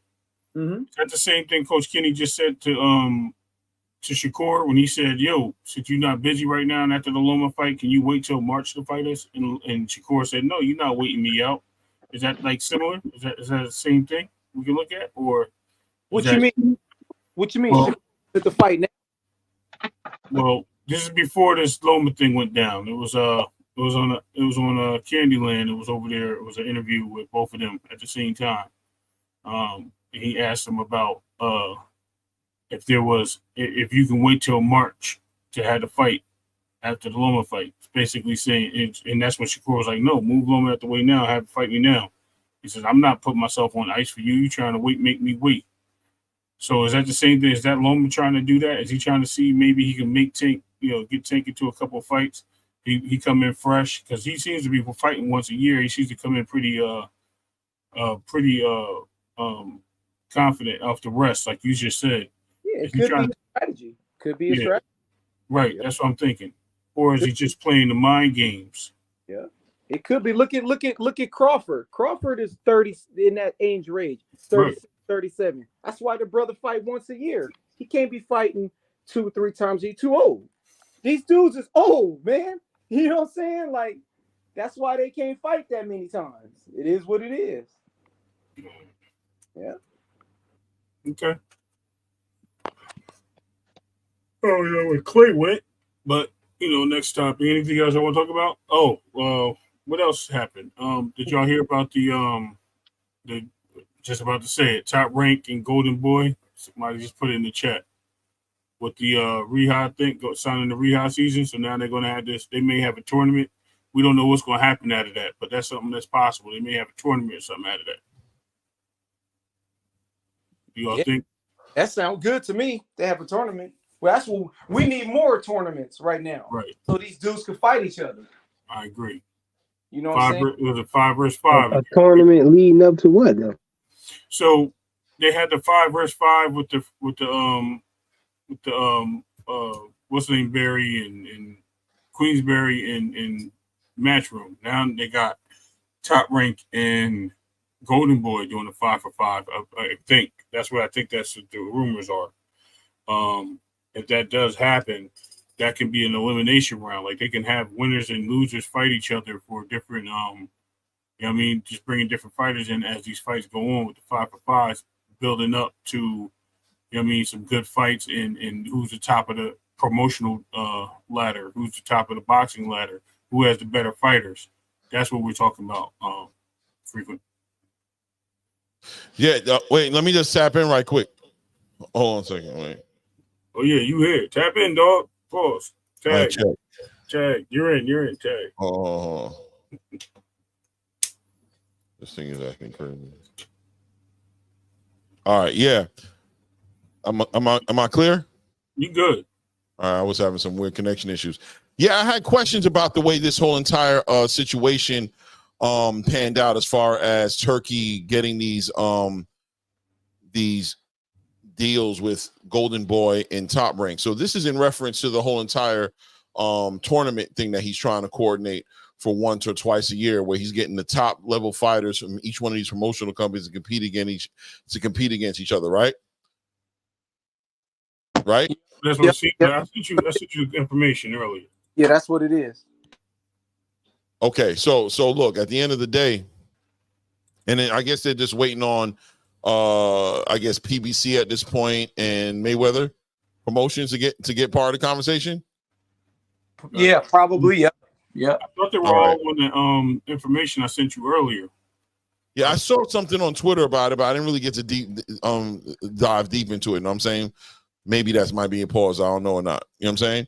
But at the end of the day, what it's showing is at some point, for sure, however anybody wants to complain about it, be upset about it, they don't think it's a good idea, I don't care. Turkey's coming, bro. He's here. He's arrived. He's not even coming anymore. He's here. He's arrived. He's in the building and he's shaking stuff up, and that's what he's going to be doing. Can I just shout out Nick J, because that's actually the first person I seen drop that today, and I think I sent it to you after I got it from her, the information. I think I called you on that. So shout out to Nick J on the information on the Riyadh season. Right. Shout out to Nick J, but I saw it on Twitter. You know what I'm saying? For sure, I saw it on Twitter. When Turkey, matter of fact, you know who I saw it from? It wasn't from you, it was from Blue. It was from Blue. But at the end of the day, it doesn't matter. At the end of the day, I think it's a great idea, bro. Listen, man, I ain't crying. All the people crying right now in the 9th inning of the game, y'all should have been crying 2-3 years ago when PBC was acting like they couldn't make no fights with Top Rank, and Matchroom wasn't, when all these companies weren't working together and we weren't getting the fights. Y'all should have been crying then. You feel me? Don't be mad now because somebody done came in the game and seen an opening for themselves to come in there and get things moving the way they want to see it from a fan's point of view. Bro, if I was a billionaire, I probably would have activated it in a very similar way. Like, yo, bro, we getting these fights put together. I don't care. Bro. You guys ain't want to do it. We're going to do it. Don't act like Turkey Al-Sheikh doing it is the problem. The problem is your favorite promoters weren't doing it. Yeah. Be careful though, Clay. You gonna get labeled a PBC hater. I'm already labeled one. Right. Can't get no worse. Yeah, it's true though, man. They ain't getting them fighters the fights like that. You know, they fighting once a year and stuff like that. Right. That's why That's what they need to be mad at. Go there. People need to be mad at stuff like that. That's what they need to be mad at. Not mad at Turkey trying to come in and look, he ain't doing it for free. everybody getting paid. So what you complaining about? If you mad, Al Heyman, Oscar De La Hoya, Bernard Hopkins, Eddie Hearn, Frank Warren, Bob Arum, y'all get around the table, bro, and figure this out, bro. So Turkey ain't got to do it. Figure it out. Otherwise, onward march, Turkey. Yo, shout out to Charles Edward Cheese. I didn't get a chance to thank you. Salute, Cheese. Thank you for supporting the channel today, man. We really appreciate you, man. Thank you. All right. It's about that damn time, though, guys. I ain't gonna lie to you. What else we building on? I got other stuff I want to build on, but I'm not gonna do it tonight. Hey, Clay. Clay. Before y'all go, did y'all see that they gonna Foster gonna get his get back? Yeah, we talked about it a little earlier. Oh, yeah. Okay, I must have missed that. Okay, I hope he's Foster gonna get it, or that's a big question though. I'm glad you brought it up though, Ross. So I mean, I see what the WBC did, but is Top Rank gonna honor that? Right. That's what we waiting on. That's what I'm waiting on. I hope so. He deserves it. But what does Top Rank have planned, right? We don't know with them, because it like you said before, it do seem like they was trying to force him to move up. It really do. Yep. So if that's what they were trying to do, and this is his last fight on that contract. Yep. So if he's not going to renew that contract, how much, how Bob Arum is about them belts. Yeah. I mean, he don't like to risk those fights where it's like, oh, this dude might mess around, get this belt back, and then bounce. Yeah, because he need them belts. That's how they make their 12-round money fights. 100%. So maybe they might. I don't know. We got to see how they play the game. They're going to probably try to put pressure on O'Shaquie. I think that gives O'Shaquie Foster some leverage though. Mm-hmm. In the negotiation. Like, you want to keep these belts, well, make his contract sweet. Yeah. Put some money, put some color in his chat. You know what I'm saying? Yeah. Put some fights on his schedule. I really hope he get that. I really hope he do it and get that fight because he deserves it. 100% he deserves it. He got robbed. Yeah, that was daylight. That was a bad robbery.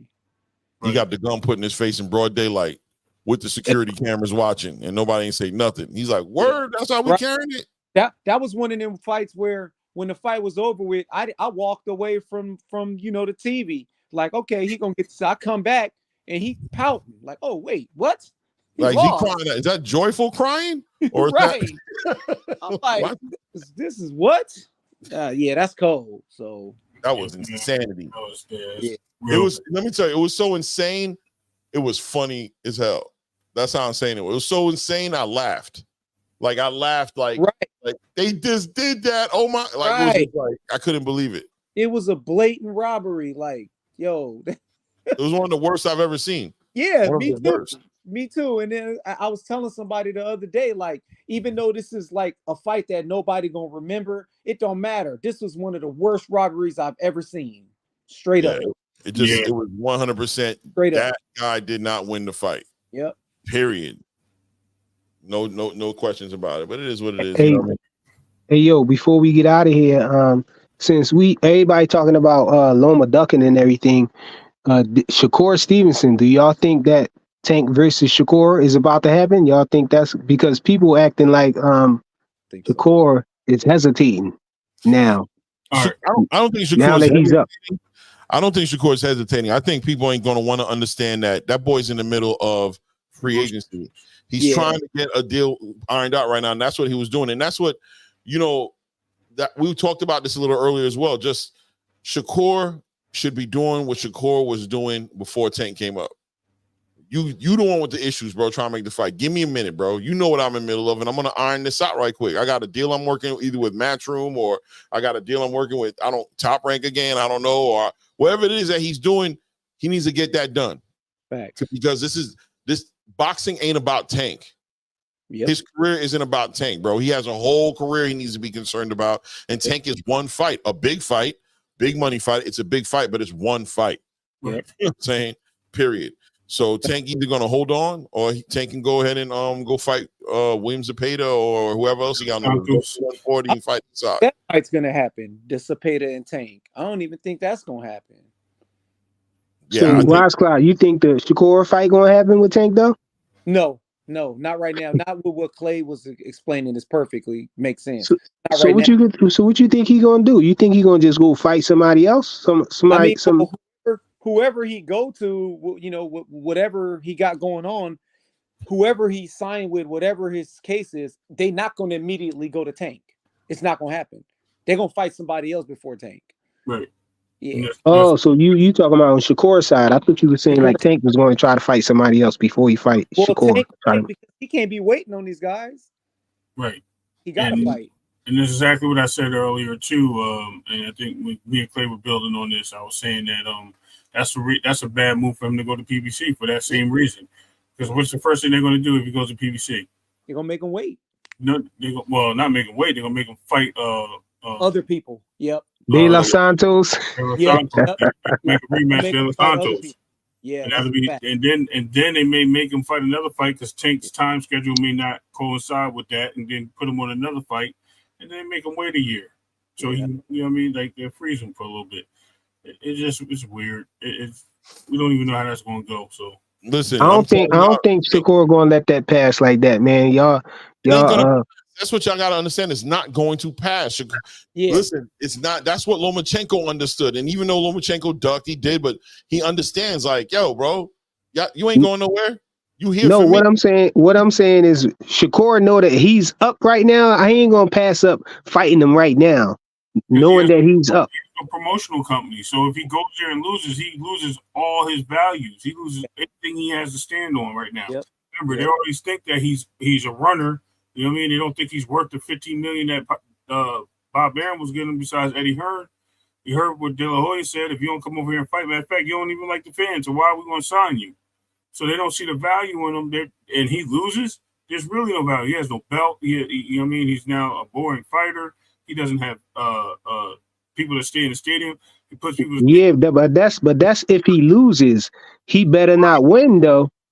If he win, that's the chance he would have to take a free agent. That's what we're saying. Yeah. Look. At the end of the day, Shakur's value is Tank right now to a degree, right? Like the fight is what every promoter wants to get involved with. That fight ain't going nowhere. Tank already made it. See, once Tank said, I'm coming to get ninjas, as soon as he said that, all the ninjas that's on that list got more value now. Right. You know what I'm saying? Because now the promoters who manage these guys are involved in big money, in a big money fight, at least one big money fight. Shakur don't got no pressure on him to make that fight happen right now, bro. He's not risking losing that fight. Tank still wants to fight him. Shakur can go do what he got to go do, bro, and Tank can go fight somebody else, bro. Period. But this is my thing, though, Clay. Everybody trying to paint the picture like, hey, these dudes are scared to fight Tank now, like everybody's scared of Tank.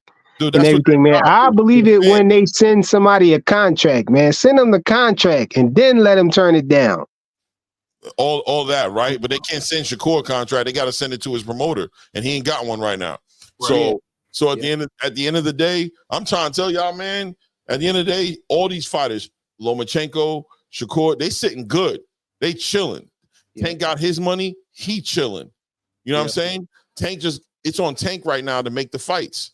Yep. It's on Tank to make the fights. He's his own manager. I mean, his own promoter. He got the big deal with Amazon. He's the A side to every single fight in the game. It's up to him to get these deals put together, send out these contracts, and get these fights put together. Shakur is chilling. He's in the best position right now. He's a free agent. He got Tank chasing him down. Loma don't want to fight Tank. You know what I'm saying? Right now, he's the guy everybody's waiting on. He is chilling right now. He's in his background. And the thing about Shakur is he got Eddie Hearn in his ear right now. Like, trust me, Eddie's got this on lock. Eddie gonna get him. Eddie gonna snatch him up. Yep. And Loma don't want to fight Shakur either, though. Listen, I don't care who want to listen. And it don't matter where Shakur goes. Shakur could go over there with Eddie and still get the Tank fight. So, you know what I'm saying? Send him the contract. Send it to Eddie. Because Eddie gonna make the fight. He gonna make the fight. And the problem with Shakur is Bob's not going to give him those fights. Bob don't want to give anything to Shakur if he leaves Top Rank. It's the same thing he got with Oscar right now. Oscar won't give him a fight unless he fights a Payda. Bro, and shout out to DJ 1551, the $20 holler. You know what I mean? Thank you, sir. Let me read it. Let me read what he said here real quick. I love it when we got a lot. I ain't gonna lie to you. We got a lot of people out the country who be rocking with the channel, bro.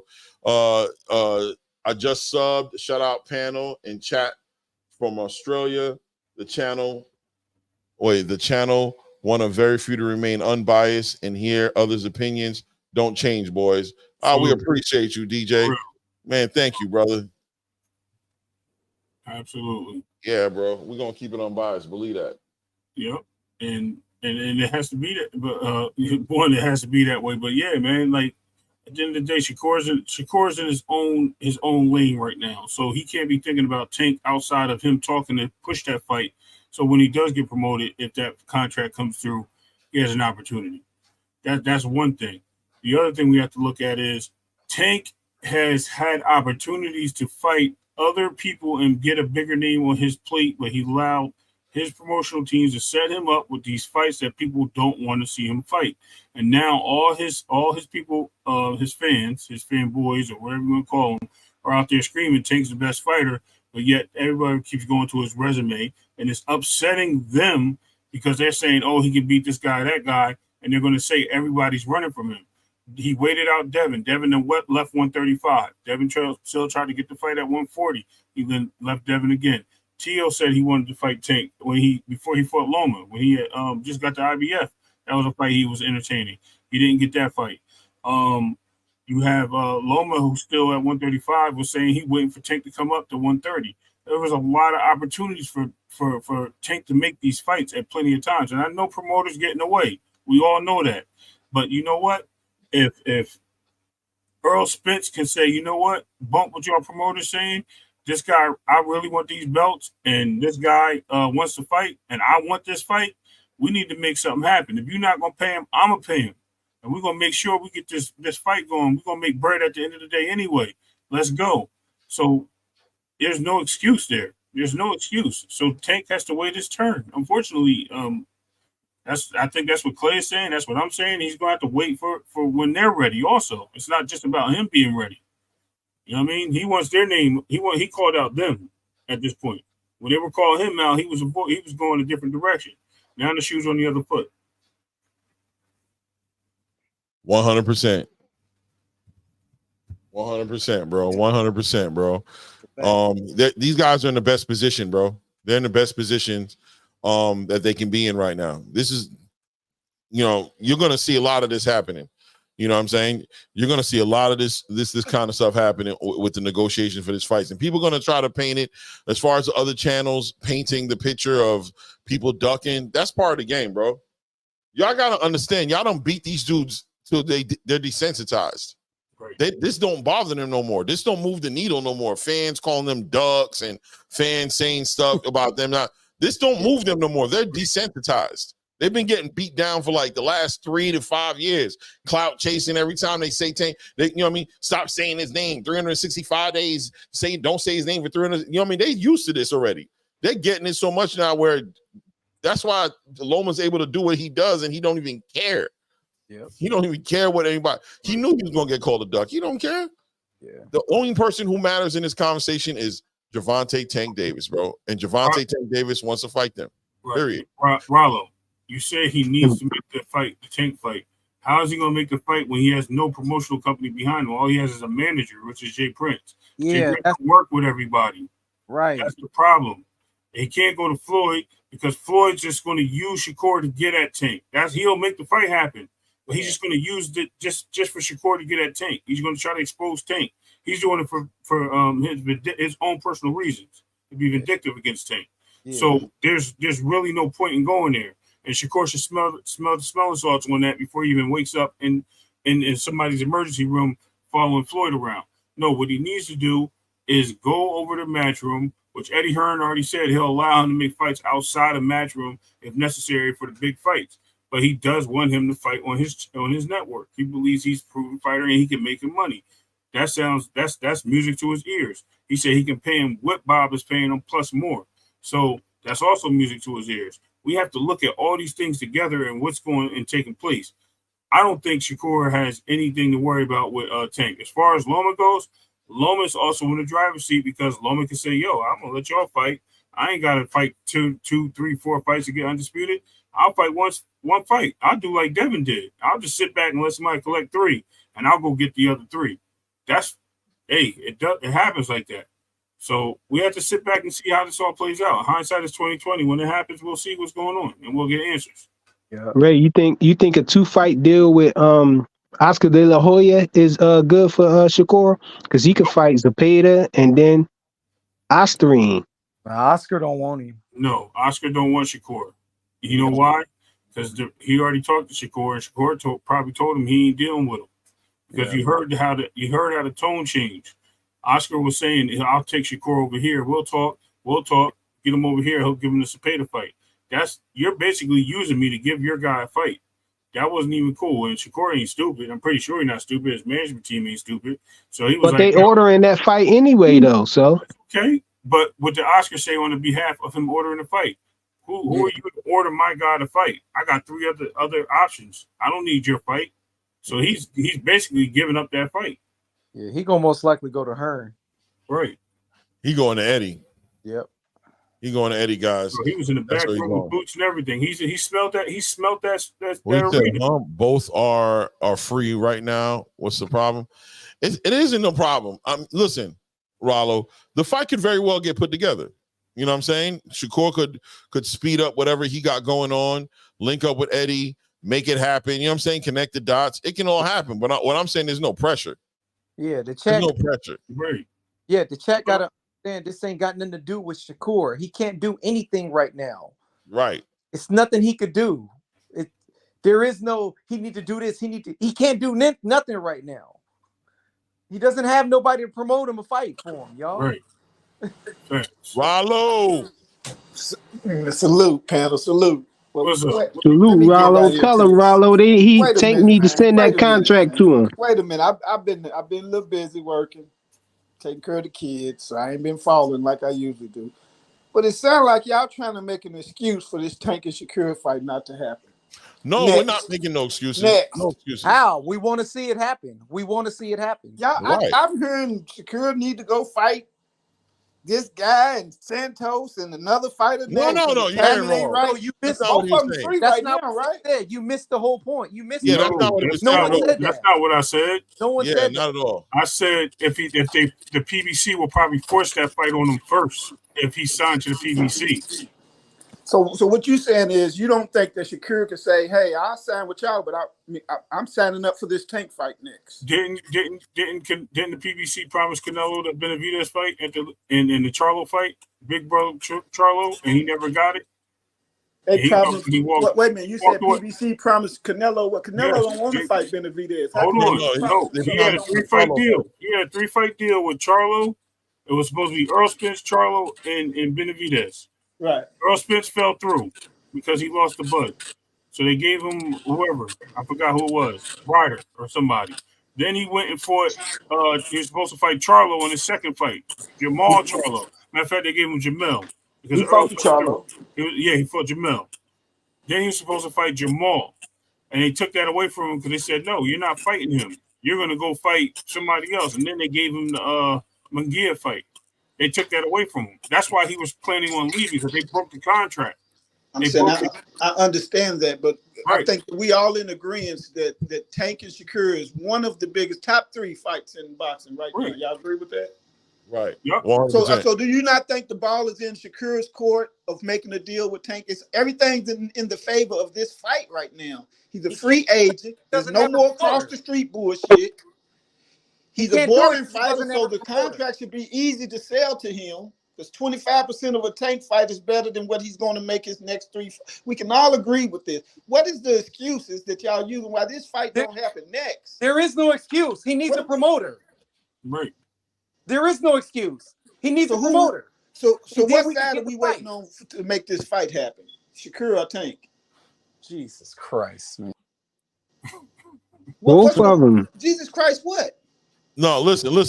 Shakur needs to find a promoter and for Tank to send the contract. Right.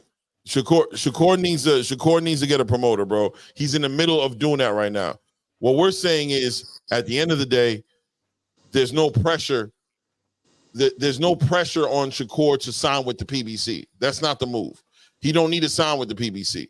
He needs to do whatever he was going to do. If he was going to work with Eddie, go work with Eddie. And then now, once you have Eddie in there, you have Eddie go and negotiate that and put that together and make that fight happen, because this fight, Shakur's career is bigger than a Tank fight, bro. If he goes and signs with the PBC, they're going to torture him, bro.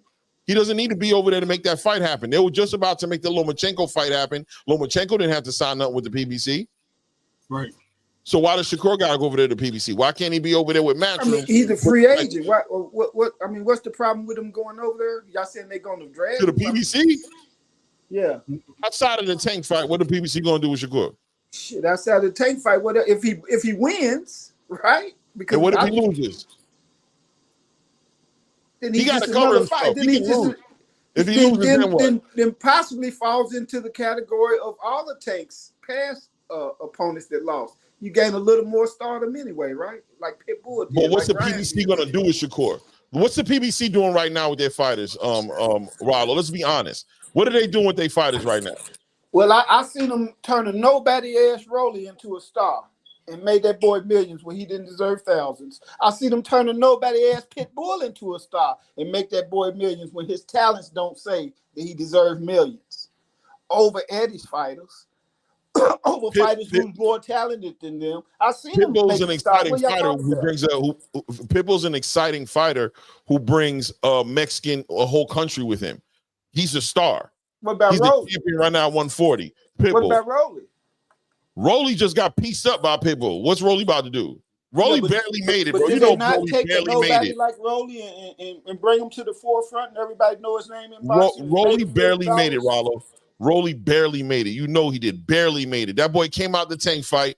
Yeah, but Rolly is a bum who don't deserve to be there. When you ask me what does the PBC do with their fighters, then I give you examples of bums. Shakur's been called a boring fighter. And now you tell me that that's not making sense to me. You said, what does PBC do for their fighters? And I give you two examples of guys who's I'm saying what's the PBC doing for their fighters right now? Outside of those two guys you just mentioned, how many fighters does the PBC have on their roster? I mean, how many fight? What is Top Rank? We can do that for everybody. Nah, Top Rank keeping their fighters fighting, bro. So is Matchroom. Okay, they keeping their fighters fighting. So what star does Top Rank got that's pushing more P than Pitbull right now? Here's a better question. Why did Boots not sign to the PBC? I don't know. You have to ask. Because he didn't want to be not fighting. He wanted to be active. There's no activity at the PBC. Would you say Pitbull been being active? Pitbull's a Mexican. Pitbull has the formula. Well, listen, at the end of the day, Jaleel Hackett didn't go over there. Boots ain't go over there. They know. Those fighters are sitting there on the shelf, bro. And I'm not trying to hate on them. I'm just saying at the end of the day, Shakur don't need to go over to PBC just to fight Tank, bro. He can fight Tank and beat someone else PBC because of activity. Just like everybody else, bro. In other words, it don't matter where he go, who he signed with, he still should get the Tank fight because Tank want to fight him and Tank just need to send the contract to whoever he signed to. Right. You don't got to. I mean, we just come out of at different sides of the road shit. But now when the opportunity is here for him to go make the fight on Tank's side, we can get that out the way, right? Y'all saying do you think the fight won't happen if you don't go to the PBC? You feel like the fight won't happen? I feel like it's going to be a lot of obstacles thrown in the way. We back to the different sides of the street. I ain't gonna lie, Rollo. Let me tell you, Rollo, what's going on. They're gonna make a rematch. You're nervous based on the history of what the PBC has done in the past. And what you're not acknowledging, I think, is that Tank is a big star. He's beyond the PBC.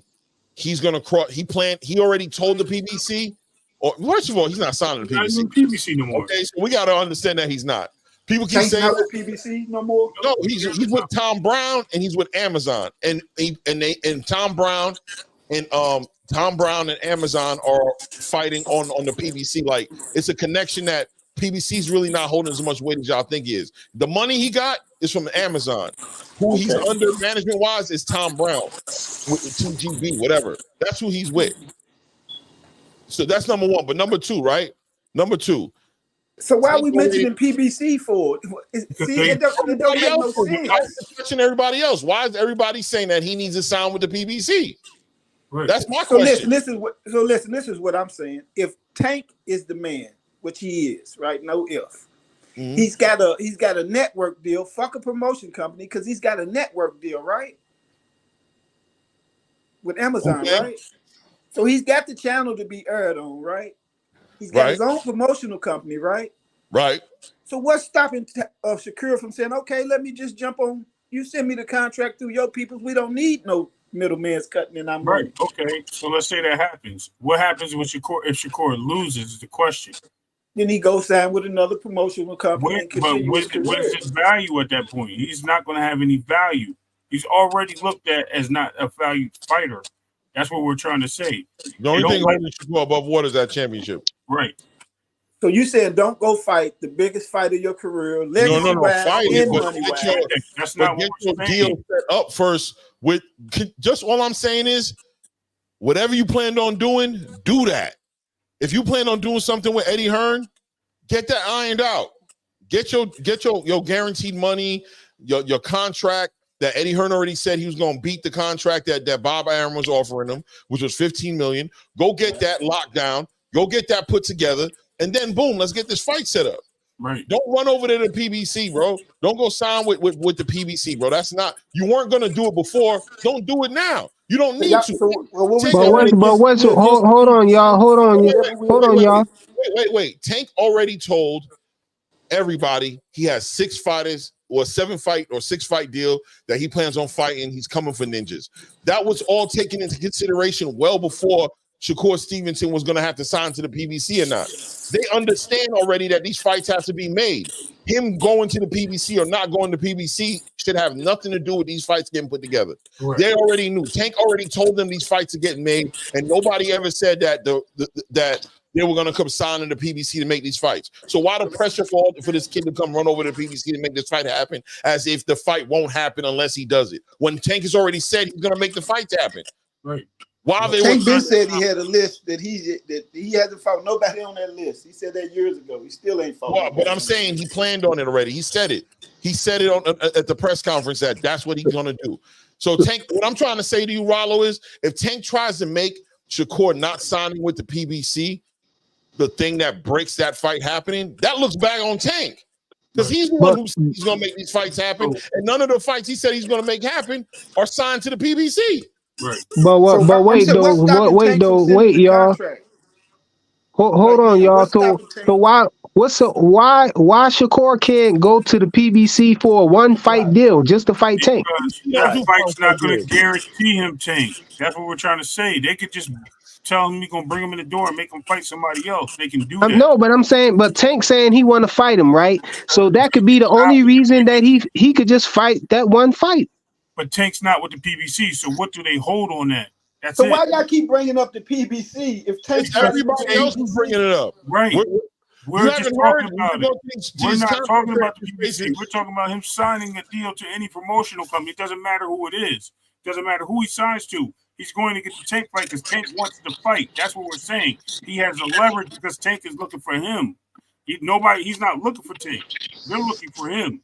So for him to sign to the PBC, and they may turn around and be like, yo, you got to beat De Los Santos and we'll re-up you and get you the Tank fight, then guess what?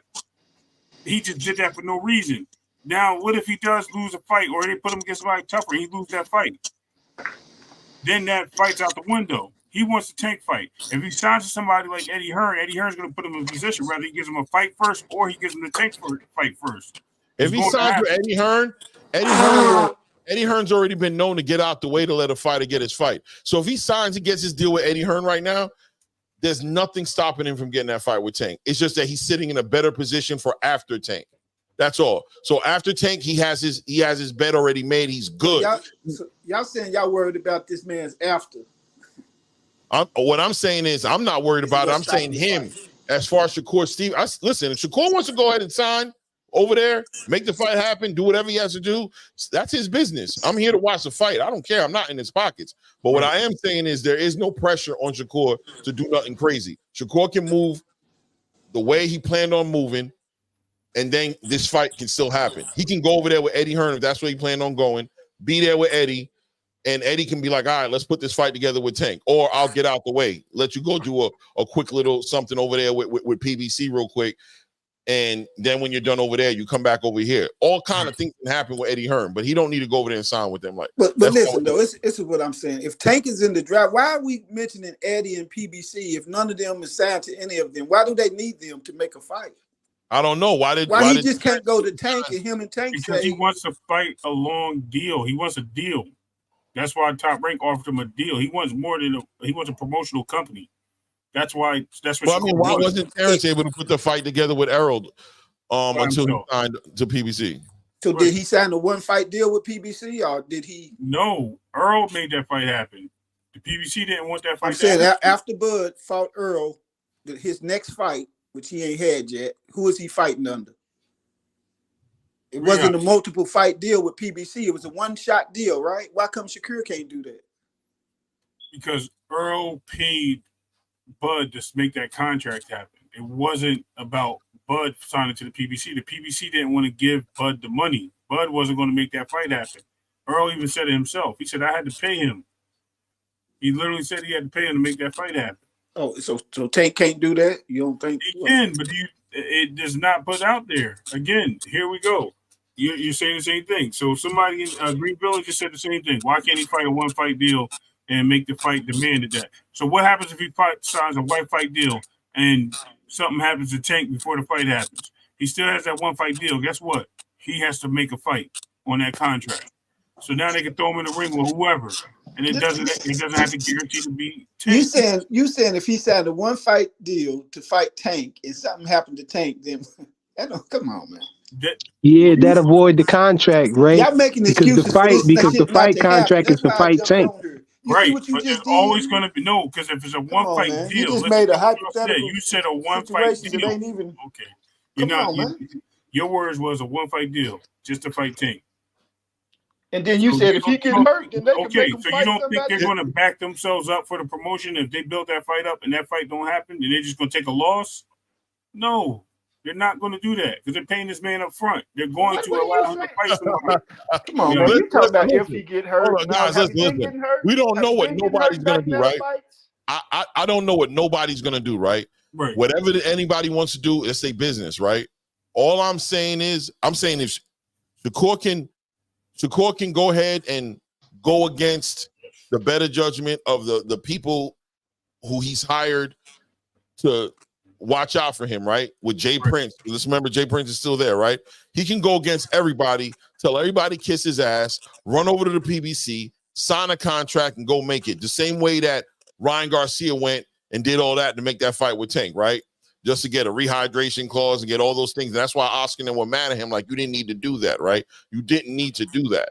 So he can do that, or he can still be a smart businessman and get this fight.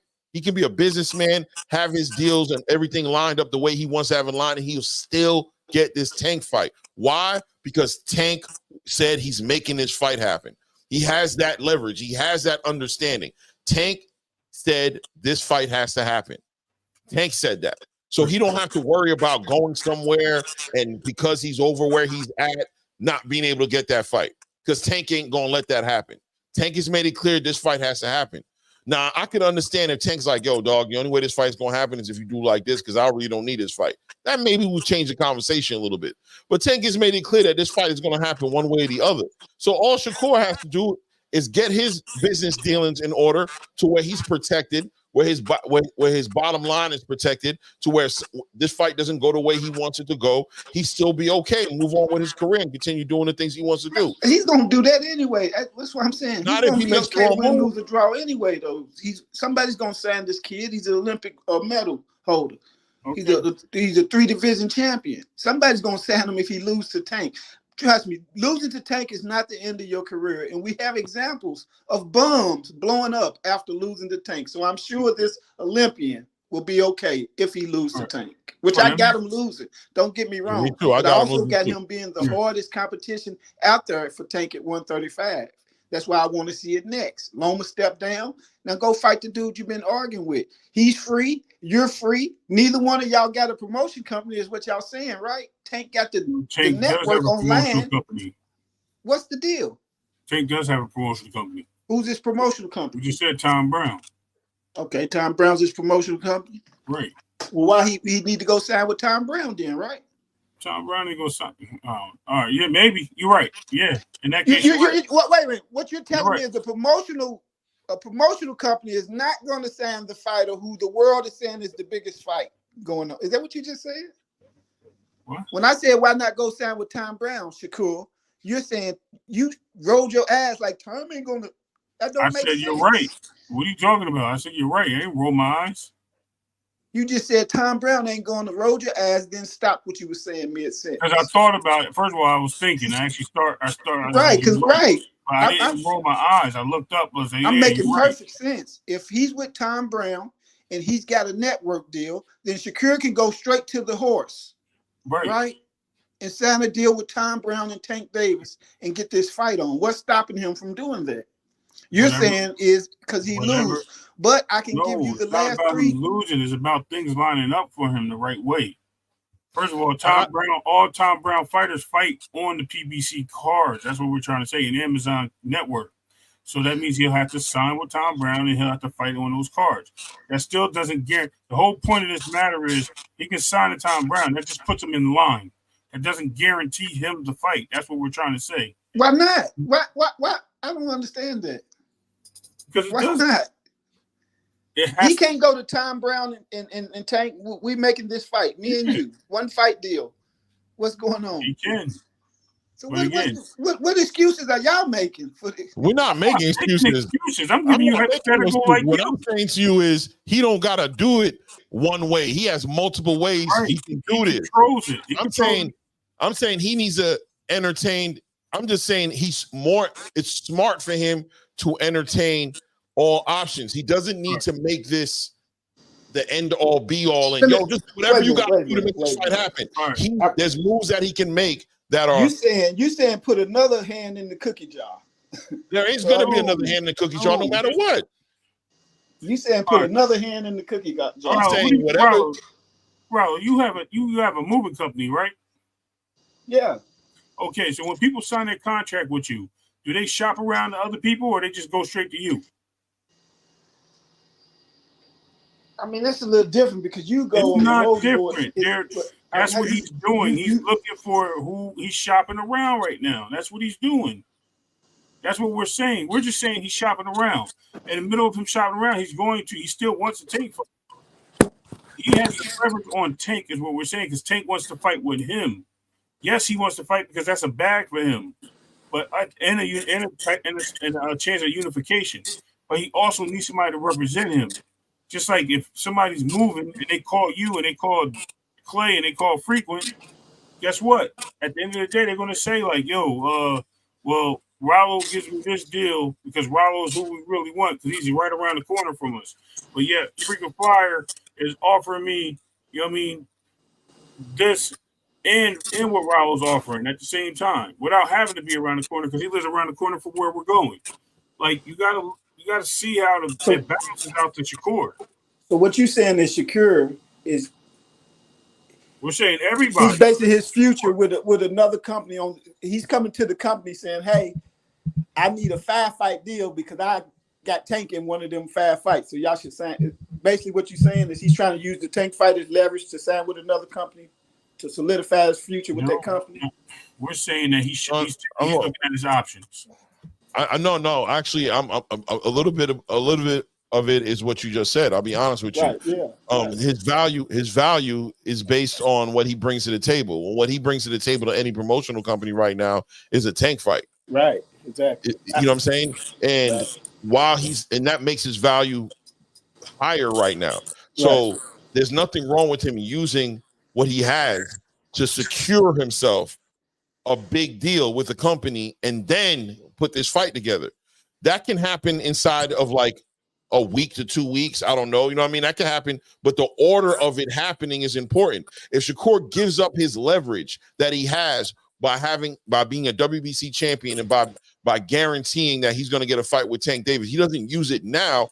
He's not guaranteed to have it to use later when he comes to the table and goes into an office and be like, yeah, man, I'm Shakur Stevenson. What do you bring to the table? Well, I'm an Olympian. I'm a three weight class champion. I had a fight with Tank. Okay, so what else do you bring to the table? That's what I bring. Okay, so you left Tank. You went and got the money, the big money fight, which was Tank, somewhere else, and now you coming over here. We're gonna give you this. Because you ain't gonna get that rematch with Tank. What other fight you gonna make happen? You already got a boring fight reputation. You know what I'm saying? We're gonna have to work on getting your shit together. And the one thing that you had that made you heavy, you gave it up already. Especially now, if he wins, that's a different conversation. Right, But which is a possibility. nobody's guaranteed to win. He can lose. This is a fight that he definitely can lose. So his priority should be, in my opinion, his priority should be securing his bag. Right. And Shit, then that's Tank Davis. So no, this is what I'm Tank saying. Davis Right? is one fight, bro. Right, his career beyond Tank. Yeah, there's a career beyond Tank. No. Listen, I guarantee you that Ryan Garcia made more in one fight, fighting Tank, than Shakur has made his whole career. Y'all believe it? Ryan Garcia, I believe that, by the way. I do believe that. But what I'm going to say is that Ryan Garcia has a whole different, like, look at him. It's just a whole different conversation than Shakur. Shakur wants to do things well beyond Tank. What I'm saying, in his boxing career. He just came off of a deal with Top Rank when they weren't giving him nothing. They made everything a big deal. Like, they wouldn't give him the fights he wanted to get. They wouldn't put him in position. They gave him all the fights that made him stylistically look boring.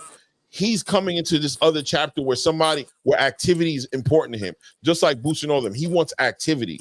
He wants to go fight Liam Parr in Australia. He wants to go fight Cambosis. He wants to go fight Williams Zepeda. He wants to fight Tank Davis. He wants to go up to 140 and I understand that. None of them fights, none of them promoters, Eddie's next 5 fights he can line up for Shakur is not gonna top one Tank Davis fight. He ain't been doing it. He couldn't do it with Devin. Look at the Regis fight. Only sold 150,000. So Rollo, you're saying don't sign with Eddie. The hell with Eddie. Go sign with the PBC and go get this fight with Tank Davis.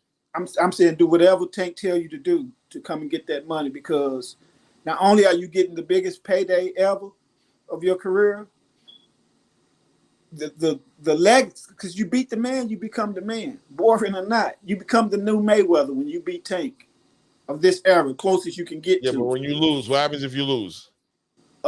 Maybe a Rolly career, maybe a couple more $1 million fights, maybe a Pitbull Cruz career.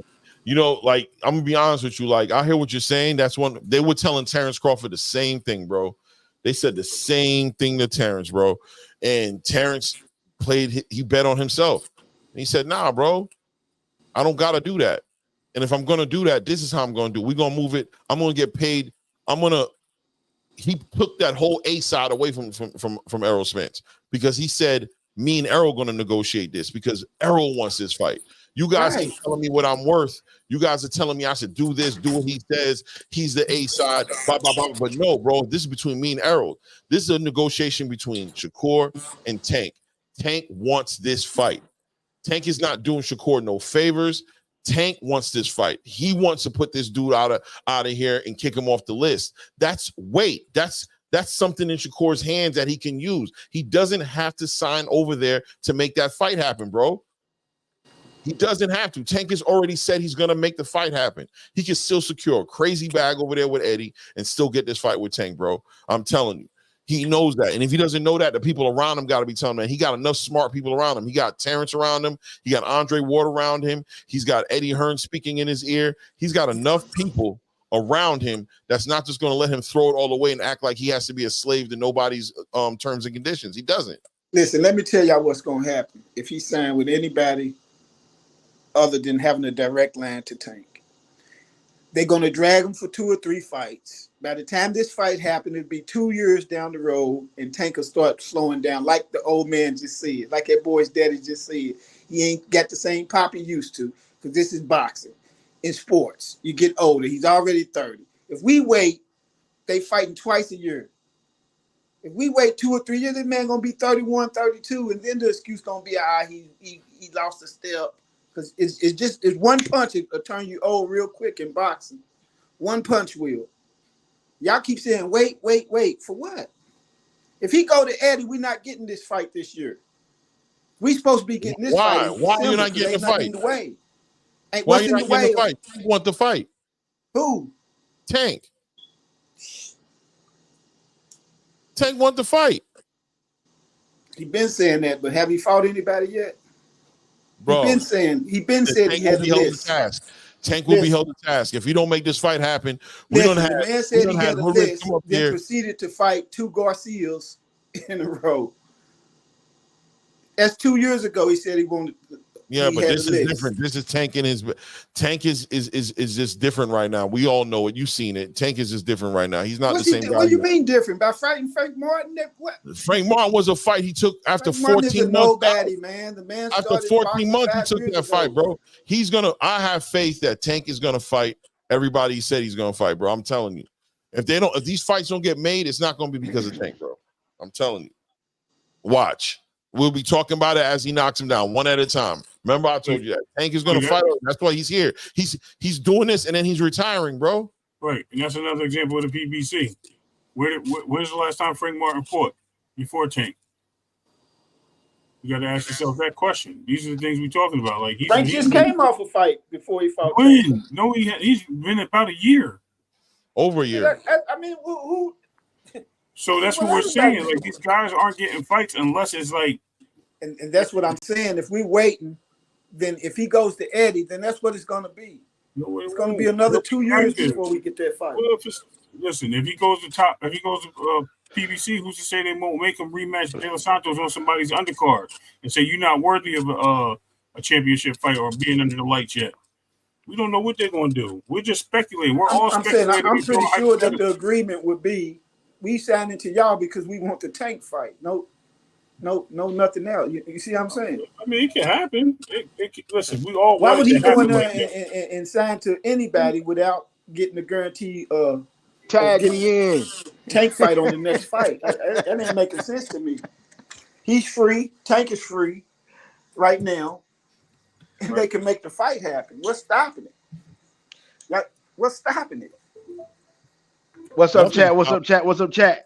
What's up, cool? What's good, family? Yo, it's wild in here. I hear you, my brother, and let me come at it from a different perspective. Okay, we coming at it from a fan perspective. Now we're talking as a boxer. Okay, you want to be as marketable as you can. His position right now is, if we're looking at it factually, most people see him not as a marketable fighter, right? So what we're saying is if he goes into a deal with just the Tank fight on the table and he loses, if, say for instance, I'm just throwing this number out there, we're going to give you a $250 million contract for a 5-fight deal, but you don't lock that in, and then you lose to Tank. That $250 million is going way down, because guess what? You've already signed to a 1-fight deal. So because you lost to one fighter, the unknown is what you were banking on. The unknown is where your money is at. But because, see, everybody done seen what Tank can do. Tank is a box office seller. He sells out. He's a knockout artist. So he's gonna get his deal off the top because it's on the paper. Shakur, on the other hand, last thing we saw people walking out the arena, we seeing him saying, "Give a fuck about the fans," or we saying that, I'm just gonna fight my fight. So you looking at a promoter like that guy gonna be hard to sell. So you're looking at Shakur like, I'm not just gonna go in on a 1-fight deal because I don't know if I'm gonna win or not, but I know I'll take the fight. But you're not willing to bet on yourself like that, because like they say, you want to bet on the after. I want to make sure I'm locked into a long deal contract. I don't want to go in and say, let's give the fans what they want. Let's fight. Let's get this one deal set up, and you lose. When you lose, now everything that you have leverage is out the door. Now you taking what's left on the table. You taking the crumbs. You know what I'm saying? The unknown is what he's banking on right now. That's why he has to go in with a promotional company, someone who's going to come in and put him a 5-fight deal or 3-fight deal or whatever after the Tank fight. Feel me? Yeah, he ain't gonna do more than 3 because No, he's I gonna. just put that out there. I just put that out there. I agree with you, but I'm saying like, yeah, he wants to just. I'm just saying, Eddie, whatever weight he has right now, he's gonna use it on his next deal, and he's not gonna. I don't think he's gonna sit there and gamble it away when he has what he has in his hand already. I'm gonna get this deal that I plan on getting right now. The only reason you giving me this shot right now is because Loma played you. You know what I'm saying? And that's cool. You know what I mean? We can get it going, but I know you want this fight. I know this fight's gonna happen. I'm not gonna fool myself into acting like the only way this fight's gonna happen is if I sign over there, bro. That's not true. You guys planned on fighting me when I was at Top Rank when you didn't know what I was gonna do. You know what I'm saying? You guys planned on fighting me already. You said I'm on the bucket list. There was no like, oh, Shakur gonna have to come over here if you want to. Nah, I'm fighting these dudes. All them dudes is gonna get it. So then that's no longer part of the issue no more. The issue is no longer, man, Shakur, you need to go over there. You ain't gonna get the fight. That's just not true, bro. He's gonna get the fight wherever he goes. He gonna get the fight. It's just what after that's what happened. Matter of fact, that's why people are going to want to sign him. Eddie want to get on that. Other people, whoever's talking about signing him, thinking about that Tank fight, they're like, oh, Tank said he definitely going to fight him. Oh, we definitely want to sign him now because Tank ain't tripping off. Tank already got his money. He's never going to lose his A-side privileges. He got a guaranteed bag from Amazon right now for like $250 million. He is not thinking about no bread like that, bro. He's not thinking about it like that no more. He's good with, let's get that cross promotion go. Yo, Tom, I don't care what you got to do, bro. Make that fight happen, bro. I don't care if it's a cross promotion deal, if it's a quick one fight deal, he comes over here real quick, then he leaves. I don't care. You do whatever you got to do. That's a fight I want to fight. Don't call my phone until it's made. Click. He's out. He's done. He's done. That's how Tank is carrying it right now. He that dude. Did you see him at the press conference with Frank Martin when he was backing Tom up? Like, yo, chill, I got you back. Did you see how he was handling himself like a boss up there? It's a whole different conversation with Tank right now, bro. It's not, you don't have to go sign over there. I'm telling you, bro. Tank gonna make that fight happen. Y'all gonna see. I believe it. I hope look, if I'm wrong, that's gonna look bad on me, I guess. But I believe he's gonna make these fights happen. I believe he's gonna make these fights happen, bro. I don't think it has nothing to do with where Shakur's at, bro. Shakur can go secure his deal and secure his bag, and that fight's still gonna be there for him. He's been making that fight with Loma, who's on Top Rank. So he definitely got the pull to do it. He ain't worried about where you at. Exactly. Yeah, I don't believe in Tank making no big fight. I'm just keep it real with you. If we got to wait on Tank to make a big fight, it ain't happening. So let me ask you this, Rollo. Let me ask you this. Let's just say hypothetically, right?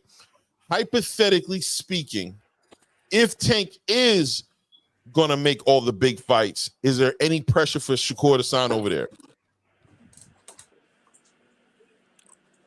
If Tank is going to make all the big fights, right. Hypothetically, I'm saying you already said you don't believe that, right? But I'm saying hypothetically speaking, if Tank is going to make all these big fights happen, no matter what, does Shakur Stevenson have any pressure to go sign over there with him? I believe so. I believe if you want the fight. Wait, Rollo, real quick. I just want to be clear, right? I'm saying if Tank is going to make the fight, no matter what. If Tank is going to make the fight, no matter what, right? This is a Tank that you don't believe exists. I'm asking you to believe for a second that this version of Tank does exist, okay? That he is going to make the fight, no matter what. Is there any real pressure for Shakur Stevenson to sign over there?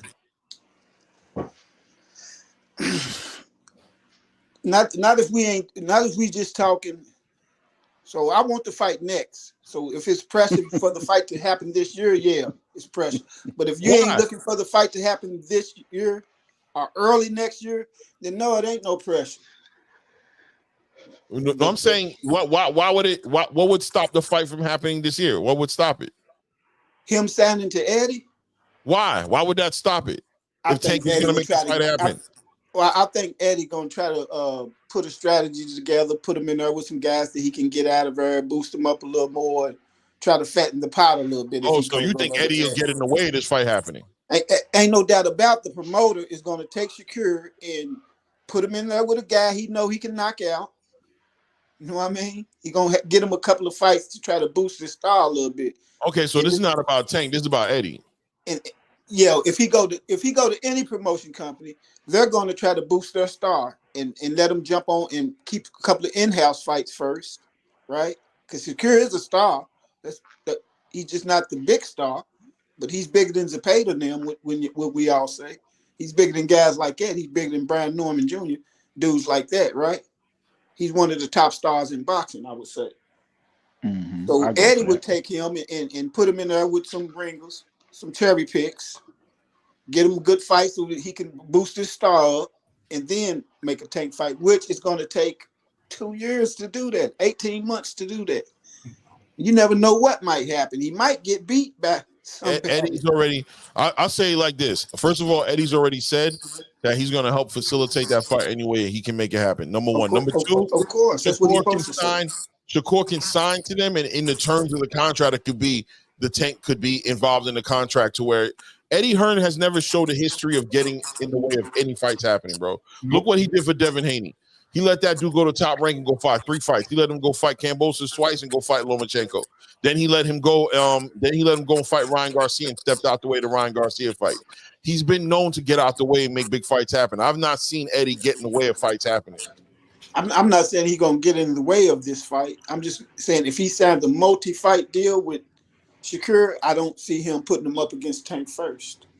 Because what does that do for him after Tank loses? Like y'all said, if he loses, then how's the promoter going to promote this nigga that just got bamboozled, that the world thinks is boring already? Shakur's going to get the same kind of deal Jerron Boots Ennis got, the same deal that Devin got. He's going to get he's going to get a partnership deal, bro. He's going to get a partnership deal, a co-promotional deal, where when he has to make big fights, if the other promoter don't like Eddie, Eddie will get out the way, bro, and let Shakur go fight. As long as Shakur is promising Eddie his fights that he can get, whenever it comes time to big fights like Tank, Eddie's going to get out the way, bro. Listen, and I understand that, but listen to what I'm saying. Y'all saying is, why would he take the 1 fight deal if he lose? Don't nobody want him after that.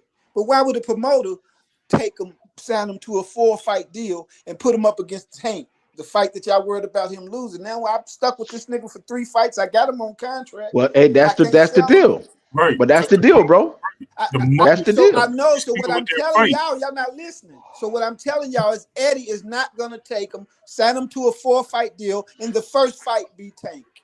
Y'all understand that? Why not? If you talk about the bag, because y'all, by y'all logic, y'all saying that when he loses, he's not promotable, and he just lost. But he already signed a contract, and that money's coming with that first fight, no matter what. So they're gonna eat off that first fight with Tank, and he's still going to eat off of other fights because he's still going to be a relevant star, like you said, because everybody that fights Tank, including the bums, makes big fights afterwards. Right. Yeah. So that's what I did. Just me. When I get a new car, I'm gonna go beat some people that I'm racing on the street racing down here. I ain't pulling up on dude that been kicking everybody's ass all year. That car now. On a couple of suckers first to get my money up. Then I'm gonna go pull up on that dude. You see Let me give you this car analogy, right?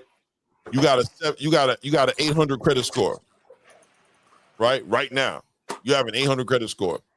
Now you can go in a dealership and go get the car you want. 3.2% interest rate, 2.99% interest rate. Get your whip, you good to go. Or you can go do this business. You can go try to do this business deal right quick that could work out for you, and your credit will still be on point. Or you could lose out and your credit drop down to a 675, and now you can't get the car.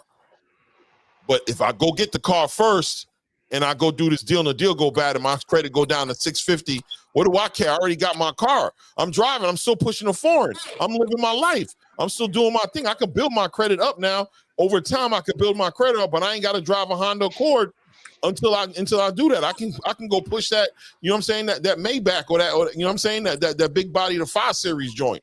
You know what I mean? With the butterscotch shit on the inside. While I got my credit on point right now, you know what I'm saying? While my credit get it.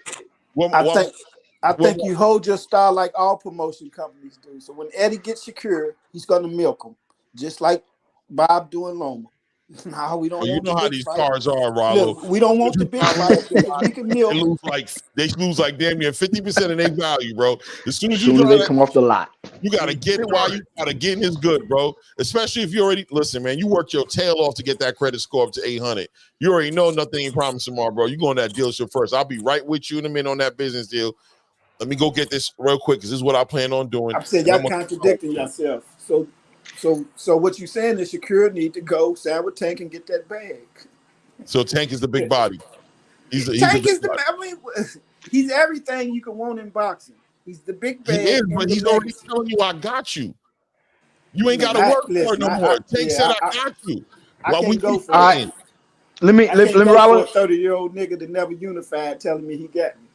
I can't Hey go for Rollo. that. If Rollo. this Let me nigga can ask you. fight Garcia's and Frank Martins and still make the 250 instead of then who in their right mind? Would you do that? Would you say I can line up 5 easy niggas, 5 Zepadas and Franks, and get my 250 and still come out shining? Or I can go fight Shakur and possibly lose. Yeah. Listen, I think, listen, I'm gonna be real with you, Which right? one would you do?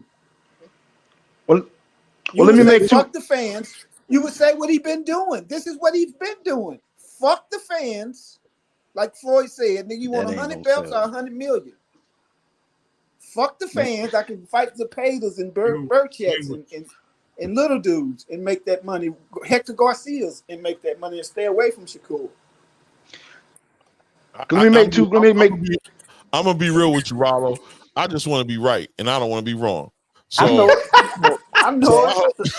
I so know I it, hope, baby. God willing, Shakur go ahead and get that deal with Eddie, and then when he get that deal with Eddie, he make the fight happen with Tank, and then I'm gonna be on here the day after that happens and say, Rollo, you see what I was saying, bro? Do you see now? Do And you I see? got up here to say this. It sounds like somebody done got paid off, man. Who? I hope my buddies Ray and Clay and goddamn took the bait. Nah, bro, don't do me like that, bro. Don't do It me like sounds like that, all bro. y'all channels, all of a sudden y'all switched and y'all kind of making these excuses and favors for Tank not to do certain things that just. I think it's more on Shakur. It's on Shakur waiting to make the right decision. I mean, I want to throw this out there right quick. Remember what happened with what just happened with Devin. When Devin was gonna he wanted to get to his next, he wanted to have his next fight. Wasn't it Zepeda? yep. And Eddie Hearn didn't back him. He didn't win the bid. The bid was so low that Devin said, like, nah, he wasn't going to fight because it was so low. Right. Eddie didn't even go in behind him. So the thing is, if Shakur say he goes in and he has this conference with Eddie Hearn, and he says, when they have this discussion, well, Eddie, he's the sales, like, hey, okay, you come on with us, I'm going to sign you, we probably get you in something like, close to a Tank deal, like 180, $200 million for like 4 fights, go ahead, you go and sign you in. He said, okay, good. So he said, let me go talk to a couple of other promoters. So Shakur goes in and says, you know what? I'm gonna go ahead and make this Tank deal, this Tank fight. He goes in and he gets this Tank fight. He loses the Tank fight. He goes back to Eddie Hearn. You think that deal is still going to be on the table for the same 180 or 200 million for the 4 or 5 fights? I mean, no, but it was never. Let's get there you what go. what did Bob just offer him? 15. He's not getting no more than that. We don't know that. We don't know who, but he got to play. That's the game. He got to play with the other promoters. You can't let the left hand know what the right hand's doing. You know what I mean?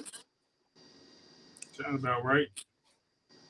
I think if Shakur, listen, if Shakur, whatever Shakur does, cover yourself. So if you're gonna go over there, to PBC or TGB or GTD or whatever, if you're gonna go do what Tank tell you to do, go do what Tank tell you to do, bro, and go make the fight happen. You know what I'm saying? What did Bob just offer Shakur? 15 million. For how many fights? 5 fights. So 3 million a fight. And Eddie already said he's gonna beat that deal. Okay, so let's say Eddie offers him 4 million a fight, 20 million in 5 fights. No, right? Eddie gonna give him probably like 15 million for 3 fights. Okay, 5 million a fight. He makes that in the Tank fight. Okay. He makes double that in the Tank fight. So Rollo, where's his backup plan after that? If he loses. Listen to me, one fight for 30 million in a fight that I believe in. I'm saying I can 30 win. million. Whoa. Shit, how much? How much do you think he's gonna get? You don't think his fight He does? ain't making no 30 million. I ain't gonna lie to you. I think he's gonna make about 10. Yeah, that's it. Yeah. That's what I think. I Bro, ain't his gonna lie. value is not there. His value is not. That's what we're saying. His value Maybe if he gets the points, if he negotiates it right, maybe he walks here with like 15, 20, maybe. Max. So you don't think it's a 75-25 fight? He probably would do that. Huh? I can see that. Okay, Yeah. so if it do 1 million pay-per-views, do the math. But that's one fight. All right. So what did Kenny? Actually, I'm glad you said that. What did Kenny say? We cannibalize ourselves when we have fights like that. Frank Martin, Devin Haney, Shakur Stevenson. The money is when you fight, when people bring their whole country, as Clay was saying. Coach Kenny said that.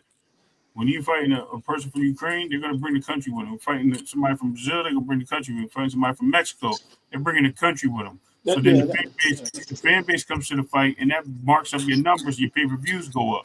That's why Ryan Garcia's fight was so much more.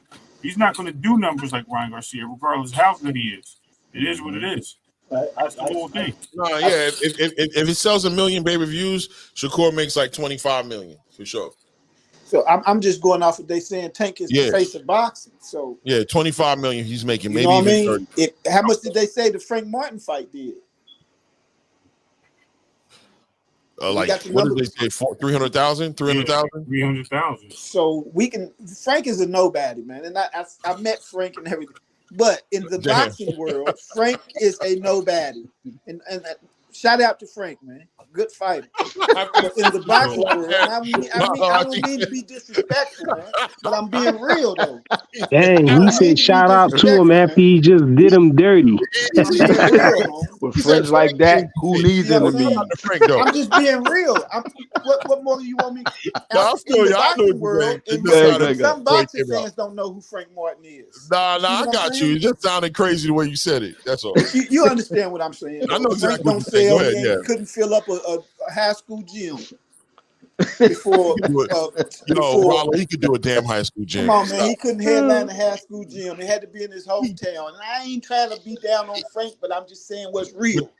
I got you. If the face of boxing can do 300,000 with a Frank Martin, I'm at least give him 50 with a Shakur, right?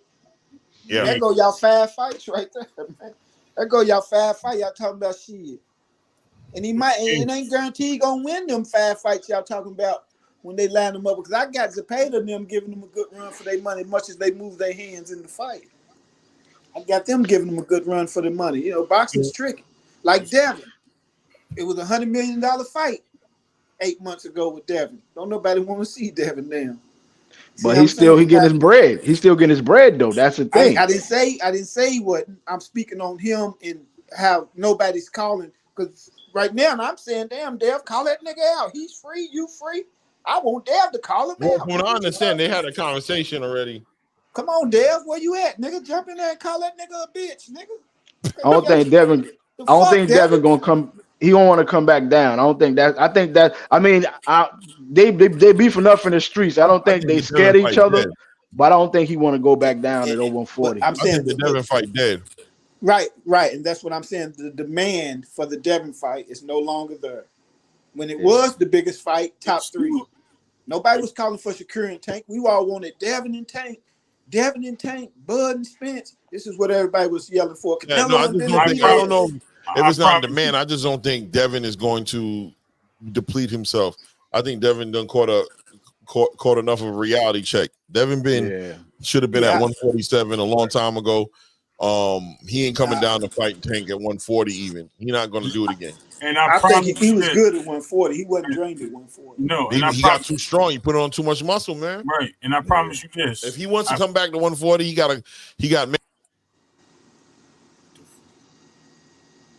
Froze again. What the hell? What do you do? All right, so listen. I promise you this: if Devin wasn't taking a year off, Devin would have still been in the news, and they would have been putting him in for that fight. They would have been talking about it still. Devin never left the news. Devin didn't lose value. Devin actually gained value. He most definitely lost value, Ray. I'm not gonna let you I don't finish know, that man. thought, Ray. Devin most definitely it become a meme, and you know that's my guy. And I still Okay, think so he why did beats it? Tank. So why is he so why is he still talked about so much? If he was in, I'm telling you, if he didn't retire and just go away for a little bit, they still Nah, be talking yeah, about him. They were yeah. looking No, for they Devin laugh. everywhere. They laughing It was at him under though. It's a look. They different went. talk, They was in. Ray. They was looking under rocks, behind mushrooms. They was climbing It's a trees. different talk, Ray. It's a It different doesn't matter. talk now. People look at it. So why are they talking? If the point is, he still has value They because bring him up as a joke though, Ray. It's not the same. Nobody. It's not the same. okay, That fight is not in demand anymore. okay, I want to see it because I'm a boxing fan. Yeah, he's right. But I gotta agree with Rollo. the fight is not in demand, and when Devin gets brought up, it's more of a joke type of. You know what I mean? okay, He's okay. more of a meme now, and I hate that. You know, I still think he beats Tank. I do. I ain't gonna bet on it no more like I was, but I still think he beats You gonna him. put But a I ain't 20 putting on my it, money Rollo? on You it gonna no put a more. 20 on it, bro? I'm gonna put a couple of bands on it when it happened. I was hoping that Vegas had the odds all high, so I can put. I still got Devin out pointing him, but you know I ain't gonna bet on it no more though. I will say that. But he's not in demand no more. Nobody's yelling for Devin to fight nobody no more, And you and know that's that. just See, real.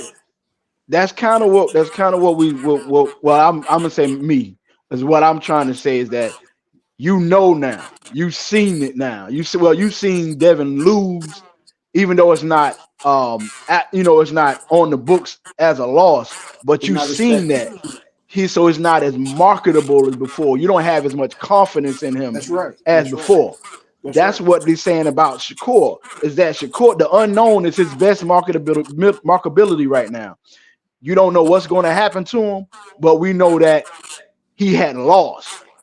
He may be boring And a and all lot of that other people think stuff. he's gonna win too. That's another thing. A lot Exactly. of people think he's gonna win. So he has a lot of Shakur's got he's got a lot going for him right now, and he can The capitalize on it. unknown. I mean, look, he can decide. He can go to listen. He can if he could really bet on himself. Go sign one deal with PBC or with TGB, wherever it is he needs to sign with, and get this fight with Tank, and bounce with the bag. He could beat Tank and bet on himself winning. Because if he wins, everything is up for him. This is a Right. big fight for Shakur. You know what I mean? So it is a big fight. The Hey, question is, let me throw one more thing out there. mhm. All right. Take for instance, Boots, right? Before Boots fight with Artyom, right? Everybody was like, hey, Boots is that guy. He's, Crawford better look out. But after his fight, a lot of people was like, hey, Boots ain't ready. He ain't ready. So you know what I mean? But the thing is, he already got that deal in place. Yeah. Sure, too, though, right? I mean, it's already his stars already going down every fight he take, and that Yeah. last fight wasn't boring like people saying it is. They just, I don't know, like a motherfucker got an agenda out against Shakur. That last fight wasn't boring like the De Los Santos fight. That was a good fight.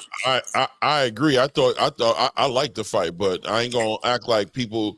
I understand when people saying it. Listen, I'm gonna be real hundred with you. I understand what people are saying when they saying it was boring because it's a casual fan base. Like, Yeah. you know what I'm saying? They picture exciting fights being knockouts, and that's, you know what I mean? Like they don't have the ability to enjoy a fight that doesn't end in a knockout, really, or you know what I mean? Like Shakur was I mean, walking him listen, down, putting pressure on him, hitting him. Again, there was a lot of good things going on in that fight, but today's space. I mean, it was about like Canelo and Mayweather. Wasn't I mean Canelo and Pacquiao? They was about the same amount of That was action. a different era of boxing, believe it or not, just at the end of it. But today's fan base, this casual fan base, bro, Is a bunch of couch potatoes. They ain't never threw a punch. Judging the fight, that's what's going on. Because that Shakur fight was just like Pacquiao and Mayweather, the action level. And I know the intensity and the vibe is much higher. But if we're talking about just boxing and watching, what no more going on in the Mayweather and Pacquiao than it was in the Shakur's last fight. sure. Shakur almost stopped Artem. I thought it was more action in that fight than in the Right, Mayweather thank you. Pacquiao. So it's like it's an agenda. Like he said, Bob and them hold all the power. ESPN, the top dog in sports in the world. It's an agenda going on because he's leaving Bob. That fight wasn't boring as people saying. He's not that boring of a fighter like people saying, man. Come on, man. Y'all tripping. That man need to go over and fight Tank. That's what he needs. That's what he needs to boost his career up. Tank is Shakur's career right now. Boots ain't like it because he don't got a dance partner like Shakur got. But guys, we about to shut it down. We going for a minute. I wanted to shut this down an hour ago. I ain't gonna lie. We gonna carry this tomorrow. You know what I'm saying? Y'all show tomorrow. Salute. Y'all done went into the tank protection program, man. Listen, man, we're doing a giveaway tomorrow. I really wish I would have said something more. I know there's more people in the chat, but I'll put it on the thumbnail for tomorrow's show. But tomorrow night we're giving away 5K. So you know what I mean? Damn, y'all giving away 5K. Word up. 5K tomorrow. Big, ain't ya? Going down up in here, baby. Courtesy of Charles Edward Cheese, bro. It's not my money. Word up. I ain't got 5K to give you guys. What time is it? Leave that. Don't even ever think this. You know what I'm saying? This is courtesy of Charles Edward Cheese, bro, supporting the channel, bro, and I'm passing it on to my subscribers, bro. Don't nobody call me asking me for chicks. I ain't got it. This is Charles Edward Cheese. You know what I'm saying? We need to put the press on Tank and Shakur to make this fight for December, man. No doubt, man. We do need to put the pressure. That is the next fight that needs to happen. I agree with you. Word. Listen, that's another thing I want to make sure I clarified because I know the internet is unforgiving. There's no way in hell I am saying that the next fight should not be Tank and Shakur. That should be the next fight. That's a fight I need to see. That's a fight the space needs. That is the fight. I want that to be clear. I'm just giving different ways to get to the fight. And I don't feel Shakur necessarily needs to bend the whole entire knee and do whatever he's told. I think this fight's going to get made regardless. I think he can go ahead and secure his promotional company, secure the guy who believes in him. He can look past Tank. He can, because Tank is there. So I don't mean look past Tank like don't fight him. I'm saying don't look at it like if I sign somewhere, I can't get this Tank fight. I believe Tank is going to make the fight happen. You can move forward and look past Tank because Tank is almost in the bag pretty much because Tank wants to fight so bad. So take it for whatever it's worth. You got to storm the castle, man. You can't become king without taking risks. Ain't no looking past the king. Ain't no looking past the king. Storm the castle. Whatever you got to do. 25% you got to do what Dale did in Australia. Yeah, I agree. You got to do what Dale did in Australia. It is. Appreciate you guys, man. Salute to all you guys. Salute to the chat, man. Peace. Salute, y'all. Salute. Well, we did it again. Ray. We did it again. All right, brother. All right. No chance I'm coming down, no. Got a soul view to myself, yeah. Why would I give it up? Why do they want to come take my place? I work too hard for it, don't need a replacement. This my vocation. Now I got rollies all in rotation. Hop on a jet just to take a vacation. Remember the moments was trapped in the basement. Now the hard work is all taking me places. Swatting all black like we trapped in the matrix. Bet on myself and go ball out in Vegas. Living a life like I'm rich and I'm famous. Don't see the grind that I know that it came with. I ain't make it